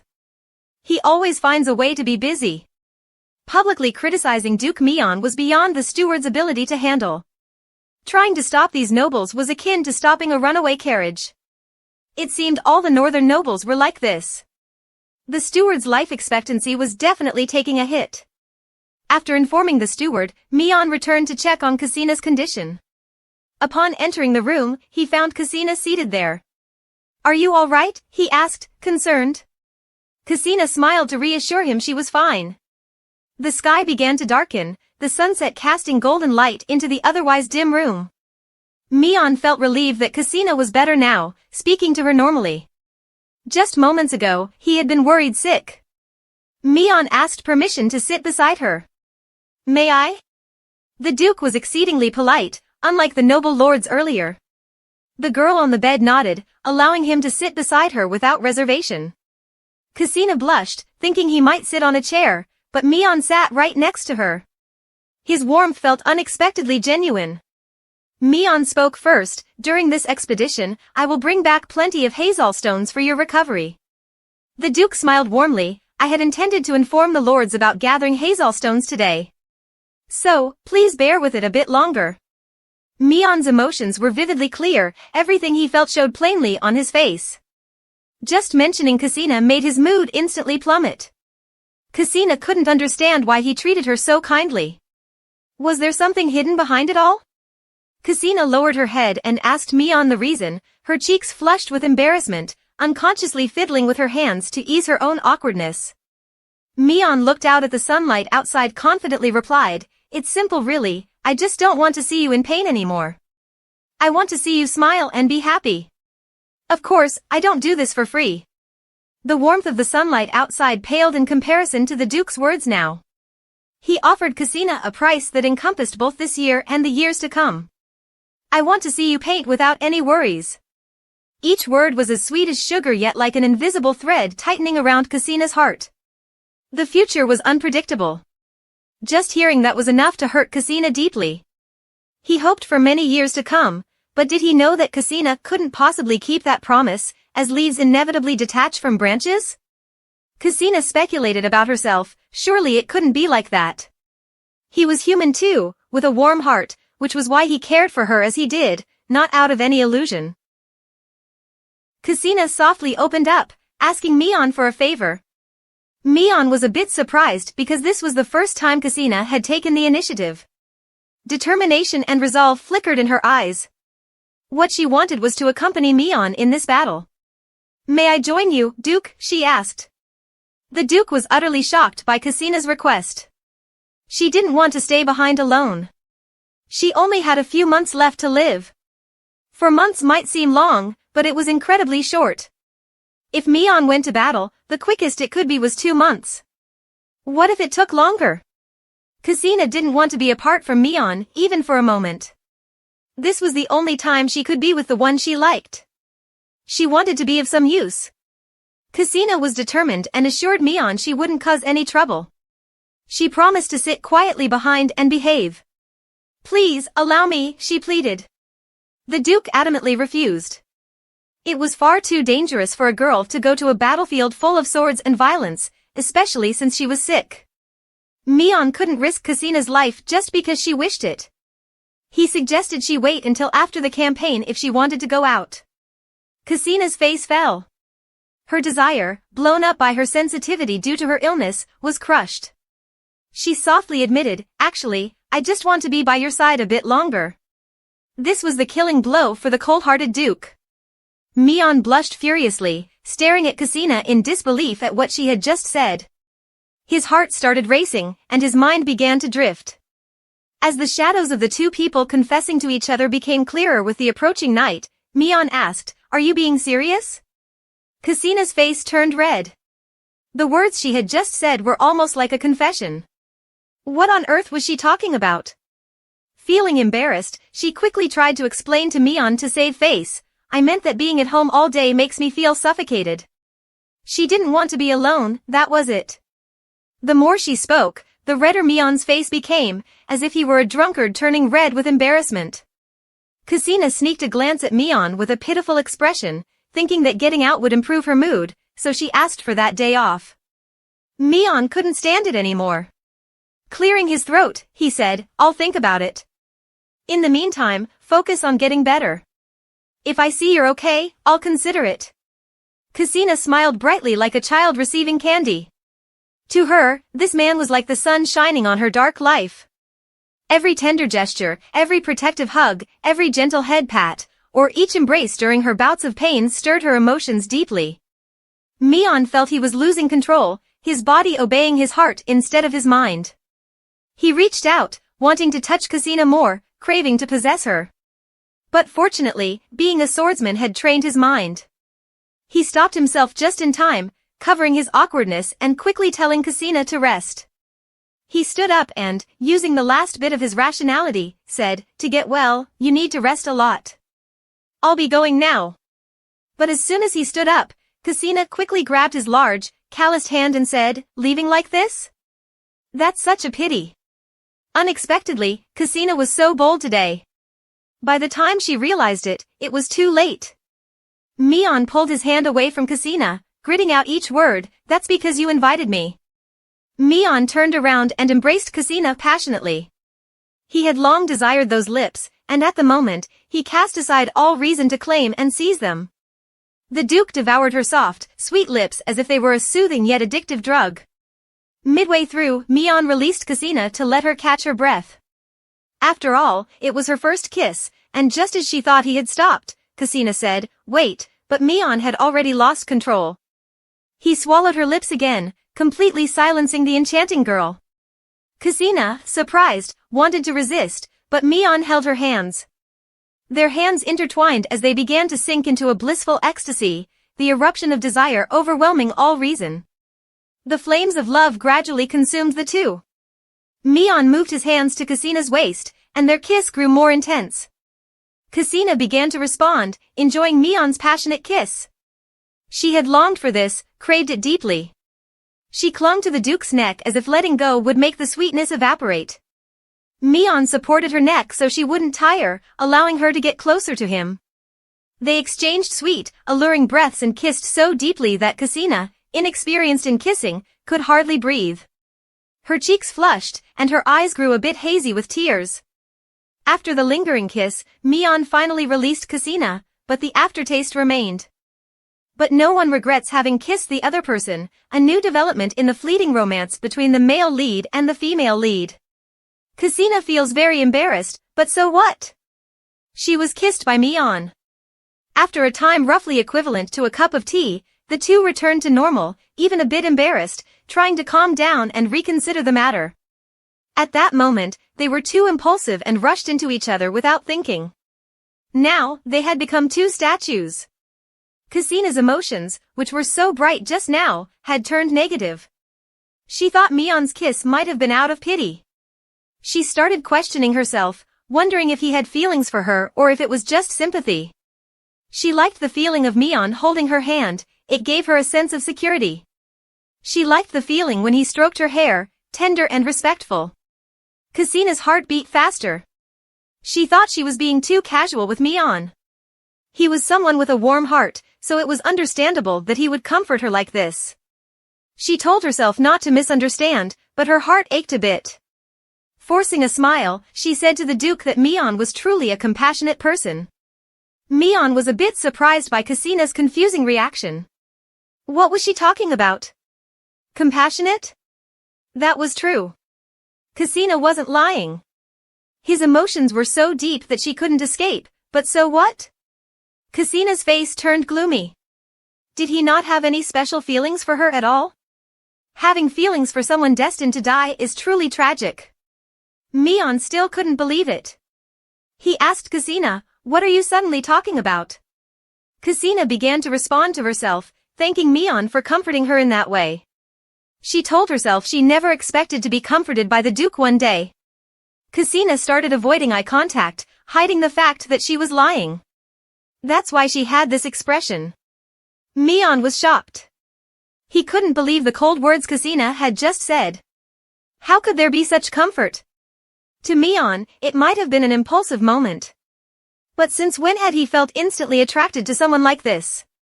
Someone who had once been very irritated by taking care of others was now deeply haunted by the other person. Just seeing her in pain made Mion feel 100 times more pain. His hands stroking her hair had become more natural. He had gotten used to standing by her side no matter what happened.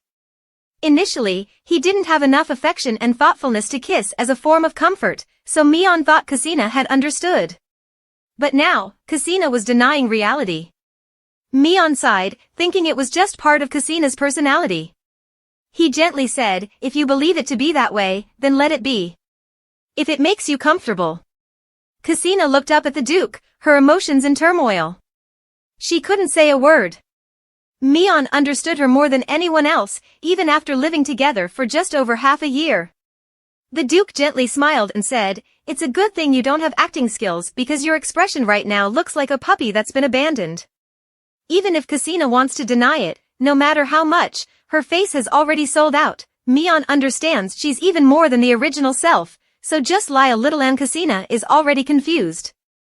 Wrapped up in blankets, she says it's normal to go to bed because she feels tired and she lies. What's worse than this, Mion also does not pursue his own child too much. He will run away. Mion's side rubbed her head as usual, instructing to rest. Go ahead if you have to say so. After instructing, he stood up and went outside, but before see this little girl, obedient or not, Kasina was very obedient and nodded head. Right in front of the Duke, she exactly like a dog received the answer he liked outside. And arranged to meet again tomorrow. Even angry door of that room closed. Oh, it's late at night. The room just now still warm now, only Kasina alone quietly looking at him walk away without any negative emotions. Kasina laughed, except Mion was the only one allowed himself negative like this. Mion is not affected and is not even angry for her stupid words, earlier knowing the lie but still overlooks. For Kasina deliberately pushed Mion far away to two hearts not blend too long because she's dying now. A warm-hearted person like him, if frozen before Kasina's death, is really unfair. Mion will be hurt if time is just accidental. There will be someone who must suffer. She knows she's selfish, but what to do tonight? Kasina whispered. Enough alone. She heard, "You, Mion, I like, you lost affection, now both are more balanced." The next morning at the greenhouse, Mion used to boast that it was a masterpiece in the north, 100 flowers still blooming here though it's harsh winter. At table the food was prepared as usual, sober as usual for Kasina to eat. But real situation now is a bit hard to swallow. He's Mion calmly like nothing happened. Kasina is now embarrassed about last night's situation. She sits thoughtfully wondering about it. Mion any feelings at all? He wonders that Kasina no reaction. Mion strong call Kasina now she just reacted. Mion started talking about punishment not waiting to hear results because last night except for kissing things full of bad that there is also a request to follow. Mion told Kasina should go ahead before the punishment begins instead promise that you will always be safe. It's better with him. We're the monsters that Kasina summoned before that. Accompanying ensures safety is higher than allowed. Kasina was extremely excited. She asked Mion should she make more medicine for soldiers and Mion to use. Duke absolutely no inquiry. I think, let's try if we allow it or not. No need to wait, the answer is already known. Kasina sighed, he's too stiff. Mion continued, I don't expect you to help me by using your life like this. This saying made Kasina's hands and feet cold. Kasina's heart let it down. Not a beat. He didn't say no. But he said using your life means the Duke already knows everything. Kasina's mind is confused. She wants to hide Mion until death, but Kasina tried to smile and asked the Duke, so what does it mean? Why? Use your life, is there anything left? Mion said, in addition Berto told me everything. Kasina died a little. She had instructed Berto hide the Duke away, but why like that? However, Mion's next sentence is that I know your life will end if you become an artist. You shouldn't use abilities arbitrarily. Kasina breathed a hint. Mion is like that in her heart. She begged Berto, sorry for doubting Mion. Kasina is cowman, Duke is fine. Just a little more, it won't affect anything. Moreover, if anyone dies or injured, Mion is also sad, and Kasina said the truth in Mion's fierce cocoon, but he takes good care of his soldiers because everyone still has a family even if he dies. It's really not worth it. Kasina firmly decides, you want to help him, he is my benefactor, but Mion laughing. This girl really when always makes his mood sway like that. Kasina didn't understand why the Duke laughing. His next sentence explained all she said was right. I don't want anyone to die in this battle, and the person I don't want the most is you, Kasina. So don't die. Mion is very serious in that look. If the god took Kasina's life, maybe he'll go after to get her back. Waves start rising deep in the girl's heart. She's been so many times look forward to this saying then while she's slowly giving up on life and hoping that someone tells her not to die, like a motivation, hoping someone to regret, and now Mion said that sentence.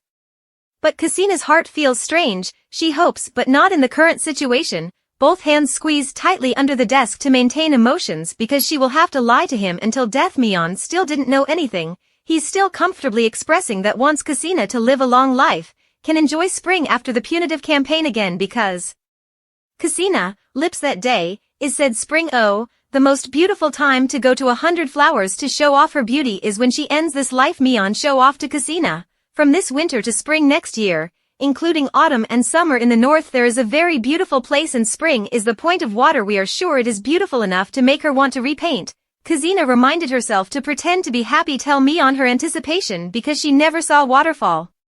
We are sure it is so beautiful that it will make her want to repaint. Kasina and remind her to try to be cheerful when she tells Mion about her anticipation because she has never seen the doubts. If we can go together, then it is too great. The congestion in the arteries again to add a layer of Duke continues for Kasina to see a future full color in the north. Here is large and there are plenty of things to try. We are sure it will captivate you. That Kasina pretends to smile, painting after. If this is true, she will decide the door. The north is gone. But life is not. If Kasina's eyes become dull, summer season, autumn, then winter is approaching in the north. She also wants to admire, but this winter ends, it will no longer come into Kasina's life. She seemed discouraged. Mion called her name again. Kasina panicked, but focused. Mion asked her seriously, really, you have difficulty saying okay? Mion didn't understand what he meant. What she was silent like. Suddenly she understood. He meant that she wanted to stay here. Kasina can't believe in her own thoughts. Mion confirmed her suspicion. He said straight, if she wants to stay here forever. From now until Kasina still hasn't moved. Meaningful new fire in her head causing her difficult thinking. Mion misunderstood stay or go. It's not difficult for Kasina, but it's that she has to constantly lie hard. Mion is still very sincere, convinced Kasina to stay in the north, wearing though in the north it's not warm like the south, even have ghosts, food is not as abundant as there. But there are still those own features. Even so we still want, she's here to admire the style, expensive of spring. It really looks beautiful. Freedom to paint another person and then the ceremony, we believe you can enjoy it. Future green color. Duke Mion draws. Kasina is eager. She also wants her own, can be like a normal person, live. with him, but the leaves have withered early, moldy though it's still green, but it's early damage long ago. Kasina is still trying to smile. Thank you, he will think, to me on peace of mind. She doesn't know herself. She has to hide until can 1 month, 4 months, or even the time death. Kasina likes me on maybe 2, like the last night of winter sweep, all in the world, nothing left would hold the spoon hard. Now hiding emotions in front Mion is very difficult. She doesn't know how to reduce these feelings like that anymore. Heart just keeps swinging forever. On another side, people who have just been suspected of being Cassane, the Duke of Berto, is preparing for the exhibition promised to Kasina, a start for the level of fame of the artist. This is the exhibition room owned by the private sector private Caros family. A prestigious family for a long time, sponsored by artists along with the art assets block in the southern capital. The paintings that Kasina painted also fully prepared. Staff for cover the canvas tightly to prevent dirt. They ask Duke Berg, only about this picture enough or something, sir? Under Berto's keen eye, it was enough for him to order the building's managers to hang these 3 paintings in the marked positions. As long as they were placed correctly, everything would be fine. The staff looked around, assessing the situation. Despite the small number of paintings, the grand exhibition hall didn't feel empty.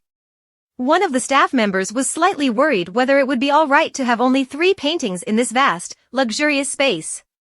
Berg, however, had a completely different perspective. Although the paintings did not have extravagant brushwork, they still exhibited a powerful presence. This exhibition was not about the number of paintings or high profits, but about the impact these paintings would have, spreading their influence throughout the capital after this event. Every viewer would be captivated by the masterpiece that Kasina had created. The staff also informed Berto that all the exhibition tickets had been sold out. Nobles had spread rumors about an unknown artist named Kasina, an artist afflicted by a passion for art, and they were curious to see the exhibition because of this. Berg smiled smugly. This was the effect he needed. However, he reminded all the staff that they must never mention the Caros family here. The implication was that this family had no involvement, everything was due to Kasina's artistic talent. The staff were very compliant and worked diligently.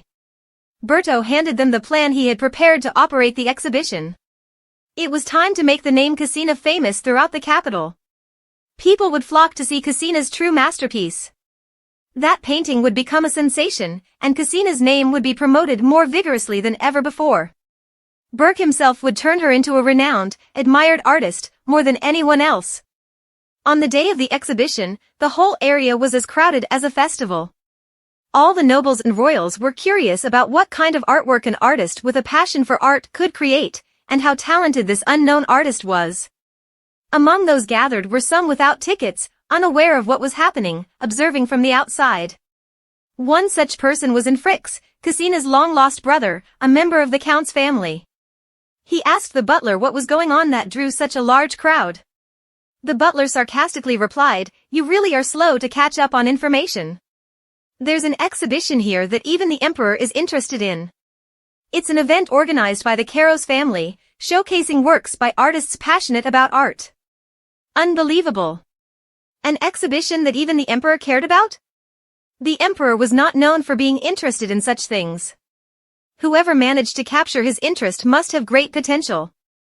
The butler sneered as he talked about the rumors, saying that just looking at the painting could mesmerize you and make you feel like you were living in that space. Exaggeration indeed. Ignoring the butler's sarcasm, Frix immediately got out, too curious about who this artist was. Perhaps their painting was truly amazing. Inside the exhibition, despite the vast and spacious hall, only 3 paintings were displayed. They were indeed masterpieces. The guests were all curious about who this unknown artist Kasina was. Was Kasina a woman or a man? Some speculated that it was a child prodigy too young to reveal their face.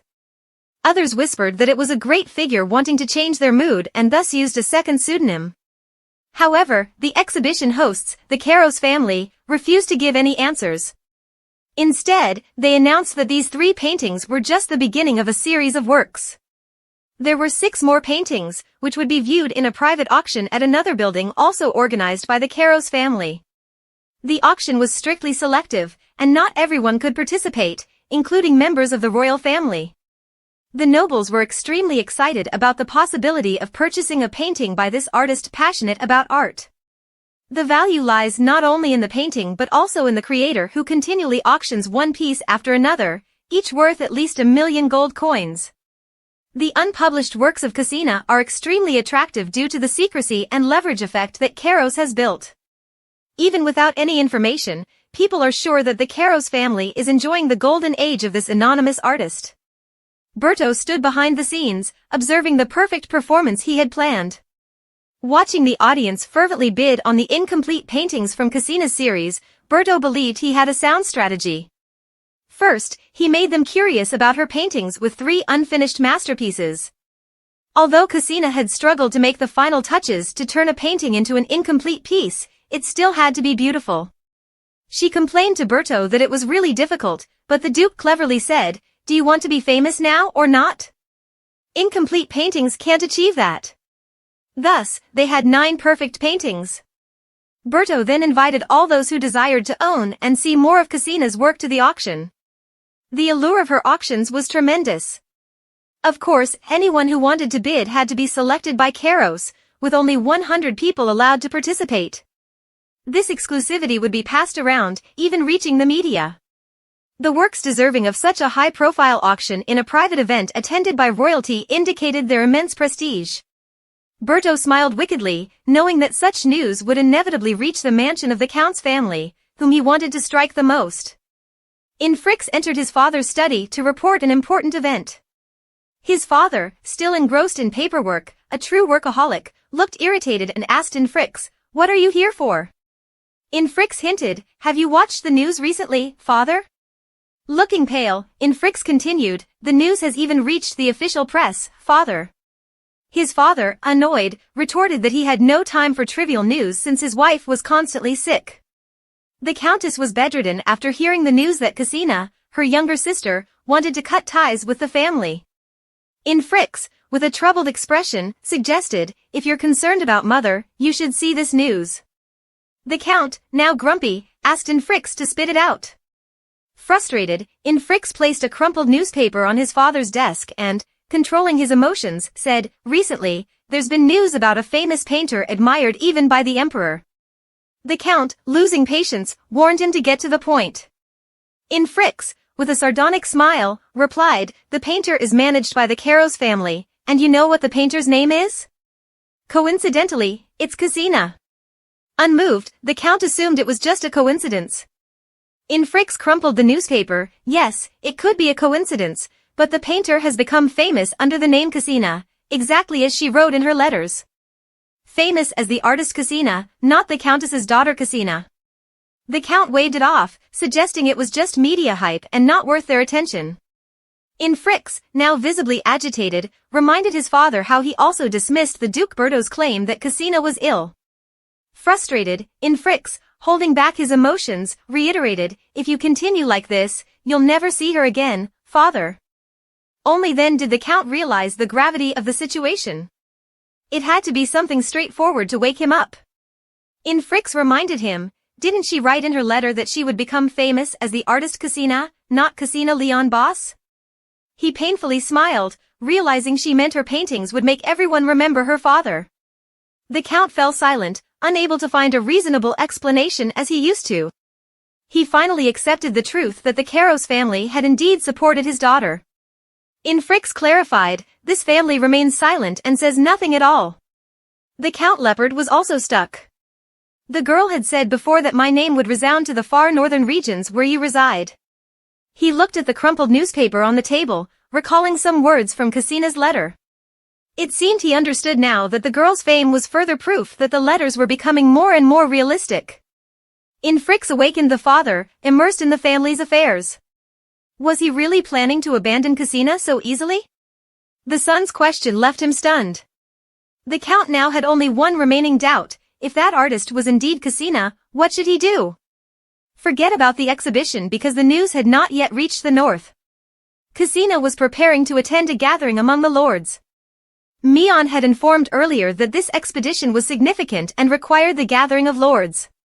Cassina reassured herself that everything would be fine, but her nerves were like a roller coaster. Mion was pleased with her beauty today, but she was always beautiful. He smiled gently, extending his hand to Cassina.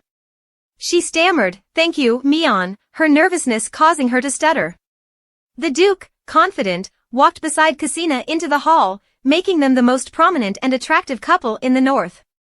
As the doors opened and they stepped inside, Mion, noticing Cassina's anxiety, said, "It's all right, it's just a meeting among ordinary people. You don't need to worry too much. It's not as formal as in the capital." Cassina looked at Mion, like a scared puppy caught in the rain. This was her first time meeting the northern nobles, so she was a bit intimidated. Mion confidently reassured her. "It's just a simple, modest party." But as soon as he spoke, he realized he was wrong. Inside, the hall was filled with nobles in lavish, grand attire, a far cry from simple. Cassina was shocked, and even Mion was stunned, wondering why everyone was so dressed up. From afar, Mion saw a familiar figure, Baron Jamer, in his sparkling, sequined outfit. The Baron greeted the Duke warmly, while Mion silently criticized him, thinking, "Who is this flashy guy? I don't know this show-off." Mion rubbed his temples in annoyance, worried that Cassina would feel pressured. Yet, in front of her, he maintained his composed demeanor, greeting the Baron warmly and asking, "Why are you dressed so festively, Baron?" A storm was brewing behind the scenes, but Cassina was still clueless. Jamer laughed heartily, saying he enjoyed the pre-festival evening because he got to drink, which made him very happy. Mion thought, "If Cassina weren't here, I'd deal with you." At that moment, another person came up and cursed Mion. "What the hell is this pre-festival evening? Who came up with that?" It was Marquis Ariel, slightly tipsy, who spoke to Mion like he was a close buddy. Mion smiled outwardly but silently noted his frustration. He sternly replied, "Marquis, you seem quite drunk to be making such remarks. By the way, have you completed the task I assigned you?" The Marquis teased back. "What task?" "I completely forgot." Mion gently reminded him. "The Army." The two, smiling on the surface, were seething with anger inside. Ariel cursed Mion directly. "You scoundrel, bringing up work the moment we meet." At that moment, Cassina gently tugged on the Duke's sleeve and softly whispered beside him. Mion asked her, "Is there something wrong?" The gentle Duke was someone unfamiliar to the people there. Cassina, with her kitten eyes, expressed her desire to greet the others. Mion, out of habit, referred to them as those people and asked Cassina if she wanted to greet those guys. Cassina, almost in tears, wondered if that was how lords and nobles were referred to in the north. But she did want to greet them to fit in. Mion pointed to the crowd. "Those guys? No need to greet them. They're just the purple and red hair ones. Knowing that is enough." The Duke smiled with a charismatic air and asked Cassina, "Am I not enough for you? Why care what they do? If you're bored, I'll keep you company." Mion's exceptional remark left the entire hall stunned into silence, as if they were at the wrong party or someone had swapped the real Duke Mion with an imposter. Jamer enthusiastically extended a hand to greet Cassina, introducing himself. Cassina was pleased to meet a new person and shook hands warmly. Even Ariel came over to say hello, not expecting this to be the girl the Duke wanted to keep secret. Cassina was a bit puzzled and asked Mion, "Have you never attended the pre-festival night? Is it because of me?" Mion quickly responded, "It's just a drinking event. I don't drink and don't enjoy it either." From behind, Jamer whispered to Ariel, "Hey, this guy drinks like a fish but says he doesn't?" Ariel laughed wryly, "Shut up, keep it down or we'll all get in trouble." Mion then suggested a stroll around to introduce Cassina to more people, but the party was too vast to cover entirely. Cassina gently told the Duke, "It's all right, if you have things to do, you can go." Jamer interjected, "The Duke is busy preparing here, so why not come with me to meet the northern nobles?" Mion snapped, "Who asked you to?" But Cassina stepped in, eagerly looking back at Mion, "I'll be fine with him while you attend to your work, right?" Mion beamed, "It's nothing, I'm not busy. Let me introduce you." The group behind Cassina frantically signaled her not to let the Duke handle introductions, knowing it would end badly for them. Cassina, feeling for them, emphasized to Mion, "Didn't you say you had some urgent business?" With Cassina's persistent look, Mion relented, "I do have a few things to handle, so feel free to explore. He pointed to Baron Jamer, kindly instructing Cassina, he can show you around for 30 minutes. Cassina happily agreed, but the Duke wasn't as content. He walked away dejectedly like a puppy left behind, hurt that Cassina didn't insist on his company. As soon as Mion vanished, a swarm of curious onlookers surrounded Cassina, greeting her enthusiastically. Jamer was impressed by Cassina's ability to handle the Duke and asked if she had a secret method for taming him. Cassina was flustered. Taming? I haven't tamed anyone. At that moment, a white-haired middle-aged man, Count Leopard, came to her rescue, asking Jamer and Ariel why they were bothering the Duke's fiancé. They quickly let go of Cassina, laughing nervously, we're just being friendly. Count Leopard greeted Cassina, noting it was the first time he met the Duke's companion, the girl Mion had kept hidden, arousing everyone's curiosity. Feeling the pressure from this man, she shook hands, reassured by his words, don't worry, people in the north aren't as strict as those in the capital. Plus, you're the Duke's fiancé. Cassina was deeply grateful for his words, but she corrected him slightly, noting that they were about to announce the cancellation of their engagement. The Kamer beside them looked surprised and interjected. Perhaps the young lady is mistaken. The army in the battle and in the neighboring territories has all been acquired by the Duke. Leonard chimed in, adding, the Duke may have ordered it for that purpose, he has an air of mystery about him. Cassina, still puzzled, admitted that he had collected the hazel for her, but she didn't see the significance. Ariel, smiling slyly, asked Cassina, isn't it true for Northerners? Cassina had forgotten to mention her family background and where she came from. In the North, it's given to the sick to wish them health, but that's just a side note. The main thing is to give it to family or close comrades to show deep bonds. Giving it to someone of the opposite sex is different, like presenting a bright gem. If given to someone else, it implies expressing romantic feelings. She found herself at a northern lord's gathering to discuss transferring Winter's punishment and discarding H while bringing hazel to Cassina. She learned that hazel given to someone of the opposite sex symbolizes love between couples. Cassina struggled to deny this custom, asserting that they were about to announce their cancelled engagement. But she added that the custom of giving it to the sick was to wish them well. Ariel wouldn't let Cassina off the hook. That's true, but giving hazel also represents wishing the other person well, but it's only applicable when given to a lover. Feeling overwhelmed, Cassina pondered how to hurt Duke Mion less, as loving someone about to die would hurt him. She denied her feelings, saying it was because she had a serious illness that she received the Han, asking others not to misunderstand. Cassina felt like a small rabbit among northern wolves, overwhelmed by their veiled affections for her. The northern nobles piled their admiration on her, making her blush. Leonard, holding a glass of wine, asked, is Cassina accustomed to life in the north? He was truly a wine enthusiast, having never let go of his glass since the pre-festival night, Mion's previous concoction until now. Cassina replied graciously, I'm getting used to the atmosphere here, though things may be a bit different in terms of weather and food. I'm adapting quickly. The Duke, not from the north, had a different thought. Aren't Southerners more refined and serious compared to Northerners? Those noble ladies there fan themselves and laugh while concealing their true feelings. Kamer, annoyed by the affectation, muttered, why bother with fans if you're just pretending? Cassina laughed along with them, knowing they were talking about her homeland. The Duke admitted. Regardless, the wine in the capital is excellent, much better than here.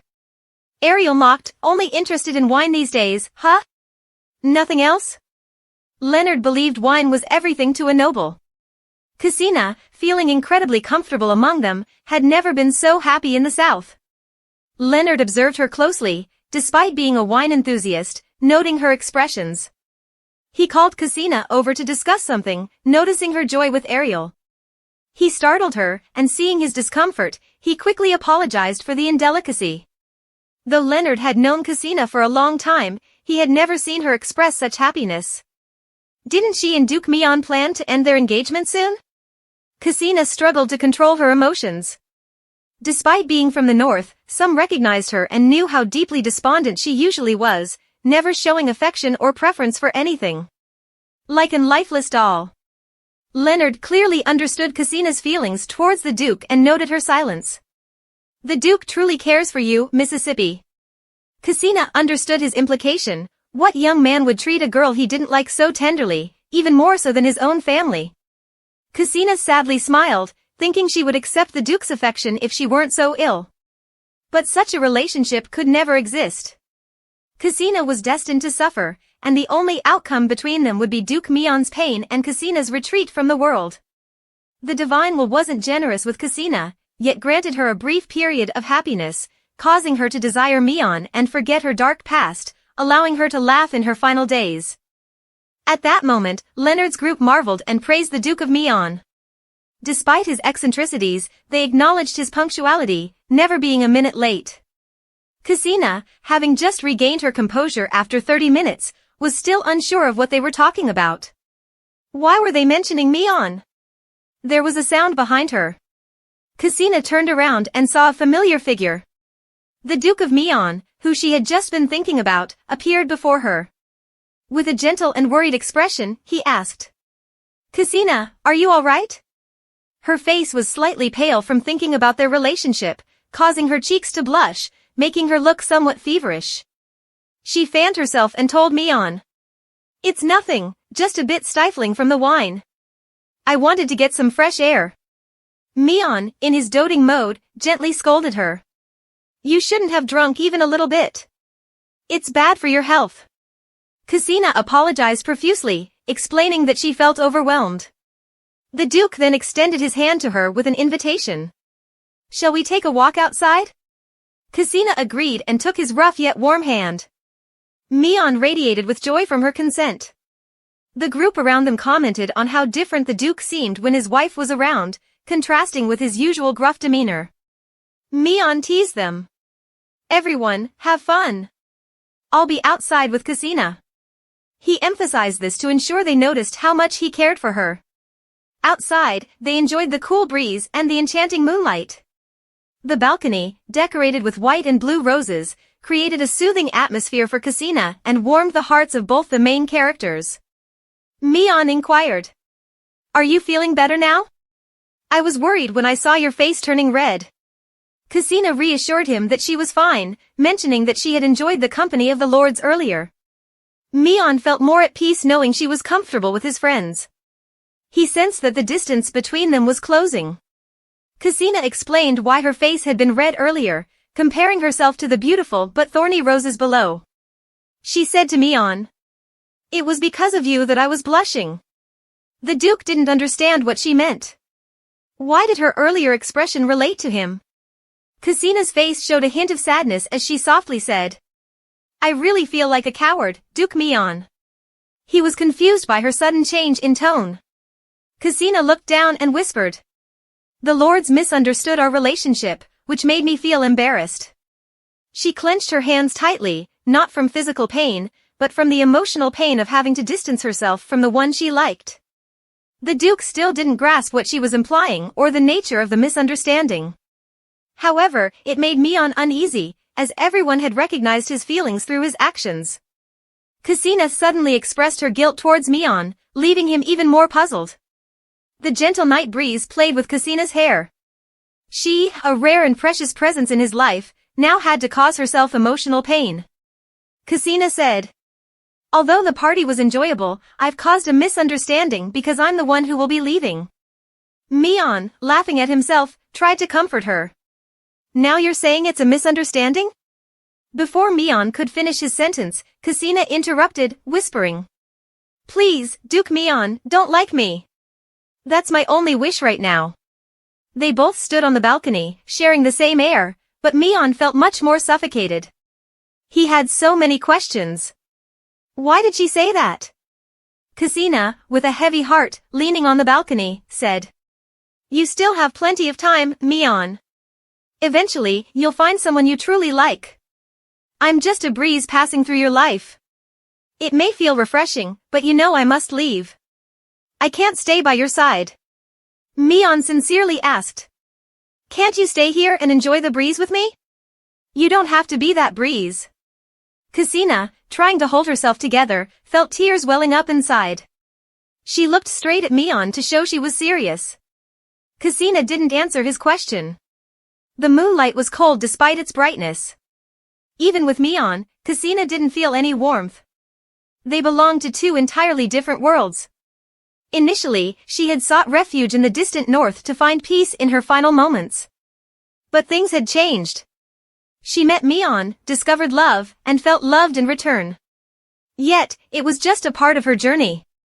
Ksina of the past and present has always been a negative person who feels undeserving of love, whereas Sir Mion is a positive individual with a warm heart, radiating a comforting glow around him. Thus, Ksina's eventual demise seemed inevitable, no matter how greedy she might be. She couldn't be selfish because of this blind love, she couldn't leave a lifelong scar on Mion, as that would be too cruel. Ksina reluctantly looked straight at Mion and threw a cold splash of reality at him. I know you have always been good to me, caring for me, but please see me as a snowstorm that briefly passes by and then melts away, making room for another spring. Each word felt like a dagger stabbing the Duke's heart. No matter how strong he was, being rejected like this would surely push him back. But Mion, the Duke of the territory, known for his stubbornness and rudeness, was the one who cared most about Ksina in the world. His love might be harsh and gruff, but it was certainly not like a snowflake that would drift away with the wind. Mion sighed, facing Ksina's negativity head-on. He neither blamed nor agreed with her, but calmly said, "Sometimes storms leave behind many things. You know you can't lie, Ksina. Your eyes are looking at me completely differently from what you are saying. Don't you realize that no matter how much you try to control your mind and heart, your eyes, the windows to your soul, still reveal the truth?" Mion, the man who had imprinted deeply on Ksina's dull and gloomy soul, affirmed to her, "I don't know about you, but my love for you is real, and it doesn't stop there. I'm sure you love me too." Ksina bit her lip, wanting to push him away again. Because if this continued, she would sink deeper into the mire, and Mion would be affected as well. Mion didn't allow Ksina to say another word. His warm hand gently brushed her cheek as he tenderly advised, "I think you are tired now, so please go rest. We can talk about everything tomorrow. I'll call the servants so you can go ahead." He placed a rare sweet and gentle kiss on her forehead. It's rare for a man who has been rejected to still cherish a girl so much. It could be said that Mion understood Ksina so well that she herself didn't even realize it.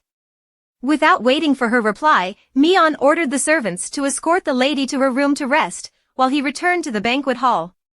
The young lady's heart still pounded after Mion's sweet words.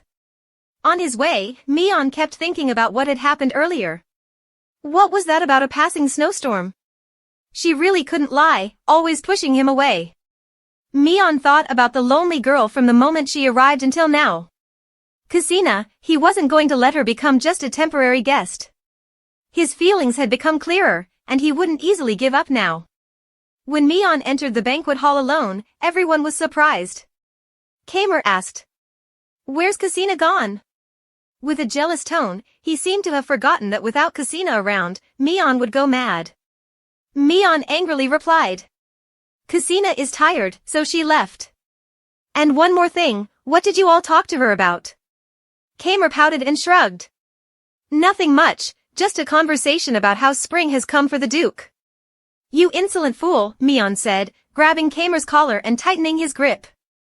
Kamer pleaded for help from everyone around, as he was about to suffocate. "This Mion is really going to kill me." Leonard intervened to save Kamer, while commenting, "Ksina is indeed a kind, beautiful lady, raised well in a noble family, isn't she?" Hearing Ksina's name calmed Mion down. He let go of Kamer and sat down to continue the conversation. Ksina did come from a noble family, but due to many issues, she had cut ties with them. Leonard poured Mion a drink and said, "My old eyes can see that she has lived a troubled life. Sometimes she smiles, but there's a lingering sadness." He was curious. Is Ksina suffering from some illness? She mentioned an incurable disease earlier when talking about Honda. Mion frowned but introduced her situation without revealing too much, implying that she had a serious illness that could take away something from her. Leonard sipped his drink, nodding. Those who have been through a lot are often afraid to move forward.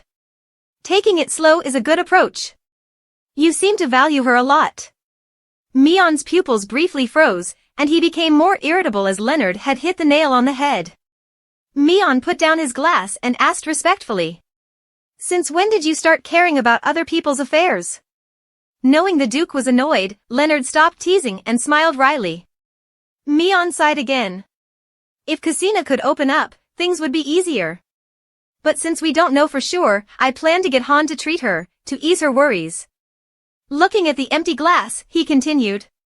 If there's a proper treatment in the future, she might be cured. She wants to leave, so I have no way to stop her. Mion felt both sorrow and pain. Leonard asked. What is the disease exactly? Do we not know? Mion pondered. She said the illness would take away something from her, but she didn't specify what. Leonard couldn't guess either. Mion started to think about the symptoms and possible diagnoses. The Viscount Berto had mentioned that her disease would progress, but nothing was certain. When there was an update, he would inform Cassina's personal physician. The reports indicated a somewhat complicated condition. Mion scratched his head, unable to imagine but knowing she was in pain and needed treatment.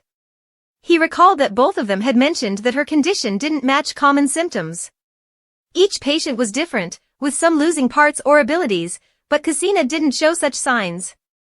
Her condition seemed less outwardly visible, except for sudden seizures.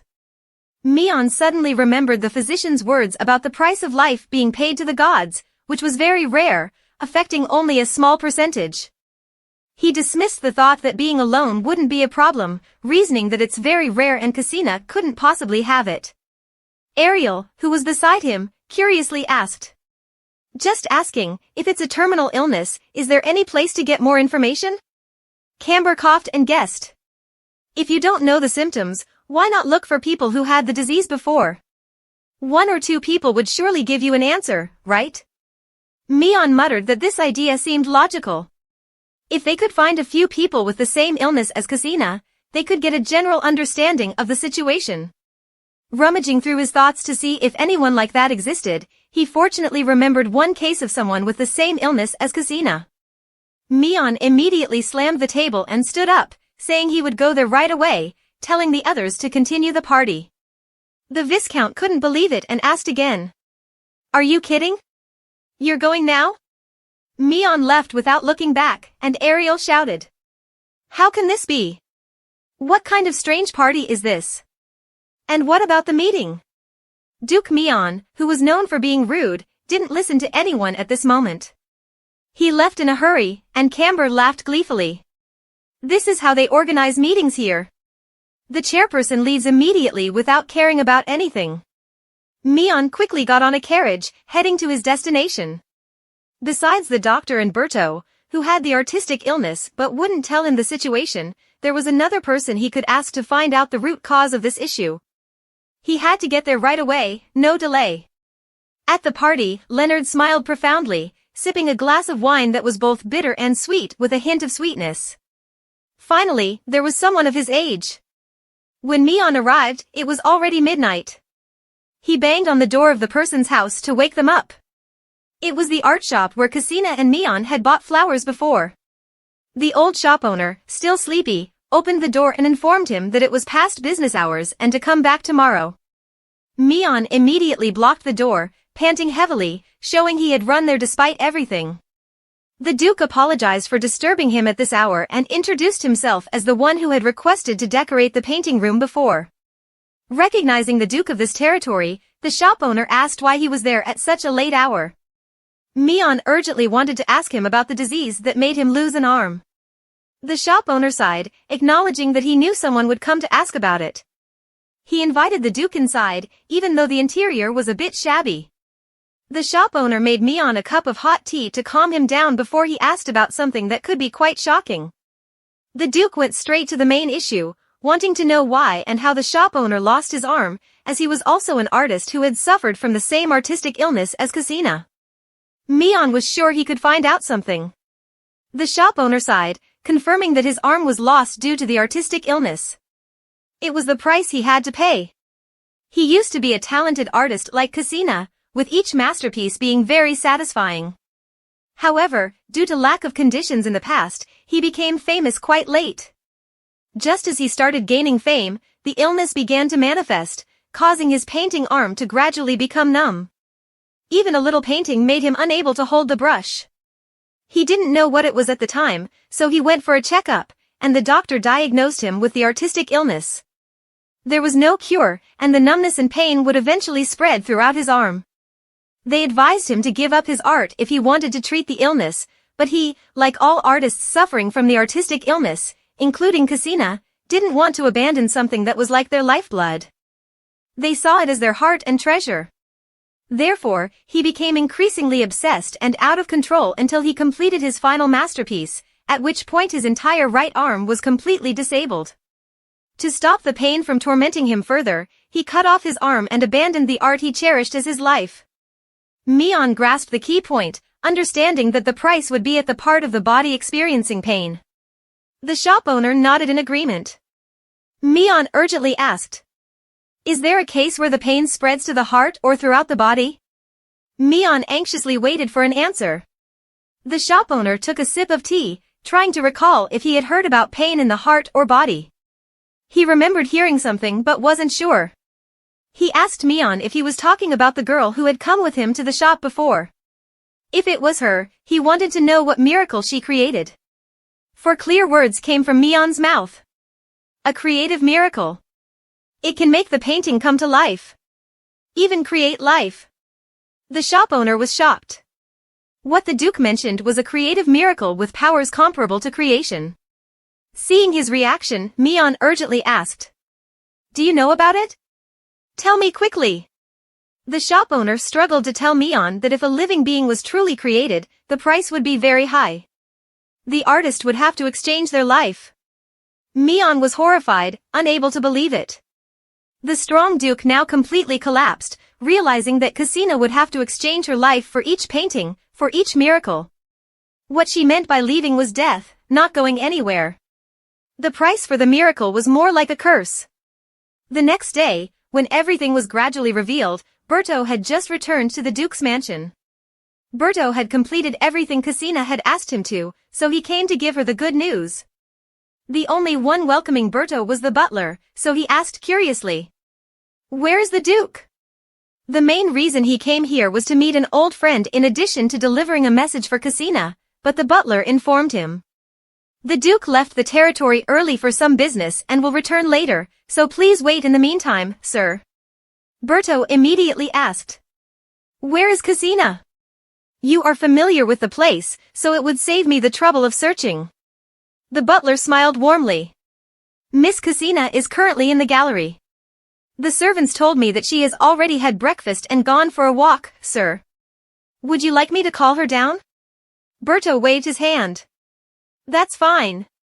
I'll go up myself. I want to stretch my legs after the long journey, so I'll head straight to her room." The stairs in this house reminded him fondly of times past. Even though it wasn't his house, he was very familiar with it. He summed up everything in his mind before reporting to Cassina because the auction had gone surprisingly well, which resulted in a pile of documents he needed to approve. He hadn't eaten or slept during that time and felt as if he might die. Cassina's paintings had become more famous than ever, and the money earned was substantial. However, Cassina probably didn't care about the money. She would be thrilled to know her art was praised worldwide. Just imagining her complimenting him made Berto happy. If she actually did, it would be even better. Excited, Berto went to Cassina's room and knocked on the door, calling her name. He was in high spirits, ready to share the astonishing news. But after a while, there was no response. The door remained silent and unmoving, which was quite unsettling. Anxiously, Berto called again. "Are you in there, Cassina?" But the silence continued. Berto's face darkened. Could she have fainted or something happened inside? He couldn't be that unlucky, could he? Using all his strength, he forced the door open urgently. He couldn't wait or call the butler to inform him. He knew barging in was wrong, but the scene before him shocked him into shouting Cassina's name. At that moment, she seemed like a different person, still engrossed in finishing a painting despite someone entering her room. Cassina's mind seemed disturbed as she muttered that it was almost done, her face dark and as if controlled by someone. She wasn't herself anymore, continually murmuring. Just a little more, just need to finish this brush stroke. At that moment, a firm hand grabbed Cassina, and Berto yelled, warning her to stop or she would die. Cassina struggled, screaming for Berto to let go, insisting she must finish immediately. Berto firmly forbade her from completing it.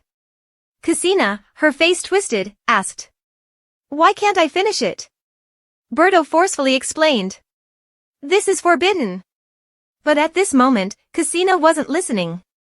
The painting she was working on was a portrait of Duke Mion, almost complete, as she said. "Just a little more." Berto repeated one more time to make her understand that if she completed it, she would die.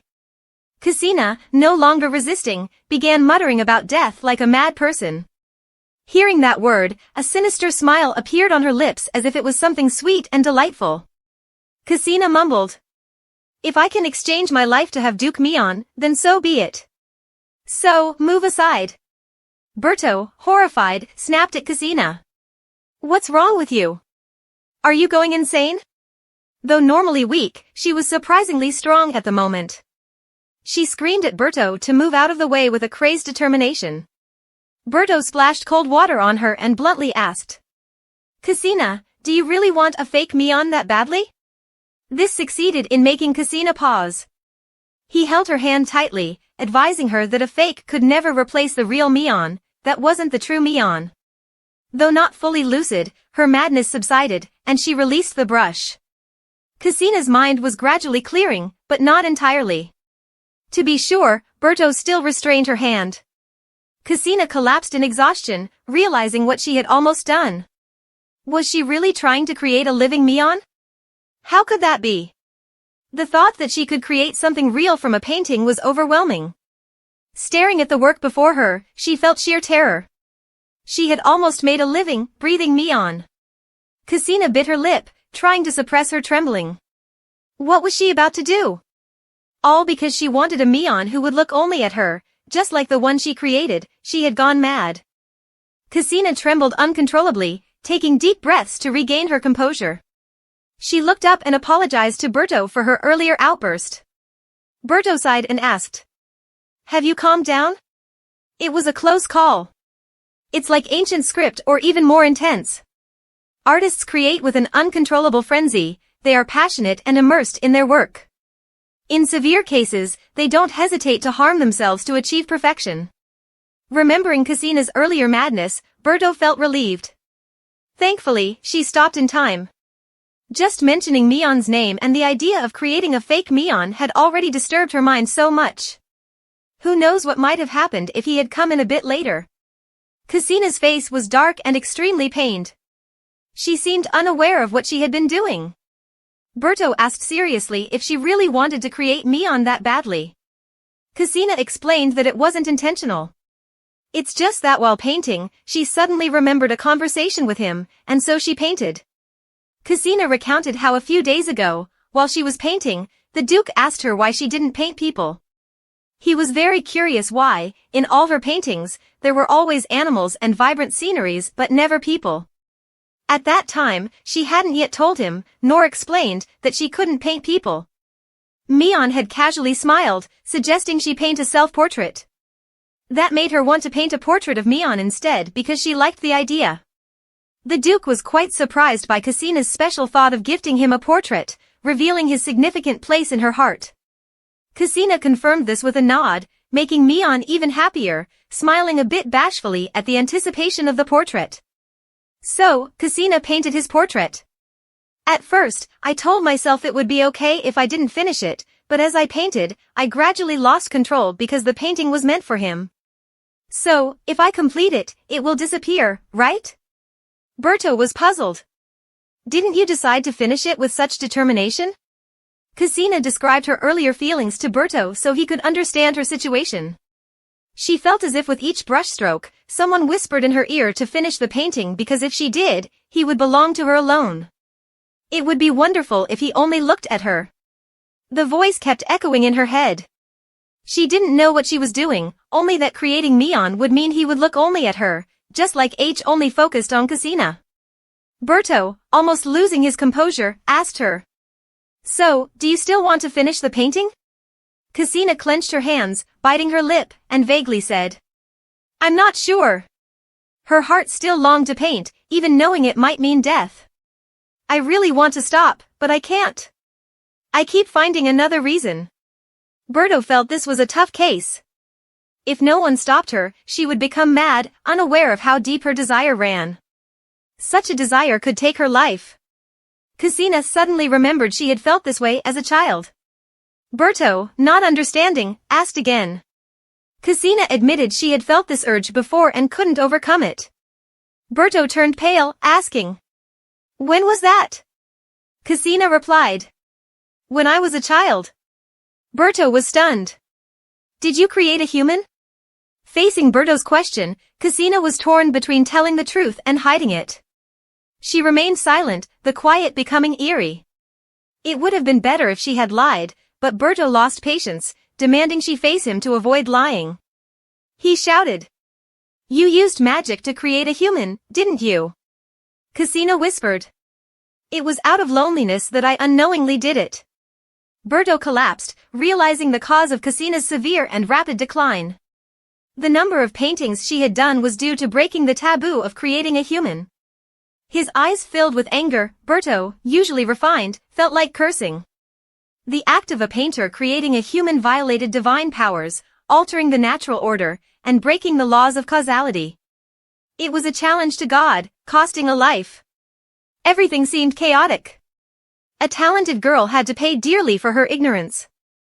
Berto looked at the girl he promised to care for and heal, a promise made to his best friend. Even if he hadn't promised, he would still have healed her. But it was far from the phrase cured. Cassina bowed her head, knowing her naive mistake from childhood was unforgivable. God or any supreme being wouldn't overlook someone challenging their authority. Even if done unintentionally, creating a human came with a high price. Cassina weakly asked, Berto, will I die? It was something she was sure of but wanted to ask for some encouragement. She smiled bitterly. Even if I did it unintentionally, in the end, I still have to pay the price, right? Duke Berto took a deep breath, trying to calm himself, and gently said in a low voice. I'm sorry, Cassina, he said, taking her frail hands in his own to stop them from trembling. Cassina appeared calm, but in reality, she was terrified at the prospect of dying. He apologized for raising his voice earlier, he was just too worried about her. The Count reassured Cassina to stay calm, assuring her that everything would be resolved, and then he asked her gently. What kind of person were you created as back then? This time, please tell the truth. Only then can we solve this. Cassina had nothing left to hide, she wanted to live but didn't want to endure any more suffering. So she told him everything in a sorrowful voice. I created people when I was young. My 2 siblings were also fairly old, around 5 or 10 years old. I don't remember clearly, only that it was one of the rare times I got to go out with the family. The 5 of us went to the market to play, and I was in charge of looking after Abelia. When she wanted to see the stuffed bears, I let go of her hand, and she almost got lost, fell, and scraped her knee a bit. My mother scolded me for letting go of her hand when I was supposed to be the older sister. I tried to explain to my mother that I let go of Abelia's hand just because she wanted to see the stuffed bears, but my mother's response was a painful slap that made my cheek swell. She coldly admonished me, saying that as the older sister, I should take care of my sibling instead of making excuses, pointing out that Abelia had scraped her knee. At that moment, my parents put all the blame on me. I apologized countless times, but my mother didn't forgive me. She said I was much healthier than Abelia, and, as the older sister, I should protect her. Abelia kept crying, making the family even angrier. I knew I couldn't explain to my mother while she was so worried about Abelia, so I told my father, who was carrying Bardon, about what had happened, but he ignored me and ordered us to get on the carriage quickly to take Abelia to be examined. My mother agreed. I screamed in tears, admitting that I had made a huge mistake in looking after Abelia, but I would try harder. At that moment, I thought admitting my mistake would make them look at me again, but how naive I was. My parents disregarded my words, treating me like I was invisible, and turned their backs to care for their precious child. For the second time in my life, I was slapped. It hurt tremendously for a child, and I longed for my parents to care about me more after they finished with my siblings. But they never did. When we returned to the mansion, I was very sad. I locked myself in my room and cried continuously. No one cared whether I was hungry or anything else. I felt like being born healthy was a crime, so to ease the sadness, I turned to drawing. Whenever I was deeply sad, I would draw, without knowing much about anything. But as soon as I put down the colored pencils, a voice appeared in my head, telling me that my parents' love, care, and attention were gone forever, so I should create my own parents who only cared about me, only saw me. It sounded wonderful. I didn't understand why I heard that voice, but I kept drawing. When the voice stopped, and I came to, I had drawn my parents with warm smiles. At that time, I didn't know that what I did was forbidden, right? Berto asked Cassina what made an innocent child take actions that led to their demise, realizing it was just a desperate desire for love and attention. But the real cost was heartbreakingly high. Cassina bitterly laughed about her life and laughed helplessly at Berto. At that time, I didn't know anything, I just wanted to fulfill my parents' wishes. They existed for 10 minutes. During that time, I confided everything I wanted to say, asking for hugs, affection, and sweet words from my parents. They really cared for me, just as I wished. Then I fell asleep in their arms. That was the first time I achieved my wish to rest in my parents' embrace, something Bardon and Abelia had easily every day. When I woke up, I found myself lying on the bed.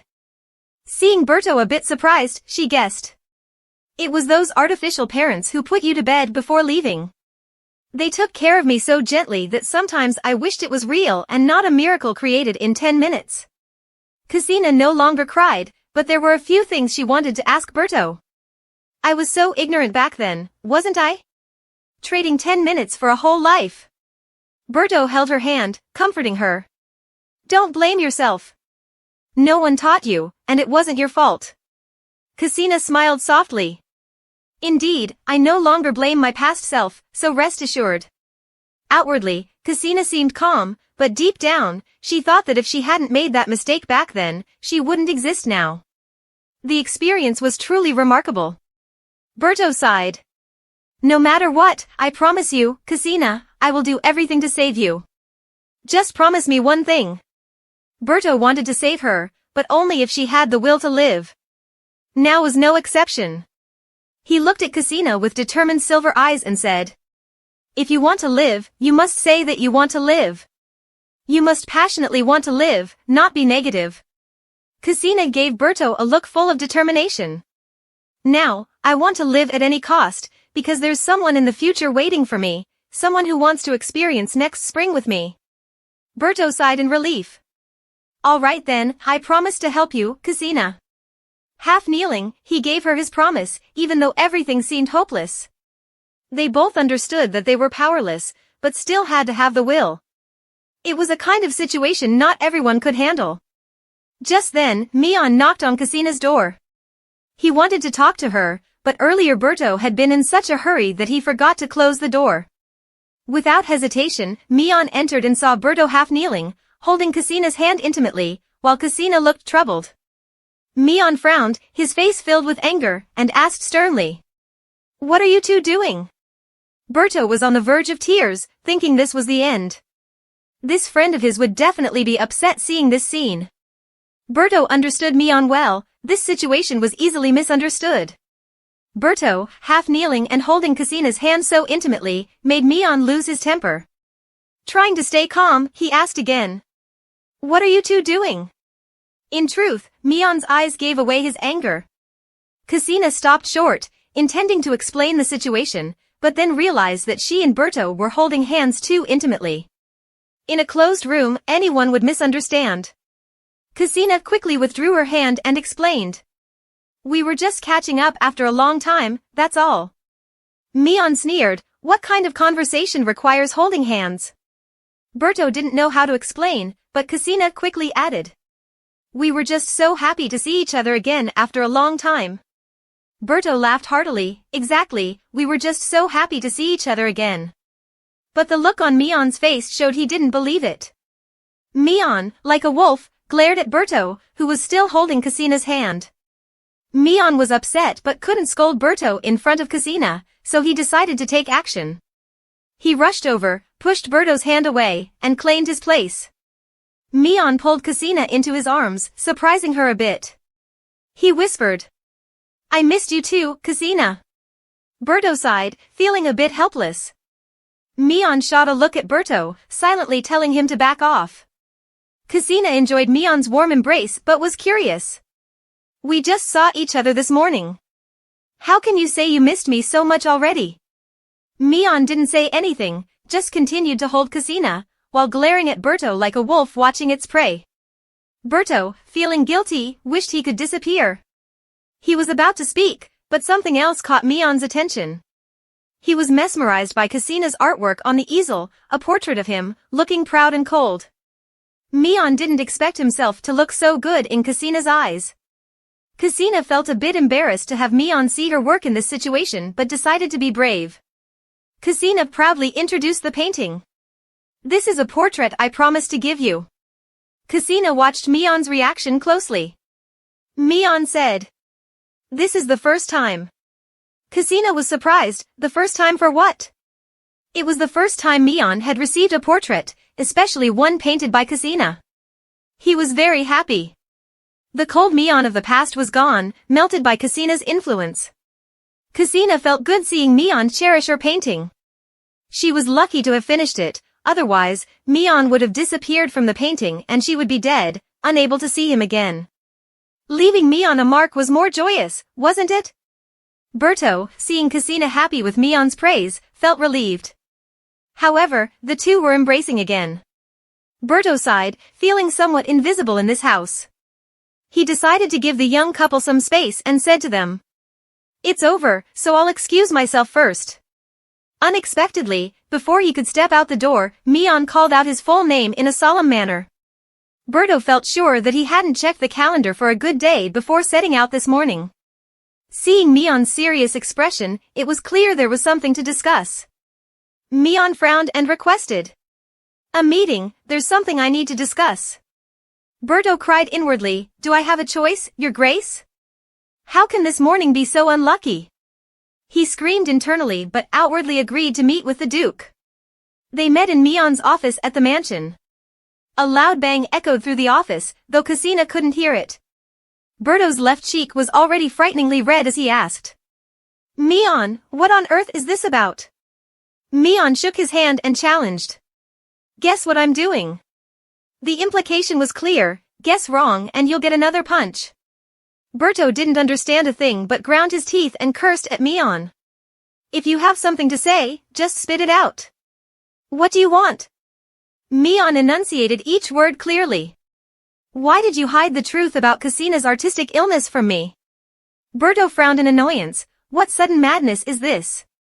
And why bring up her illness now? Mion gritted his teeth. "You knew everything, didn't you? That her life is ticking away hour by hour, minute by minute, that she's about to die, you bastard." Berto was stunned. So he knew already. Mion clenched his fist. "I trusted you to take care of her, you bastard." Berto, with his hands on his hips, asked, "Who told you this?" "It wasn't the doctor, and it wasn't me, so who?" Mion grabbed Berto by the collar and yelled, "Does it matter who told me?" The Duke was almost crazy now, feeling the agony of knowing the person he loves is dying. Mion's eyes were filled with killing intent. If there were a knife here, he would have cut Berto for hiding Cassina's life-threatening condition. Berto snapped back. "It's because there are many people involved, and I don't disclose everything like you do. Do you know who made me promise to keep it a secret? It was Cassina herself. She made me swear not to tell, so what the hell could I do?" Mion was extremely shocked, releasing Berto's collar. From beginning to end, his helplessness was due to Cassina wanting to keep it secret. Was he so untrustworthy to her? Berto doused Mion with cold water. "Isn't this partly your fault too? You never trusted Cassina, not even a little. Why should she trust you?" Mion, enraged, raised his fist and swung with all his might at Berto. At this moment, he was furious, possibly because he knew the girl he loved was dying, or perhaps because Berto's words hit too close to home. Berto braced himself, knowing that a punch from this muscular man would hurt, but the blow never landed. The predatory wolf had stopped, his heart was beginning to calm. Berto peeked and saw that Mion had stopped punching. The Duke dropped his arms in despair and whispered hopelessly. I trusted you, knowing you understand that artistic illness better than anyone. Why did you hide it from me? Mion approached Berto and calmly warned. Anyway, I want you to cure Casina's illness and help her survive. The Duke, like a grieving wolf, growled for help. Berto, equally furious, retorted. If you ask, I will save her. I don't want to see Casina die either. Both men, sharing the same goal but being harsh with each other, could tear each other apart in anger. In truth, knowing that Casina's life was wasting away from artistic illness, learned from the painting workshop owner, caused Mion immense pain. He angrily slammed the table to control himself from doing something crazy. He asked the owner again for confirmation. Is it true that Casina could die? Are you sure? Seeing the Duke's frenzied eyes, the boss couldn't dare hide the truth. The only thing that kept repeating in his head was the phrase that she would die, really die. It drove Mion out of control, unable to restrain himself any longer. Mion gritted his teeth. He was furious, wanting to destroy everything, hating himself for realizing it too late. She always said she had only 4 months left, especially because of that guy, Berto. Mion felt like a lone wolf lost from his pack, roaring in anger and despair because the one he loved was about to die. If he hadn't sought the truth, how ridiculous would it be? He wouldn't even know why she left him, what a fool. At that moment, he wanted to punch Berto a few times to vent his anger for daring to hide the truth. But now, his best friend spoke the truth. Berto clicked his tongue, preparing to leave the room, finally having dealt with this musclehead. His jaw still hurt terribly. How could punches hurt so much? Mion could no longer hold back due to this irritating guy. He decided he had to punch him a few times. Berto couldn't react. How could a writer fight a warrior? The Duke's office echoed with savage sounds deep into the night. The butler came in to announce that all the shipments had arrived as requested. As soon as he stepped in, he was horrified by the scene. The Duke's face was bruised and swollen. The butler quickly asked, Your Grace, what happened? Mion replied, Nothing much, just a few light punches. Looking at Mion, it seemed nothing serious as he was still working nonchalantly. The butler, having lived this long, couldn't believe anyone had the guts to hit the Duke. Mion chuckled, I just saw him being weak and inactive, so it was boring to punch someone sitting still. I let him hit back, but I hit him more. The butler boldly guessed, Your Grace, are you talking about Mr. Berto? Did he fight with you? Mion recounted the situation to the butler. That seemingly delicate guy punched quite hard, landing a straight punch on Mion's face without holding back. Berto, panting, growled, Don't think I'll just take your punches, you bastard.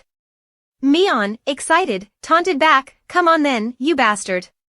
So, the two normally composed dukes turned into reckless boys, yelling and punching each other fiercely in the office. After the fight, both were left panting, lying on the floor, faces covered in bruises. Mion seriously asked, So, why did Casina hide this from me? This was the part he couldn't understand the most. Berto took the chance to mock, Use your brain a bit, brother. Berto lay down to rest while explaining. This bull, despite being beaten, could still sit. Berto asked Mion back, Didn't you find her to be a bothersome fiancé at that time? You even wanted to annul the engagement. If she had confessed she was ill while living at her fiancé's house, what if she was thrown out? Mion saw some logic in that, but even so, they had a chance to talk again. Mion retorted, Wasn't that your idea? Berto responded to Mion, Think about it. If it were you, would you dare to tell someone you hate that you were dying, risking being kicked out? Finally, Mion understood. He could completely grasp the reason now. Berto asked Mion, Are you planning to tell Casina? If so, you can't. Mion scratched his chin, contemplating how to organize his thoughts and wondering if she would stay calm knowing he knew everything. He feared she would run away, having wanted to hide it from the start. Berto, seeing Mion surprisingly calm, praised him, This situation requires careful consideration. Otherwise, she might get scared and run away. Berto assessed his hot-headed friend who usually handled things with brute force. It seemed Cassina had indeed changed this person. Berto smiled slightly, finally witnessing his reckless friend mature. However, there was one thing Mion hadn't realized, and Berto wouldn't hint anymore. Too many hints wouldn't be fair, they needed to figure it out themselves. Thinking this through, Berto joked, "Look how bruised my face is. I won't be able to go out for 2 or 3 days." Mion almost wanted to punch him a few more times for acting. Berto struggled to stand up, dusting off his clothes, his bones felt like they were falling apart. Berto bid Mion farewell, "It's time for me to go." The Duke didn't hold back, directly sending him away. The butler anxiously said, "Your Grace, you should get treated, or the bruises will worsen by tomorrow." Mion chuckled, "Stop nagging, old butler. It's just a few bruises, nothing serious. How about the documents that were sent?" The butler, feeling sorry for the Duke's appearance, reported, "All the documents you needed are in the study." Mion slammed the table and stood up, "Good, let's get to work." The butler excitedly added, "Miss Cassina would be happy to know this." Mion replied, "She's asleep now, so let's think about that tomorrow." At this moment, the butler noticed a strange item in the Duke's office, a portrait of Duke Mion. He asked, "Did Miss Cassina paint this?" Mion proudly showed off, "Yes, she did. I didn't expect her to see me as this cool." The butler had to admit, "It's truly beautiful and lively." Walking down the long, dark corridor to the study, Mion had a chance to sort out his thoughts. Just as Berto said, she didn't hide it intentionally but out of fear. She couldn't believe he would let her stay if he knew she had a terminal illness. Indeed, in the past, he was afraid she was a troublesome fiancée, always wanting to annul the engagement. That's why he used that condition to let her stay. But now it was different. Mion had realized how much he wanted her. The truth was that he found out too late, making it even more painful than ever. The Duke's face, covered with scars, cast an overall gloom, so it wasn't because the physician or Berto despised him that he didn't speak. Rather, it was his own foolishness that made him fail to realize how Cassina had struggled to live and smile, saying she was fine while he clumsily tried to comfort her without understanding anything. At that moment, she had to force herself to endure, and Mion now understood what she meant by thanking him for his comfort when they both expressed their feelings after that passionate kiss. Even though Cassina couldn't lie, her eyes showed a kind of helplessness because she knew she was going to die. The moment Mion realized this truth, his heart ached deeply, but now, the most important thing was to find a way. He couldn't just sit idly and reminisce while others worked. Mion ordered the butler, "From now on, if anyone comes looking for me, tell them I'm inspecting the territory. Absolutely no one is to be let in here." The butler took the order and left. Mion buried himself in books and ancient texts, believing that the so-called incurable artistic disease was due to insufficient research. If he studied deeply enough now, even the rarest documents, he was confident he would find a cure. It was too early to be discouraged, and Mion was the type of person who had to see things through to the end, never giving up. So, he requested all the materials from the painting workshop owner and collected from other reputable sources as well. If he knew enough, he believed he would find the origin of the cure. Mion turned page after page until his eyes were red, with only one important thought in his mind, to find a solution to save Cassina. Mion was determined not to lose Cassina, no matter the cost. Indeed, Cassina didn't realize her face betrayed her emotions, revealing all her joys, anger, sorrows, and happiness. It was because there was nothing more cruel than letting a terminally ill person love him, so Cassina tried to push Mion away. But for Mion, things were different now. He had determined his feelings as clear as the morning sun, and they had become an obsession. Therefore, at any cost, he had to wrest Cassina from the hands of death because he was now terribly afraid of a world without her. Winter had covered everything, the snow was becoming thicker and more beautiful. Cassina came here every day to enjoy the scenery, take walks to relax her mind, and let the Haida she created play. This was a Haida that Cassina created with her own blood, so it wouldn't disappear. Suddenly, Cassina recalled that Mion had been somewhat tired lately, perhaps due to the ongoing war. Even though he stayed by her side more, eating and walking together more frequently, whenever she asked about it, he would just smile it off with a forced cheerfulness. At that time, she couldn't do anything, and as for Berto, she hadn't seen him since that terrifying day. Cassina wondered if the handsome face of Berto had recovered. The last time she saw him, his face was swollen and red, covered in bandages, looking terrifying enough.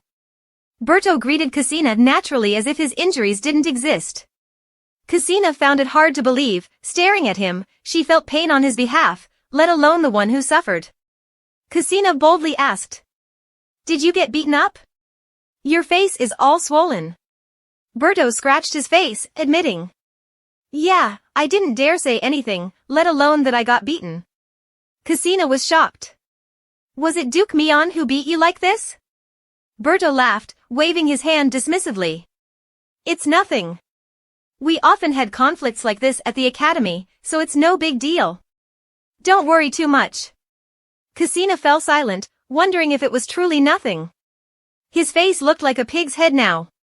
Cassina sighed, acknowledging that Mion could be a bit harsh with those around him, but luckily, he was always good to her. Seeing Haida playing happily, Cassina mentioned, "The kid will soon wander into the forest." Although he didn't understand what Cassina was saying, he still reacted warmly to her mood. Who would have known that this was the bloodthirsty monster, the target of this war? Cassina whispered, "Thanks to it, Mion has heard all my pleas, so there's something to be done soon." Cassina's eyes showed a hint of sadness. When did she get used to a life intertwined with Mion's presence? The more familiar it became, the more painful the separation would be. Her heart sank a bit. It wasn't a spasm but rather Cassina's heart bleeding. Just then, her private physician appeared. "It's time for your examination." He entered the room, not finding her, so he came out here. Cassina quickly apologized for making him search, explaining she was lost in thought during her walk and lost track of time. The physician advised, "Go inside and rest. Breathing in this cold air isn't good for your body." It was also time for a checkup. After diagnosing the physical symptoms and expressions, the physician started a psychological examination, asking, "How have you been feeling lately?" Cassina smiled and said, "Very well." Even if it wasn't, she would still say that, as if by habit. The physician insisted, "You need to be honest. It's just me here, so feel free to share without any hesitation." For a moment, Cassina felt sad and admitted, "If I said nothing's wrong, that would be a lie. Every time the seizures come, I feel like I'm dying, even wanting to die to end it. But thinking of Mion makes me want to keep living." Cassina looked at the doctor and gave a wry smile, honestly admitting that she just wanted to leave peacefully before, but now she didn't feel the same. She felt guilty about the people involved here. They would be heartbroken and haunted by her death. The doctor sighed and advised, "Don't think too much. Everyone here sincerely cares about you. It's not necessarily going to become a headache." Cassina shook her head, looking sorrowful. "But I do feel a huge sense of guilt towards Mion. It feels like it would have been better if I had just left back then." The doctor fell silent. This girl was becoming increasingly negative, partly because of her illness and partly due to her habit of being overly concerned about those around her. In the brightly lit room, Cassina stated an undeniable truth. "You'll die. Every day the seizures become more severe, and the headaches worsen. I feel like it's coming to an end." Cassina clenched her hands tightly to control her emotions. As her doctor, he felt helpless as he watched his patient wither away day by day, unable to do anything. In the midst of their conversation, a servant asked to enter and announced, "The Lord invites you to dinner. If there's nothing else, may we prepare your attire and makeup?" Cassina quickly asked the servant to wait a moment and thank the doctor for his visit. She suggested discussing other matters later since the main issue had been addressed. The doctor took his leave, saying goodbye and promising to return. After getting dressed and made up, Cassina went down to the banquet hall of the mansion, now decorated with white roses, beautiful and pure. The dress Mion had prepared for Cassina also featured white roses, making her look like a fairy full of life. But all day long, she had been thinking about the Duke, which made her feel a bit shy about facing him now. Mion waited for Cassina at the top of the stairs. Today, he looked very elegant in black and white, simple but not monotonous. He courteously helped Cassina with her chair, taking care of her every need. Cassina felt this closeness was both strange and familiar. In the past, she wouldn't have thought much of it, but now every time they were close, her heart raced. It felt like they were on a romantic date, surrounded by roses and candlelight. Mion complimented Cassina's dress. "It really suits you," she responded.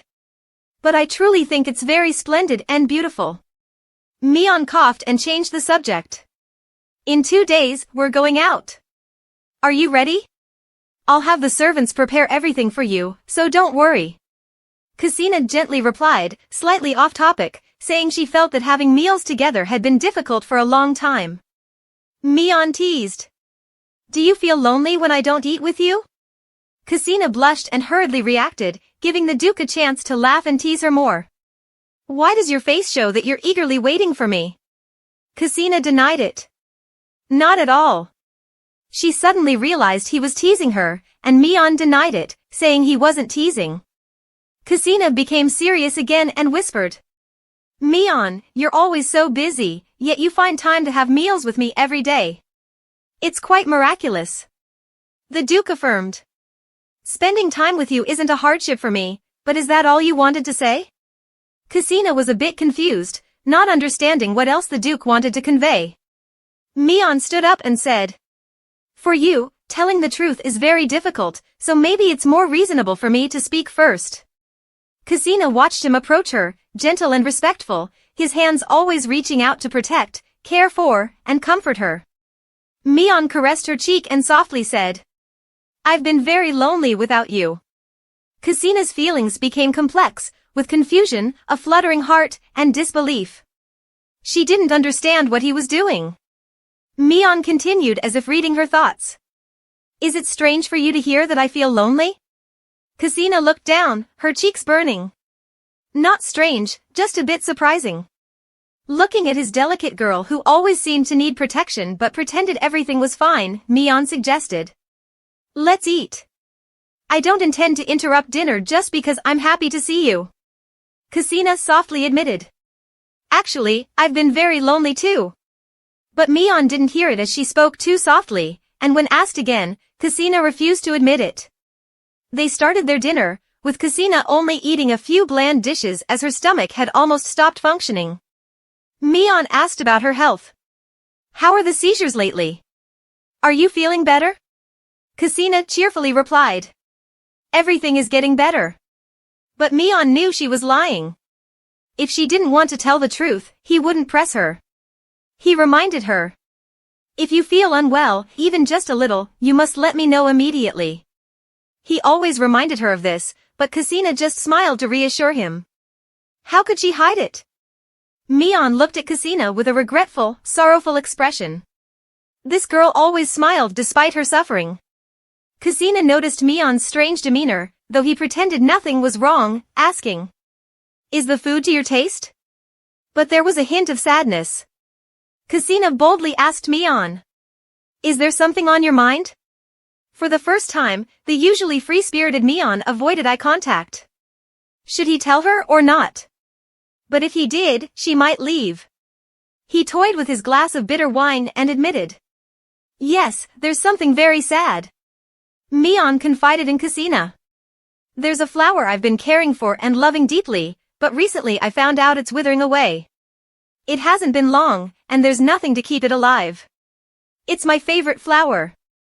I wondered if I could save it, but they said it would soon vanish because it's drying up. The only flower in Mion's heart forever is Cassina, the most beautiful bloom." Cassina curiously asked, "Do you also like flowers?"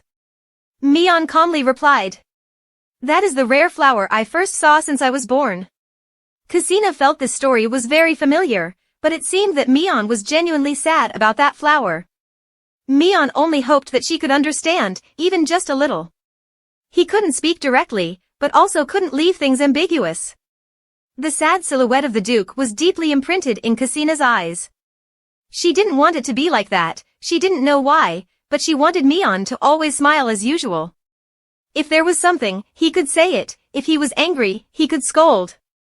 Thinking so, Cassina stood up and walked to his side. At least this was something she could do. She comforted the sad Duke. It will be all right.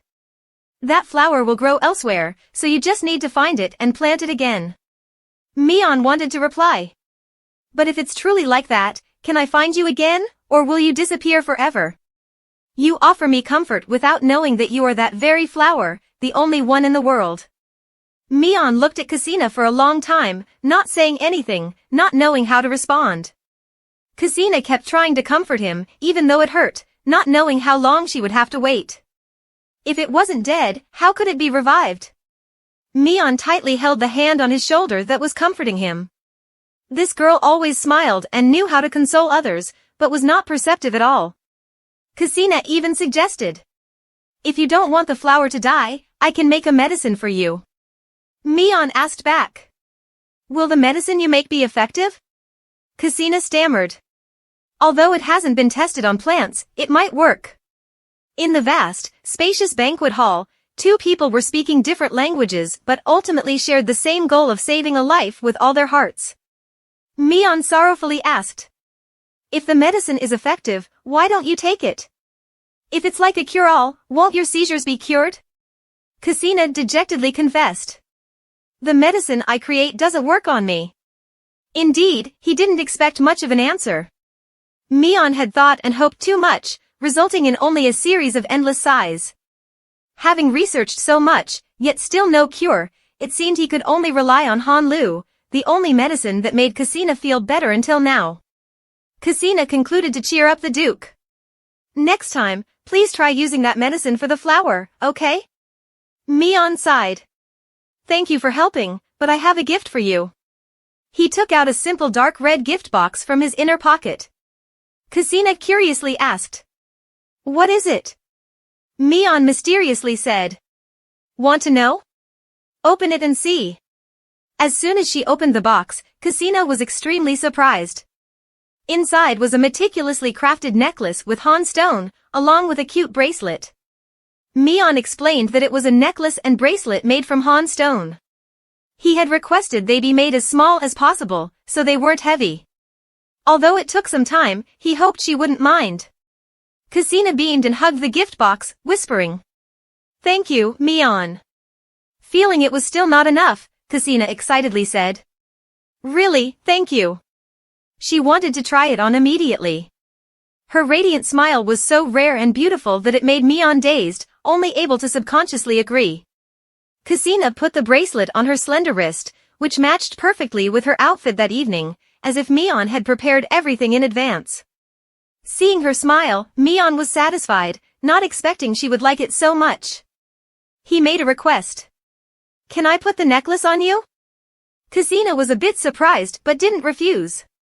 She handed the Han stone necklace to Duke Mion. He gently unfastened the clasp, moving behind her to put it on. A sincere compliment came from the Duke. The necklace on her slender, fair neck looked truly fitting. Cassina touched the pendant, feeling thrilled because it was a gift from Mion, and even more because he personally put it on her. This made her even happier. Their pose while putting on the necklace unintentionally brought them closer together. They looked at each other passionately. The one who took the initiative was always Duke Mion. He caressed her frail cheek gently and tenderly said, "Don't avoid me." Cassina fully cooperated, immersed in the swirling kiss. Mion whispered in her ear, "Don't die, okay?" It was his heartfelt wish, feeling her hair and breath so vividly. Mion was very afraid that one day these lips would turn cold. He feared everything would slip out of his grasp despite his efforts. Cassina was still immersed in the sweet kiss of love. Each had their own feelings. Cassina wanted to be loved until her last moments, while Mion hoped she would stay with him forever. Ultimately, it was fate that could not escape the hands of the Creator. The next day, Cassina finished packing her luggage to go out with Mion. Everything was complete, including her drawing tools. Cassina sighed in relief, thinking that everything was ready. She only needed to pick up her clothes, and though she had only done a little, she was already out of breath. Her body was weak, but finally, tomorrow she would leave for the forest with Mion, just as he had promised. She had to beg him for a long time to get permission. Initially, the servants wanted to help, but she refused, believing that she couldn't let the maids do everything for her. Mion had given her so many things that there wasn't much left to prepare. Thinking about Mion made her heart flutter with an indescribable mix of emotions, including a bit of pain. He no longer hid his feelings and confessed everything, making Cassina feel like she couldn't push him away. Above all, she was happy that her feelings were reciprocated. Although Mion was the one who spoke out, Cassina hadn't responded yet. Remembering the kiss they shared that night made Cassina blush. She quickly shook off the thought and looked out at the garden where H was living. He was being fed stones, and many soldiers were grumbling because he ate too quickly for them to count. One of them asked, "Why don't you come before he eats?" It was because he arrived late. Watching H's life made Cassina a bit happy. He was healthier and even happier than she had imagined. She remembered that H could communicate with his kind. During the last battle, she heard him tell the others that he was different from her. She wanted to ask him more clearly but forgot. Maybe she would do it later. Now, she needed to prepare a few more things for their departure tonight. As she turned around, a violent shock from her heart made Cassina collapse to the floor, clutching her chest in pain. The expression on her face was extremely contorted as the pain was unbearable. It felt like her body and mind were being torn apart. This pain would gradually spread to her limbs and throughout her entire body until there was no place that didn't hurt. At that point, she would be ravaged as a price to pay. She hated this pain immensely but didn't want to. Cassina grabbed the pendant Mion had given her. Now she had a goal, a desire, and a future she wanted to be with that person. She prayed to the gods for a few more seconds or minutes. As long as she could endure it, she could suppress the pain. Only by doing this could she get rid of this heart-wrenching pain and the gradual loss of her life. The pain dulled her mind, and she cried silently. Someone was approaching outside, possibly Mion or someone else, but Cassina didn't want them to know because she was afraid. Just then, a servant opened the door to check on her. "Miss, are you all right?" She saw Cassina convulsing on the floor and rushed over in a panic to ask if Cassina was okay. But now Cassina was in so much pain that she couldn't speak. Her vision blurred, and her ears rang. She wanted to say that she was fine and not to call for anyone because if they did, Mion would worry even more. However, her consciousness gradually faded into nothingness. Cassina passed out and only woke up the next morning. She felt as though her entire body had lost all strength, her head pounding. She tried to sit up but had no strength and felt a bit cold. She instinctively sought warmth, finding something warm beside her. Cassina snuggled closer, suddenly waking up fully. What she touched was firm and warm, rising and falling. Cassina opened her eyes to see Mion's face close to hers, looking at her with deep affection. Mion gently greeted her. "Good morning." Cassina thought she was dreaming, but it wasn't a dream. Mion was lying beside her, very real and noble. Clearly, the maid had seen her convulsing yesterday, so how did it turn into Mion now? Cassina wanted to ask why Mion was there, but he asked first. "You've been sleeping for a long time. Are you thirsty? I'll get you some water." His intimate behavior made Cassina blush. She tried to stay calm and asked, "Why are you in my room?" Mion calmly replied, "We'll talk about that later. Drink some water first." He poured a warm cup of water that the servant had prepared earlier. Mion handed the cup to Cassina, who obediently drank it. She was used to Mion's care and didn't question it. After drinking, Cassina glanced at Mion and asked for permission again because she knew that if she was in pain like this, Mion wouldn't allow her to go. She mumbled, "I had a slight seizure, but I'm fine now." Mion knew what she meant and replied, mimicking her tone of saying it was nothing. "I know you want to ask about the trip because of your seizure, but this time, I won't forbid you, Cassina." He understood how much time he had left with her, so he didn't want to waste it. Cassina fell silent. Mion understood her better than she did herself. Mion chuckled. "It's not like I'm reading your mind, everything you want to say is written all over your face." Mion then instructed, "We'll leave at 9 o'clock. I'll go ahead, and you, the doctor, and Berto will follow to make sure you're safe." Cassina asked, "Why don't we go together?" Mion gently explained, Because we don't know what dangers await us at the destination, we need to scout first to ensure it's safe for you. Also, you need more energy, right? With that, Mion caressed Kusina's lips. This time, she accepted it easily. Mion leaned in, wanting to kiss her again. Kusina didn't resist, but Mion only smiled without proceeding. He was happy because Kusina had accepted him. Embarrassed, she scolded him softly. Not now. Mion laughed. Why not? You need energy, right? Kusina countered. That's not food, it doesn't give energy. Mion laughed and left, telling her to rest until it was time to prepare.